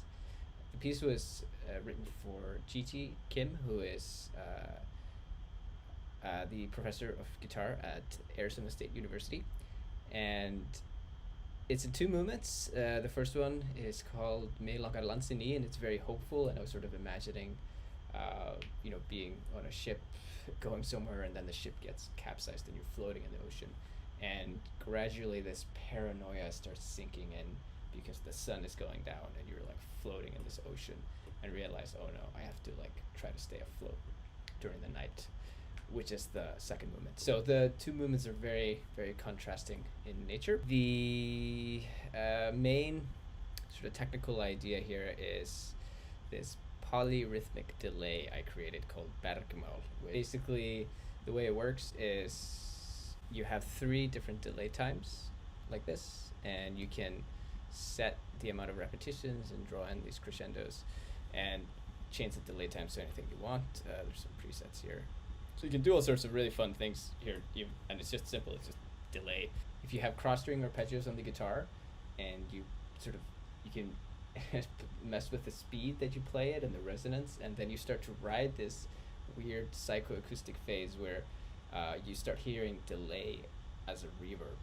And so my idea was to sort of, after this little minimalist intro here, to go into this section here where you're sort of like playing around with this idea of is this delay or is this reverb, and then it sort of starts getting into more slurs and some harmonics and some more dissonance, and then just like a second movement that's just like full on rock strumming and pretty improvisatory. You basically repeat this box here like I don't know how many times, 12 times.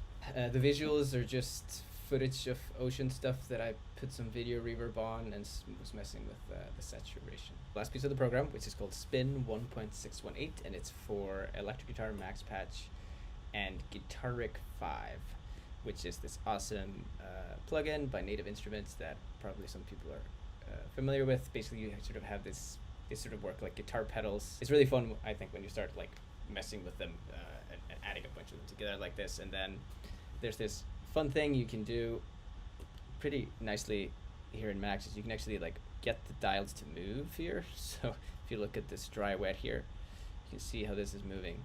So the whole concept behind this idea was mapping these parameters and getting them to move. And I got really nerdy and connected it with the Fibonacci number sequence. And you have this giant structure that is basically a Fibonacci curve, and then within that you have these other Fibonacci curves. The time of them is all based on Fibonacci durations and length, and what they're controlling are all these various parameters in Guitaric. The music simultaneously does the opposite. It basically like starts with this steady stream of arpeggios, or steady stream of notes that then get like gradually slowed down. And the initial idea I had was to like basically fill up the gap between the notes with these effects to sort of simultaneously slowing down and building up. And these rhythms, as these are all, you know, these are all the Fibonacci numbers here. So at the climax of the piece here, I play one note every 89 16th notes, which is pretty impossible to count.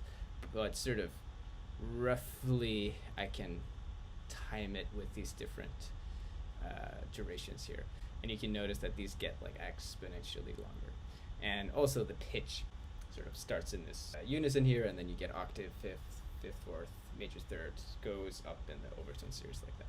Accompanying this are some visuals. It's some stuff done in OpenGL and Jitter. Basically takes a picture of myself and then just like spins it around and stretches it and changes the color of it into this sort of weird blob, stretchy something. Yeah, I hope you'll enjoy these pieces, and definitely let me know if you have any questions. You can ask me after the concert, and also feel free to reach out to me on Facebook or email, or you can find all of that on my website, gulebjornsen.org. Thanks for tuning in. Bye-bye.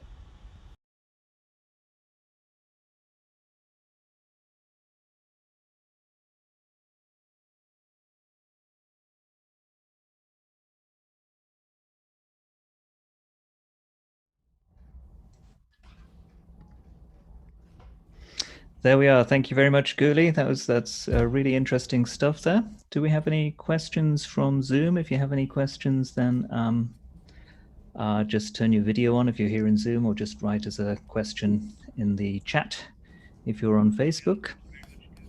Oh, let me just mute my stream here. So let me start it off. I just want to ask you, Guli, you're using Max a lot there. What brought you to Max in the first place? Oh, that's a really good question. I took a class when I was a student at Yale School of Music, just by recommendation of a friend. I didn't really know what it was. And it was called Laptop Ensemble, taught by Konrad Kaczmarek, and it was basically just a class on Macs and making music on multiple laptops together. And I just got really into it, and I got so intrigued by all these things you could do. I remember my brain just hurting the first couple of times. I was just like, oh my God, that's amazing. And I just, felt there was something to do there with an electric guitar and making these little programs. Yeah. Right. So when you're doing your Max coding, Guli, which comes first for you? The composition or the Max patch? Which way around you do it? That's a really good question. And first time I did it, which is a piece I don't think was very good, I did the music first, and then I sort of applied the Max patch, and then I've also done the vice versa. And sometimes it can work out nicely, but I find that now when I'm doing it, I sort of have to do it more simultaneously. I have to sort of make this little patch and know what know what the piece is sort of at the same time and basically improvise a little bit through it, so I actually understand the sounds that I have at my disposal. So I'm trying to make it more of a like both at the same time kind of process. So you're developing them kind of in conjunction. You're experimenting with the sounds and you're coding and then going back and experiment. That sort of cycle.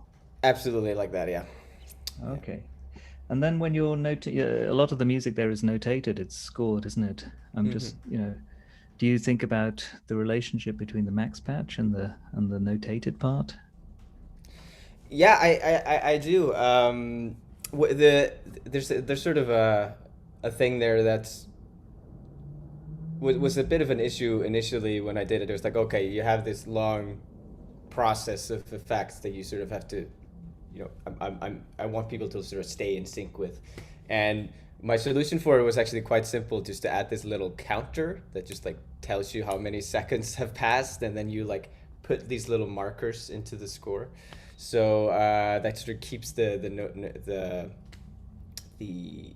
score in line with the max patch in that way, yeah. Great. Okay, we've got a question, an online question, but first, Sam, do you have a question for Guli? Yeah. Hi. I might be the only person here today who doesn't really know anything about Max or Super Collider. I've played pieces that use them by other composers, but I've never had to do any work programming them. I've just sort of been plugged in and played. And I wondered if perhaps you and also Mark could say something about what the differences are between Max and Super Collider. Is it a bit like notation software in which whichever one you learn first is such a huge investment of time that you never switch to the other one? Or is there something that ones are naturally good at, and what might be a good first step? Maybe I'm not the only person watching today that hasn't really used these things, doesn't know how to use them. What would be a good first step and a good way to get started? Perhaps mirroring your own journey with using these pieces of software.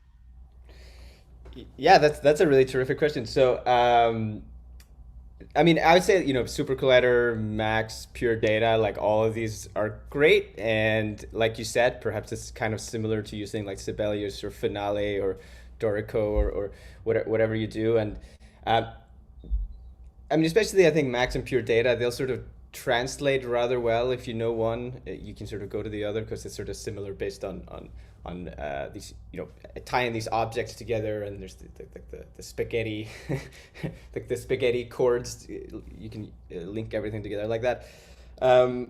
But I think it's very helpful to go through these tutorials that, at least in Max, I think I'm mostly fit to answer how to get started with Max, where there's these tutorials that come with it in the package manager, and there's also tons of people that make awesome YouTube tutorials where you basically sort of like patch along and they sort of explain what's happening.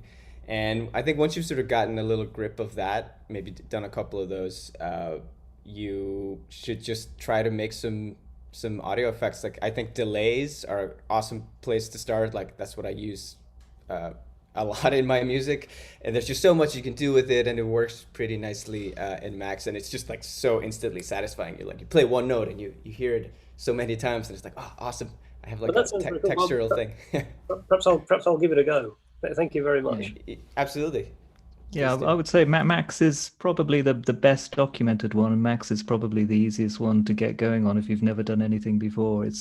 The documentation is amazing with Max, and Super Collider is kind of a bit more challenging to get going on at first because it's text-based and it's quite a in at the deep end at first, but it's very, very good at algorithmic composition. It's very, very good at live coding and things like that. So if you're interested in that, then Super Collider is the way to go. Fascinating. Well, thank you very much. We have an online question from Patrick O'Reilly. He says, fantastic stuff. Do most of your compositions have a visual element, or is that specific to these pieces? Guli. I would say most of them do. Like when I get the chance to, I try to incorporate some visuals.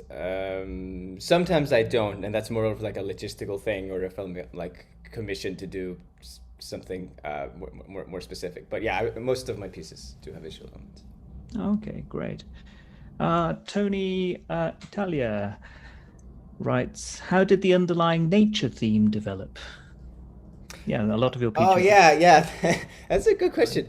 I think I moved quite young away from Iceland, which is my home country, and came to the States. And I'd always go back home in the summer, and I was just always so captivated by my home country's beauty and like incredible nature. And like it's so nice in the summer. It can be pretty exhausting in the winter, in my opinion, because it's a long winter. It gets cold and dark. So I think my fascination just like very gradually grew there, and it's something that I think I can sort of like look up to. Like I'm not a religious person, but I think I can like bow down to nature, and I think it's an incredible thing to be inspired by. So Sure. so that's how it started. Nature is a theme that crops up a lot in Icelandic music, isn't it? I suppose, not surprisingly. Yes, that is true. Yeah. We have another online question from Thomas Wheeler. He says, yesterday we heard a lot of presentations about collaboration. How has your advanced knowledge of music technology helped you collaborate with other guitarists and musicians? Yeah, that's a good question, Thomas. You know, it's been interesting in COVID. I think this is like probably the most interesting collaboration I did recently, where I was thinking of how we could like try to make music together despite, all being, far away from each other. So I'm in this ensemble called Plork, which stands for Princeton Laptop Orchestra, and I basically created this piece that was for a remote laptop ensemble. And the way it worked is like using this little app developed by Matthew Wang, who's the assistant director of Plork. Basically, people could control my Max Patch from wherever they were in like really close to real time. And then I did this 11-hour sort of installation / piece where people were coming in from all over the world, making music and basically just controlling these audio effects that were controlling guitar recordings that I had made. So that was one instance where the technology aspect really allowed for something to happen, just logistically due to COVID and everybody being like, at different places around the world. Fantastic. I think we've got time for another online question from Colton Chapman, who asks, how does Max compare to working in a DAW like Cubase or Logic when using audio effects, etc., for syncing visuals with what you play or write? So using Max compared to using DAWs. Yeah, it's a good question, because there's an argument to be made like, oh, just use Ableton. Ableton's awesome, and like there's all these. Well, you can use Max in Ableton, can't you? Exactly. So I think for a lot of people that would maybe be a better workflow, or easier to get started and make music with. What I really like just about Max is that I can make my own effects. Like of course you can basically do that in, for example, Ableton as well if using Max for live devices, but there's like the environment I've set up with this little draw, like it's like you can draw your automation. That's a really handy thing that was frustrating to me when I was using Max, because like I would always have to like type it in, and it was very tedious to make changes, and sometimes I'd sort of Max patches, they get too convoluted, and I'd sort of it'd be hard to remember what I was thinking. But there is that freedom that comes with Max, though, where you can also create some interactive systems, and I like to think there's always some more potential working in an environment that's more open, rather than I would agree with DAW. that. But it's totally like doing stuff in DAWs is also totally awesome. Yeah. Wow, a lot more we could talk about here, Guli, but I think we're running out of time. So thank you very much. That's fascinating. Again, a virtual round of applause. Thank you so much. Thank you. All right. Thanks for having me. Bye bye.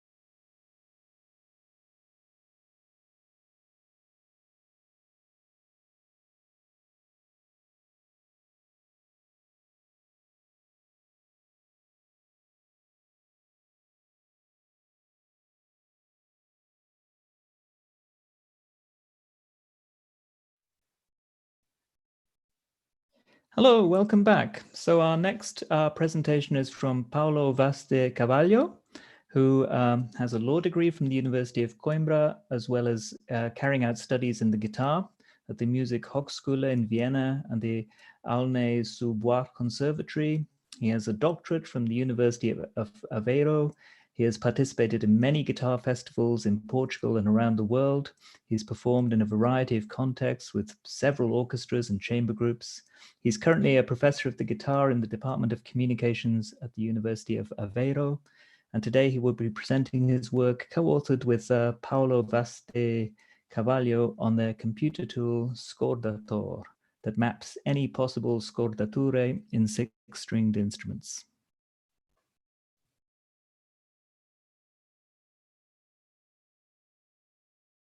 I'm Paulo Vaz de Carvalho, guitarist. Stringed instruments limit the choice of aids. It is to take the traditional essence of the guitar and its sound concept to all musical languages, blurring or eliminating successive boundaries of practicality. Countless scordatures have been used in history and in different regions, ended with the disappearance of the tablature and the replacement by the score.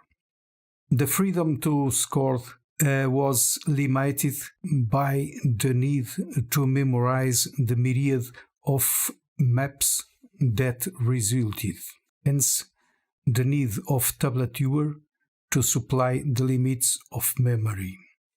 The abandonment of the tablature and the fixation of an accord with few variations are two phenomena very close or almost coincident in the time.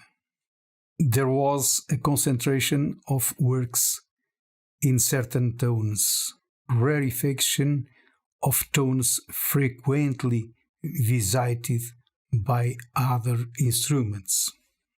There was also a standardization of structures for conducting voices, massifications of processes in a tight range with close voices, in harmonies that are not very open or not very dense. It is a sign that the guitar accord by quarters opens little and closes a little due to the number of 6 strings. Constraints. Is there no longer a need to change the scordature? No, on the contrary. The 20th century piano textures demonstrate the desire to elaborate textures inaccessible on the guitar. The tuning of the guitar in quarters, it limits the possibility of overlapping third, second, except in dry or mixed arpeggios. It limits the possibility of performing clusters. It makes it difficult to overlap melodic lines in counterpoint within the same scope. Sometimes excessive stress or weight in the dynamics of the bass due to its performance being normally the task of the thumb. This causes some slowness in the execution of the bass. It imposes strict limits on the choice of the unigestural reentrant arpeggios. In 20th century, there has been an insistence on the imitation of resources by transposition by quarters, use of the accord of melodic formulas, which led to some commonplaces. The use of second and third overlap was restricted in number. the harmonic content of the parallel chords movements with the pedal was saturated. See the imitations of Villa-Lobos and Brouwer. The universe of 8 ratios in the designs of harmonics or aggregates in harmonics was concentrated. There was imitation of harmonic resources to use the tuning fork in quarters. Using scordatures, the same technical postures could give rise to new counterpoint, harmony textures and ornaments. New needs. The evolution of musical languages, for instance Ligeti, Concerto, and the expansion to regional harmonies and melisms bring new sequences of textures incompatible with the tuning of the quarters. I brought some examples of scordature that bring to the guitar also another space. Now this is an example of a little altered tuning, but which provides a convenient harmonic sequence. This one is an example that Luis Abrantes will play, in which between the second and third strings there is a minor second. Between first and second strings, a major second. This is a kind of string tremolo in unison.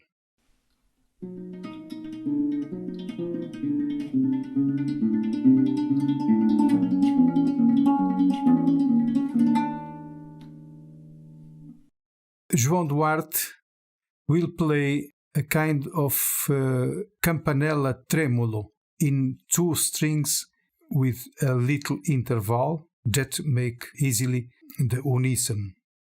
The basses follow up, above and below the melody.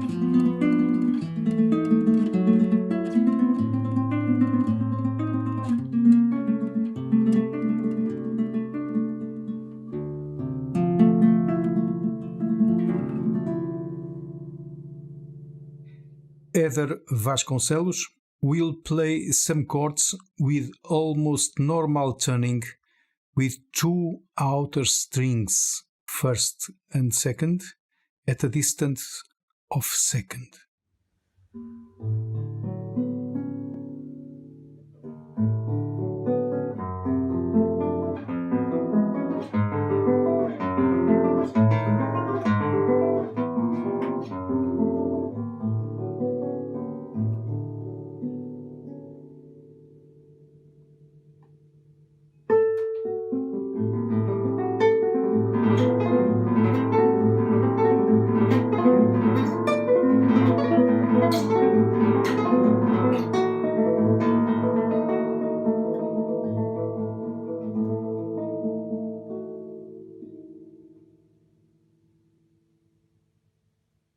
Now, Nuno Pinto will give an example of expanded tuning. In each 2 strings there is the distance or the interval of a fifth.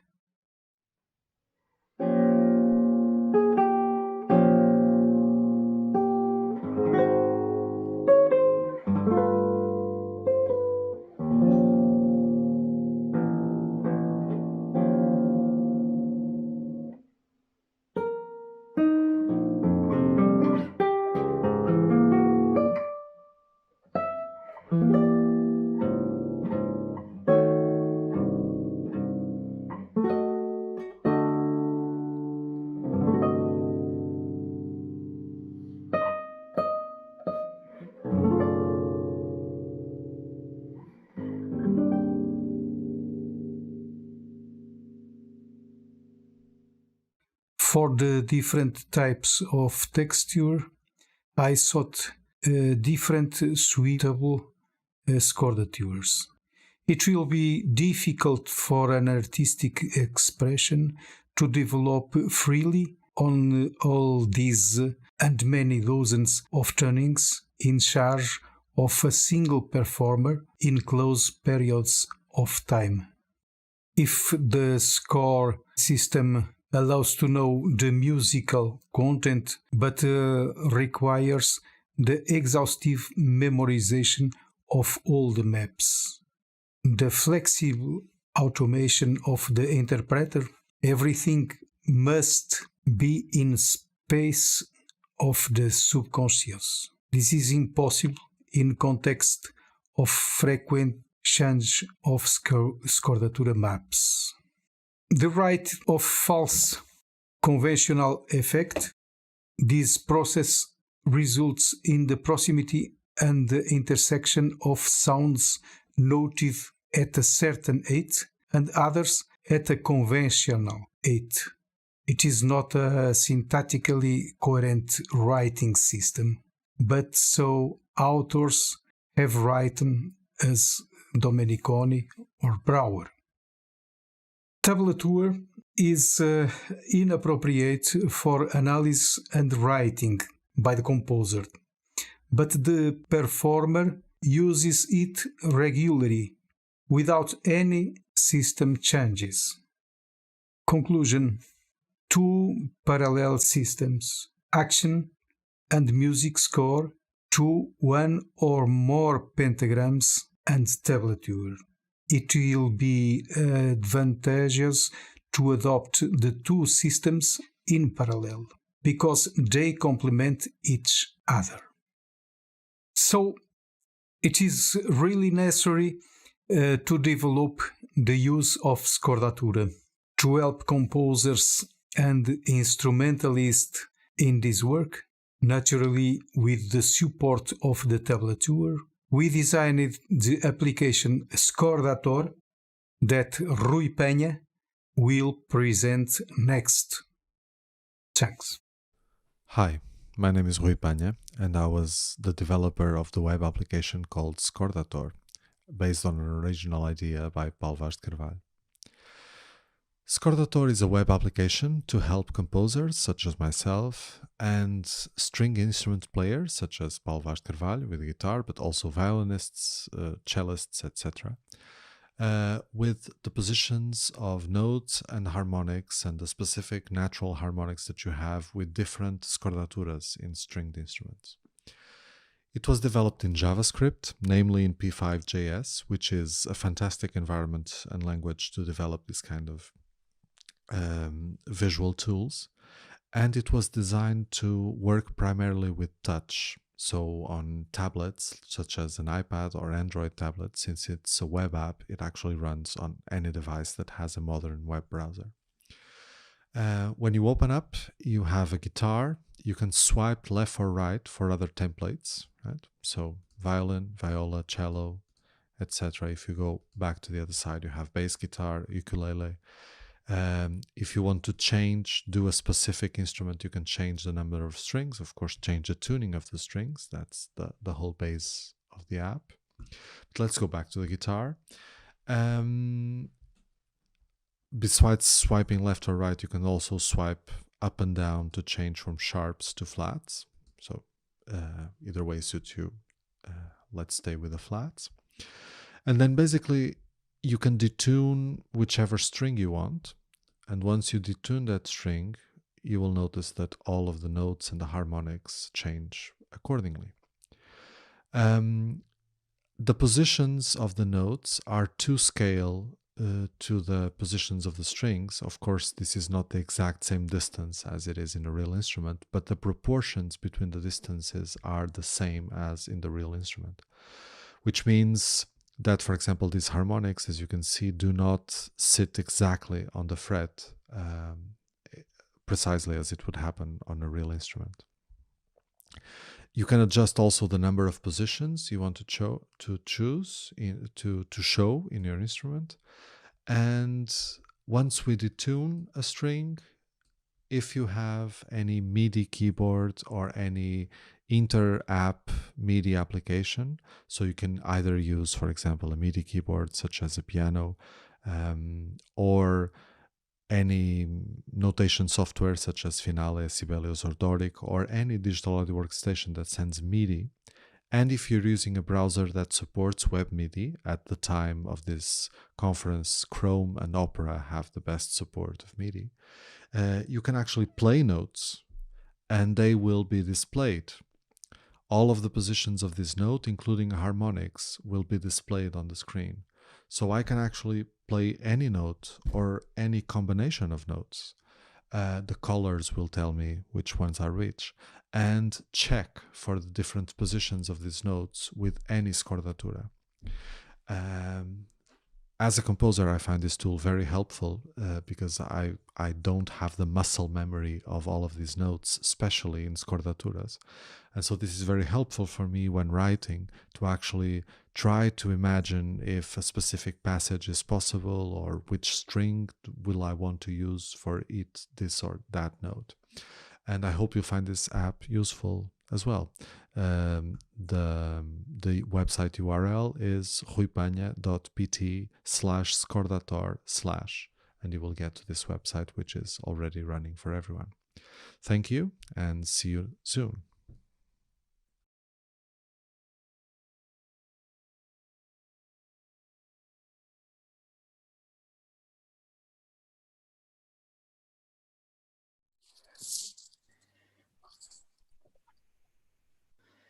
Oh, thank you very much. That's amazing. I just need to apologize first because I said your collaborator wrong. Your collaborator was Rui Peña, of course. So I'd just like to put that straight before we continue. So as I understand it correctly, it's a system, a computer system where it shows you the notation for different strings in different scordature. That's Yes. what we're looking at there. Yeah. And is it mostly a composition tool? Is it a tool for composers to use? Is that the idea behind it? Em que percebeu a pergunta, é instrumento para os compositores, certo? It's for the composers, but also for the guitarists. For instance, in the context of the transcription, we see many contexts that are impossible to play in a normal usual tuning. So for it we search for other tunings that can offer the notes asked by the composer, by the score. So it's very useful for guitarists also, and to take suggestions about the possibility to make music with technical models. So we use some hand patterns, and if we change the tuning, we obtain other designs. So this is the case. So for the composers, it's also very useful because they can invent or to see with the eyes other fields, sonor fields of the diapason. So it allows you to see what's possible on the instrument. It's a tool that will help you, visualize, open up possibilities that you may not have been aware of before. Is that how you see it? Percebeu a pergunta? Não. É uma ferramenta que permite então ver ou dar-se conta de possibilidades que talvez de outra forma possibilidades no instrumento que de outra forma a pessoa não se daria conta. Yes, only if we have a special education in the field of the tablature. Without tablature, it's very, very difficult to take all the utility of this system. So I propose that for enlargement of the field of the guitar sound, in the schools, the teachers must to introduce the pupils to the tablature. In what proportion, I don't know at all, but the main group that can make it is the ancient musicians, lutenists, violists, that work very often with tablature. They can impose this in the school, and in some years I think that another music can grow in the guitar. Sure. Tablature is already very popular, isn't it, in the world of the electric guitar as well? Do you see parallels there? Yes, but there are. The world is like this. There are fields that are complementary, but are separated. So we must work together. The pop guitarists and jazz guitarists that work very much with tablature, they can help the ancient music players. They can help a lot in this field, much more than the classic guitarists. Sure, I think that's a great opportunity to work together. Do you think there's a lot of prejudice against tablature in the world of the classical guitar? Do you think there's an innate, looking down on tablature? Acha que há preconceito em relação à tablatura no mundo dos guitarristas? Yes, very irrational. Excuse my English, please. It's not English, but excuse. Preconcept, yes, absolutely, completely irrational, because there are two media of information: the information of the action, this tablature, the information of sound effect, the score. The score has not the possibilities of the tablature, and the tablature has not the possibilities of the score. So we must to get holistic medium, a mixed medium. I think that with tablature and score, the communication is complete. And with all the programs of tablature, all the programs of score writing, and now with this middle of communication, of vision of the diapason, is very easy to work in a new way. Okay. And I'm sure, and I'm absolutely sure that a new music will grow for the guitar.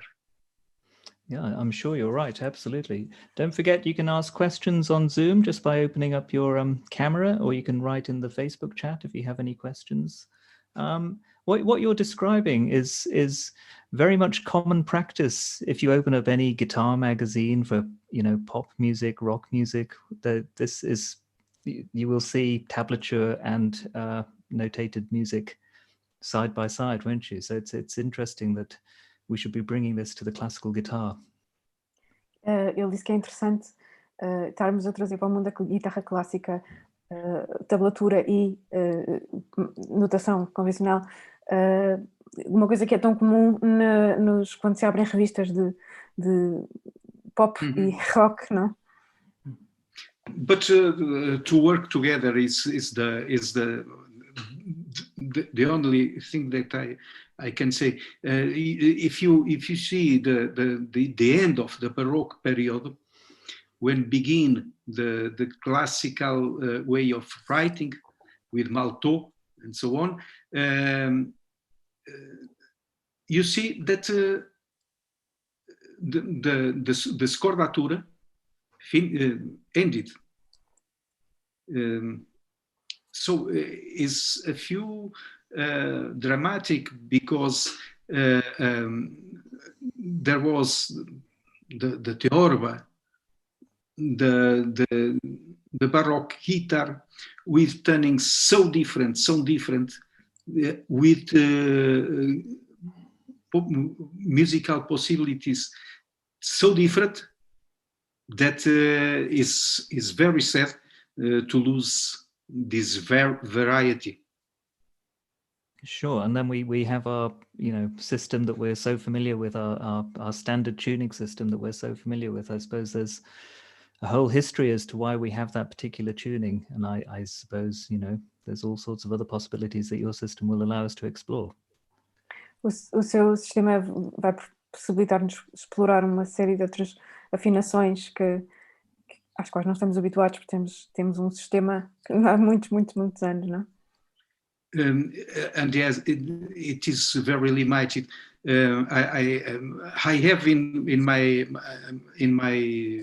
paper some examples of impossible situations in guitar.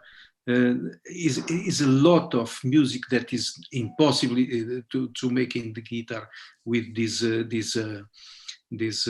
tuning. Great, thank you. Is your system available now? Is it something that we can? Yes. I must to say that in the page of Rui Peña. I'll try to put the link quickly. Great. Yeah. Fantastic. I think you can get it, Amy. at all moment. Yeah, I've got it. Já pus. Graceful. Yeah. There we are. That's very interesting. Thank you very much. I think we're out of time now. So obrigada. Temos de acabar por dar início ao próximo. A big virtual round of applause. Thank you very much. Thank you. Thank you. And we will be back very soon with our next presentation. Thank you.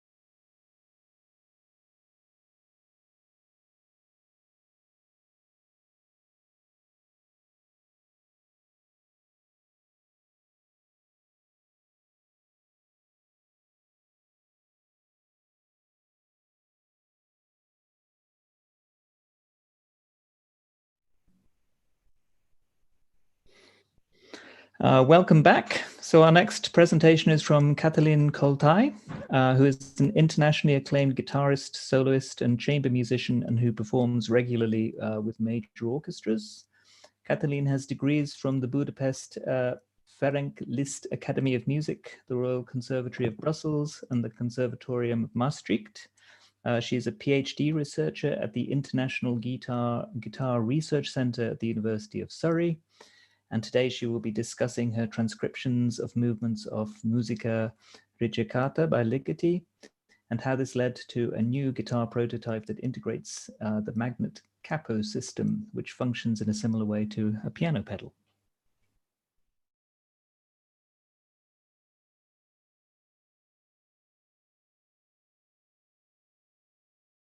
Hello, my name is Katalin Koltai. I'm a guitarist and a second-year PhD researcher at the University of Surrey, where my supervisor is Steve Goss. In my PhD research, I build new bridges for a somewhat disconnected musical medium, the guitar, an instrument which may be described as isolated in the Western classical music canon. As idiomatic evolution of musical instruments has roots in their literature, the guitar's marginalization resulted in idiomatic gaps. The main purpose of this research is to expand the boundaries of the guitar's idiom. I approach this objective via three interconnected themes: transcriptions for guitar from other instruments, technological innovation of the instrumental interface, and creating new music in collaborative projects. In this paper, I will reveal a new instrument prototype and an unexplored aspect of the guitar's idiom through my transcription of movements of Musica Ricercata by György Ligeti. When transcribing a selection of 20th century piano pieces for guitar, I found myself repeatedly confronting an intriguing paradox. While soundscapes of Ligeti may evoke the guitar, they seem utterly incompatible with the matrix of frets and strings. This distinction begged for a more innovative and imaginative approach to transcription. Driven by musical visions, I developed a new magnet capo system between 2018 and 2020. The adjustable single and double string capos opened up capacities of the guitar through radical open string sets. I demonstrated this system in my article, Breaking the Matrix, transcribing Bartók and Ligeti for the guitar using a new capo system, in the latest volume of Sanborn Scholar. I demonstrated how I deployed the capo system in my transcriptions of Bartók and Ligeti, and also explained the transformation of instrumental affordances and musical space by using the terminology of Jonathan de Souza. Here, I will share some of my findings of this article and connect them to developing the new instrument prototype I will reveal at the very end of my paper. To start with, I'm going to make a few terminological observations. Let's start with observing the musical space. Merleau-Ponty, in the Phenomenology of Perception, talks about the organist who sizes up the instrument with his body, incorporates its directions and dimensions, and settles into the organ as one settles into a house. For the guitarist, a major part of this house is determined by the 6 parallel strings, each of the same length. On the fretboard, the nut is the 0 point, marked as a 0 on a standard guitar tablature, also called an open string. The instrumental space continues with the first fret, marked as 1, all the way to the bridge.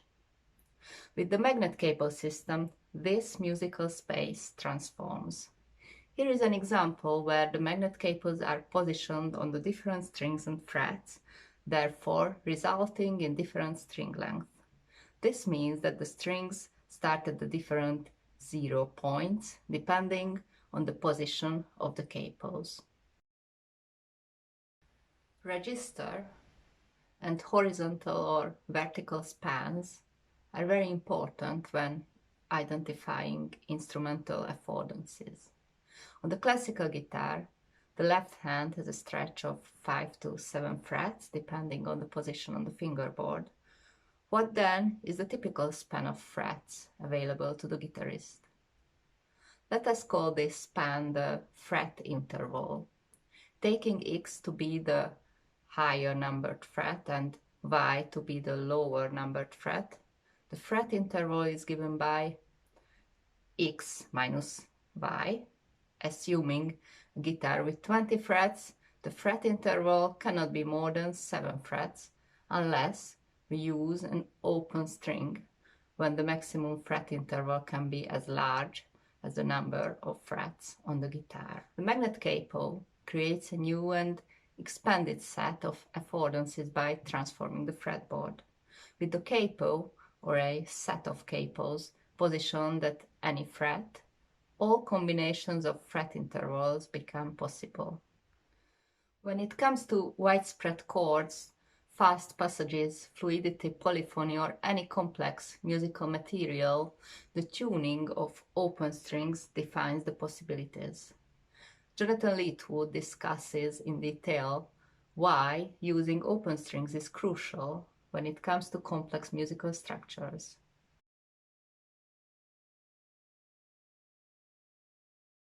Open string can also be seen as a 0 point of musical space. Jonathan de Souza connects this notion with orientation and, by citing David Lewin, tonic status. While analyzing 20th century piano music, I have repeatedly felt that the guitar's idiomatic nature of embodying a hierarchy of common practice harmony in its open strings, meaning the tonic-dominant relationship, can confront the 20th century's modern compositional trends. While the 20th century dashed along with new compositional techniques such as bitonality, multitonality, serialism, cluster, pitch set technique, and many others, the guitar's isolated status quo resulted in idiomatic gaps. While transcribing 20th century piano music, I often realized the practical necessity of identifying the pitch center and addressing it through a scordatura or an open string set using capos. The following musical examples of my transcription of Ligeti's Musica Ricercata demonstrate this principle in action. Starting from the pitch centricity of a particular piece, I construct an open string set by combining a scordatura with one or more custom capos. The result is a transformed guitaristic landscape well suited to the materials of post-tonality, in particular multi-layer structures, ostinators, pedal tones, clusters, modern vertical forms, bass lines with high tremolos, and wide-spaced chords. György Ligeti composed his set of 11 pieces, isolated and censored, between 1951 and 1953, in the worst decade of Hungary's communist dictatorship.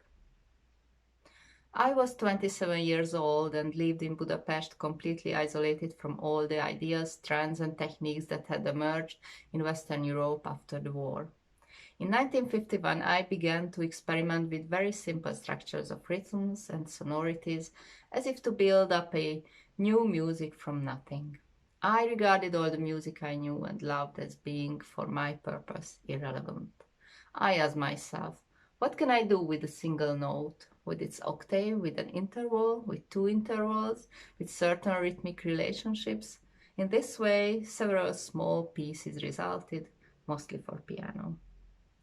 Indeed, the composer builds 11 pieces on sets with an increasing number of pitch classes, meaning that the first movement consists of 2 pitch classes, the second 3, the third 4, the next 5, and so on, until finally the 11th has a full 12-tone aggregate. Musica Ricercata was also arranged for another medium by the composer himself. Commissioned by the Jenei Quintet, he arranged 6 movements for wind quintet, entitled 6 Bagatelles. The second movement of Musica Ricercata, also well known from Kubrick's film Eyes Wide Shut, consists of 3 pitch classes, E sharp, F sharp, and G. The principal theme of the piece, a varied, haunting melody on E sharp and F sharp, is dramatically opposed by G. In a later interview about the film's production, Ligeti revealed that the reiterated Gs symbolized for him a knife through Stalin's heart. The two contrasting materials have very different features. The principal theme appears in a rather slow funeral type of motif in the middle and low register, while the knife is expressed in a tremolo enforced with occasional octave jumps in the high register. To enhance the textural contrast, Ligeti maps the two themes well separated in space, having 4 octaves in the major second between them.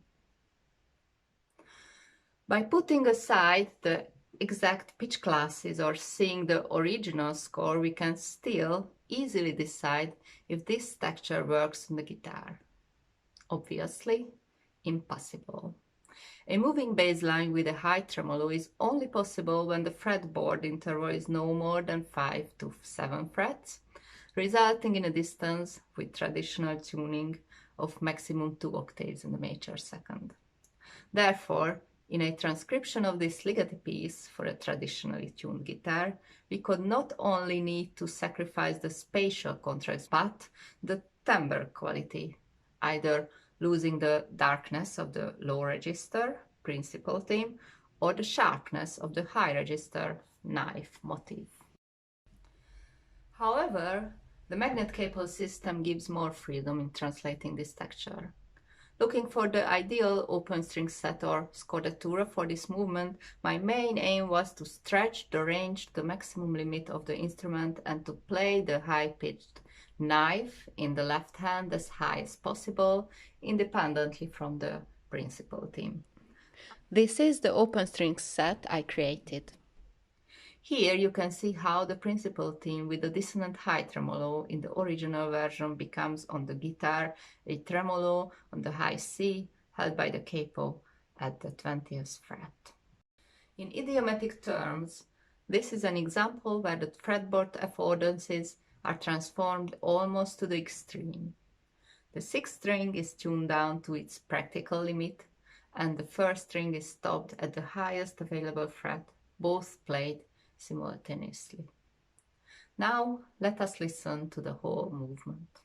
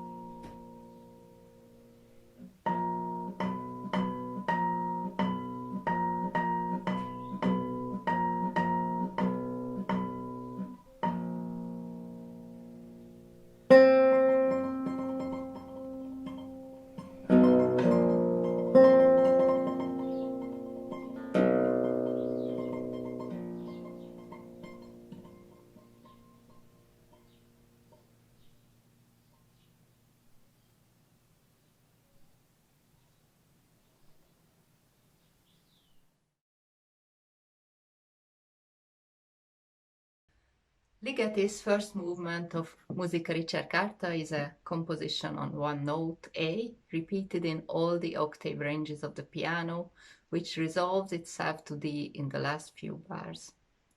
Ligeti explicitly composes with all registers of the piano, but as we all know, on a conventionally strung and tuned guitar, only 3 octave spans can be played simultaneously. Combining the single string capos with scordatura and substituting C for Ligeti's A, I created the following set of open strings. One might say that the composer's intention using such a minimal pitch content is also idiosyncratic for the piano, as it results in an instrumental choreography of only repeated notes on the same key, which is of course difficult, and repeated octave spans and octave jumps, which is demanding on the piano. Of course, as Ligeti builds up a wide range of musical gestures linked to diverse instrumental accessories, the composition still sounds pianistic. The translation of these gestures, in other words, finding equivalences between the two idioms, the piano and the guitar, was one of the key challenges in this transcription, which I'm going to demonstrate now. The piece starts with a tremolando effect, translated to resguardo on the guitar. Later on, Ligeti uses the low register of the piano to create a rhythmical octave ostinato. This rough and suppressed voice becomes a damped pizzicato on the guitar's 2 lowest strings. The piano possesses 7 octaves to the guitar's 4, but as a counterbalance, the guitar offers a wider scale of timbres and techniques. Not only is there the scale of colors from testo to ponticello, as well as pizzicato to metallico, but there is also the possibility of playing the same pitch on different strings. The set of 3 capos allows the guitarist to exploit different fingerings, thereby creating Klangfarben melody throughout the culmination of the motivic structure. Step by step, the composition escalates through increasing frequency of motives, additional octaves, stringendo and crescendo. Here we can see one of the steps of this culmination in the original piano version and the transcription for guitar. While the build-up in the piano version is achieved through an increase of tempo, octave range, volume, and density of rhythm, the guitar version can offer a wider technical palette by using Klangfarben melody, campanellas, and different strumming techniques. At the climax, the pianist plays tutte le forza in 4 different octaves and accelerates. In the guitar version, 6 different Cs can be played together in 4 different octaves, accelerating into a strumming technique. This table summarizes how signature idiomatic elements are translated from piano to guitar throughout the first movement. Now let's hear the first movement of Musica Ricercata.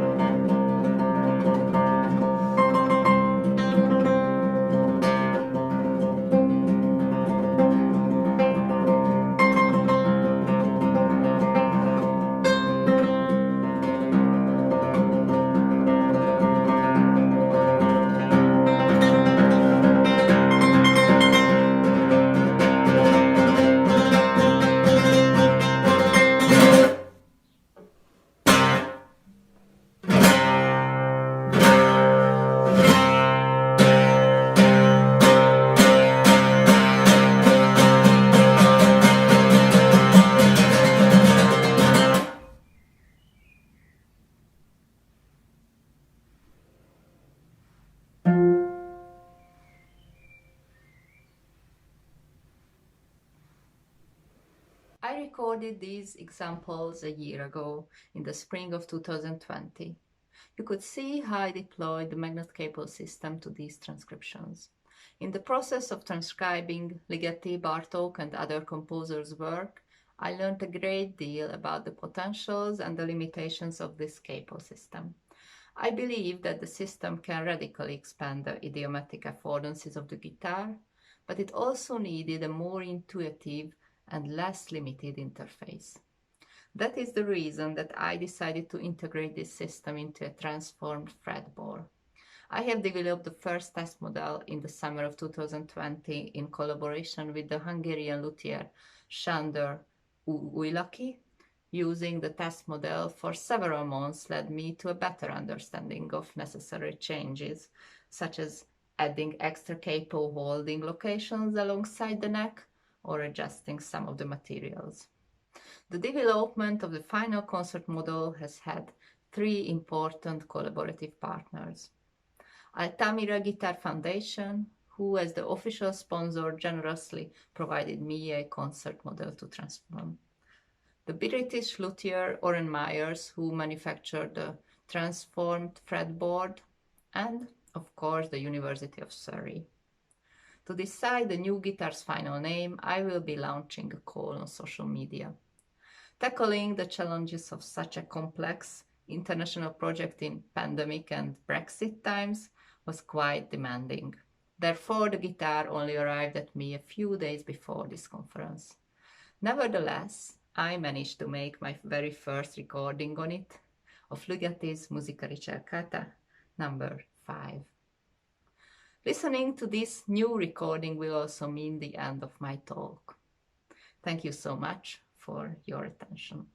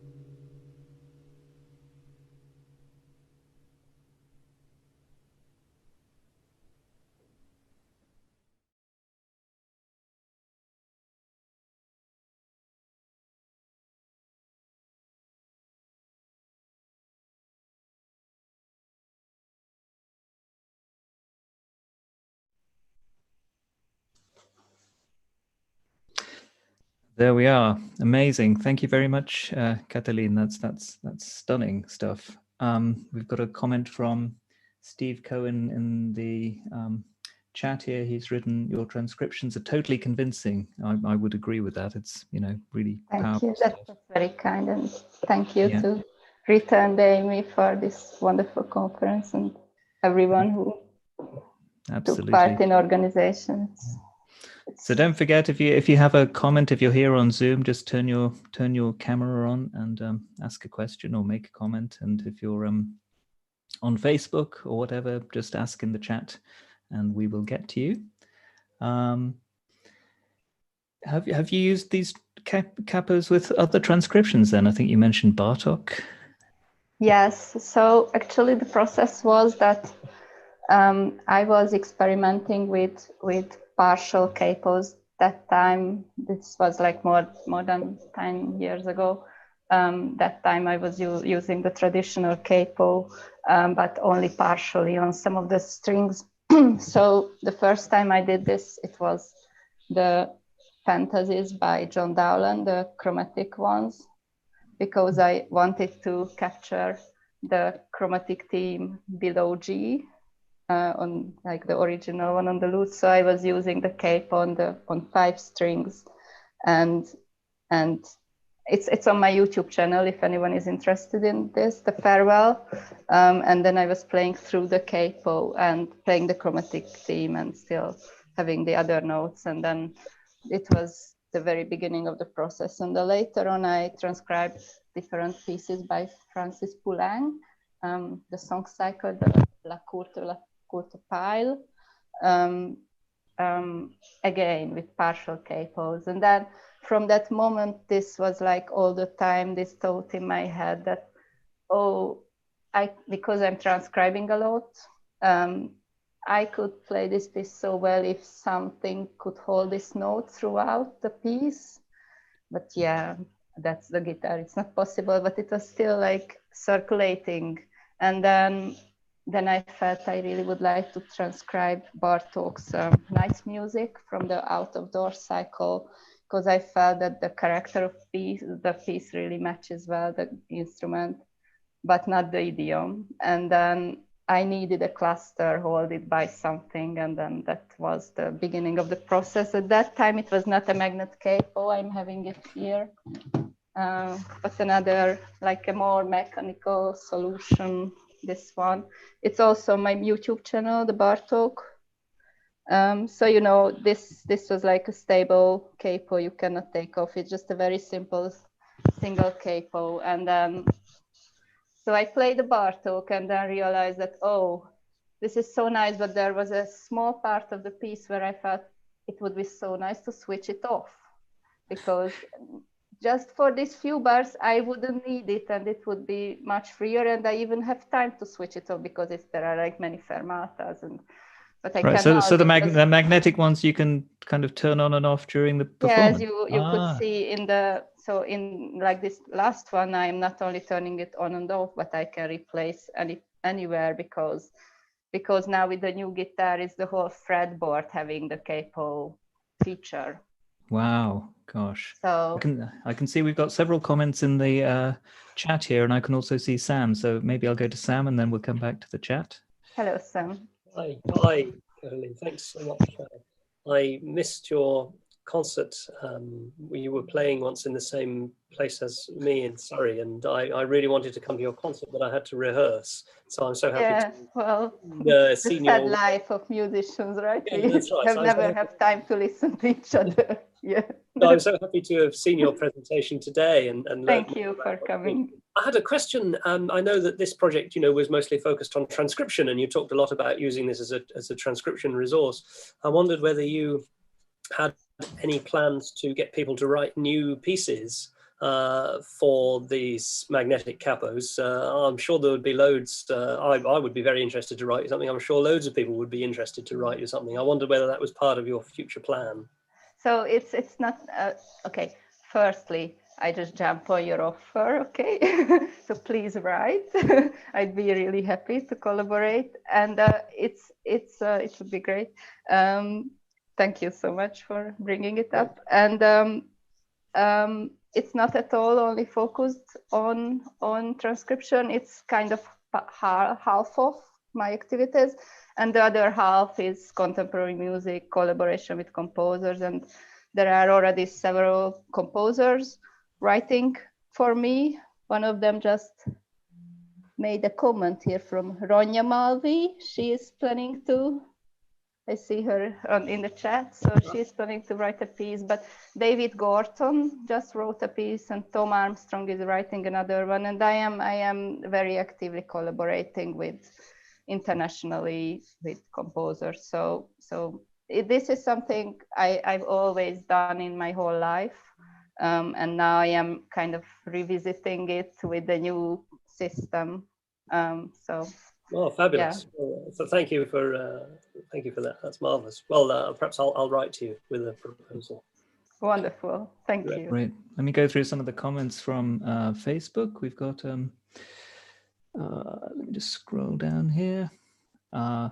Oren Mayers has written, "Sounds great. Black metal works really well." Thomas Wheeler has written, "Badass to see a woman on the forefront of guitar arrangements. I must know where you got those magnetic capos." We can come back to that in a minute, maybe. Milton has written, "Stunning and important work. Congratulations. I'd be interested in your processes for selecting the countless options of capos and tuning systems when transcribing. You must be developing some sort of effective system, it seems, but I imagine it's quite overwhelming." So that's an interesting question, which, how do you choose? How do I choose capo?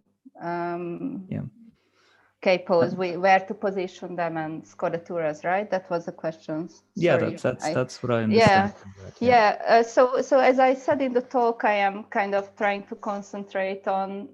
So I have like a first analytic approach when I'm transcribing a piece, and I'm trying to observe if there is any kind of pitch centricity in it, and then if there is, then I am targeting that through the scodatura and the capos to give a very brief answer to that. You see, we have a question from Jonathan de Souza, which is quite I feel honored because he's one of my main inspiration. Okay. Yeah, Jonathan has written. If you don't mind. Yeah. Would you design an open string set for a transcription through tuning and capos? You're also changing the possibilities for harmonics. Are there some striking harmonics in these transcriptions? Yeah. And then second one, so you could.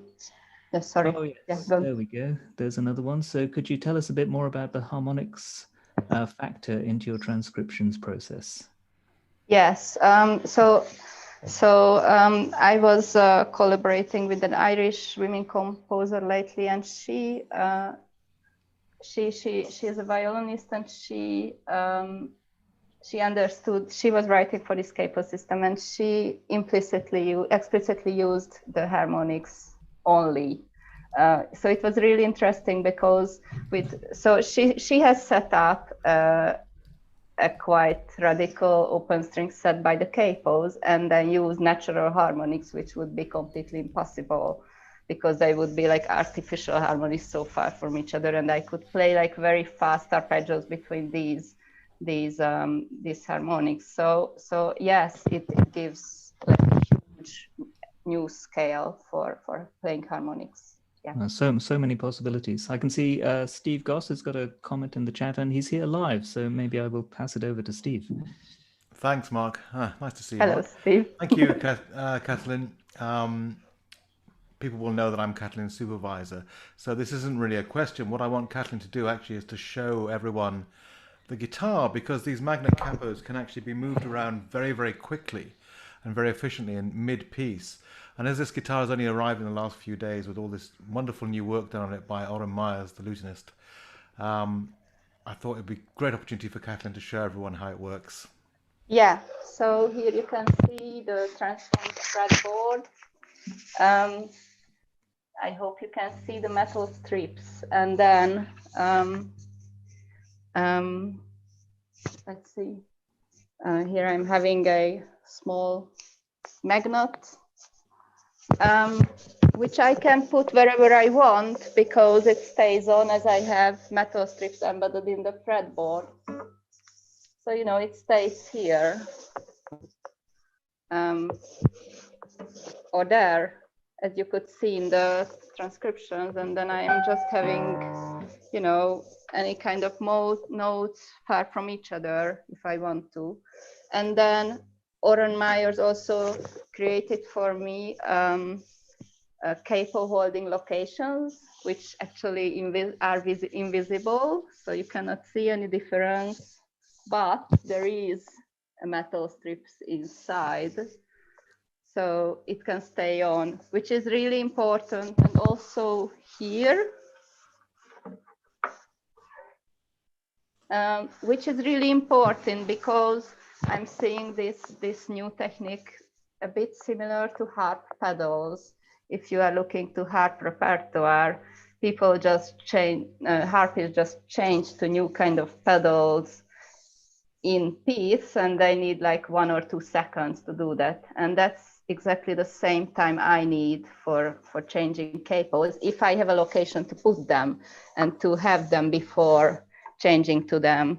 So as you could hear in the last Ligeti piece, I was changing capo locations throughout the piece just in the time of a small fermata. Yeah, that's how the system works. Right. So it's literally a strip of metal and then you put the magnet on top of it. That's just well, not the magnets. They are embedded in a plastic 3D printed case, but because you need a groove in between for the strings. And is it very stable? Has it ever fallen off? Because no, it never have. I hope it never will. I mean, on stage. No, they are stable. Neodymium magnets are really strong. So yeah, they are stable. That's fantastic. Do we have time for a few more questions? I think we're there. I think we've reached our time. That's really interesting. Thank you so much, Catalina, and thank you also to all our other presenters this afternoon. And thank you to everyone. Thank you so much. And if we haven't answered any questions, just anyone wants to drop me an email or a chat message, I'm very happy to answer your questions. Sure. Thank you. Thank you so much. Thank you.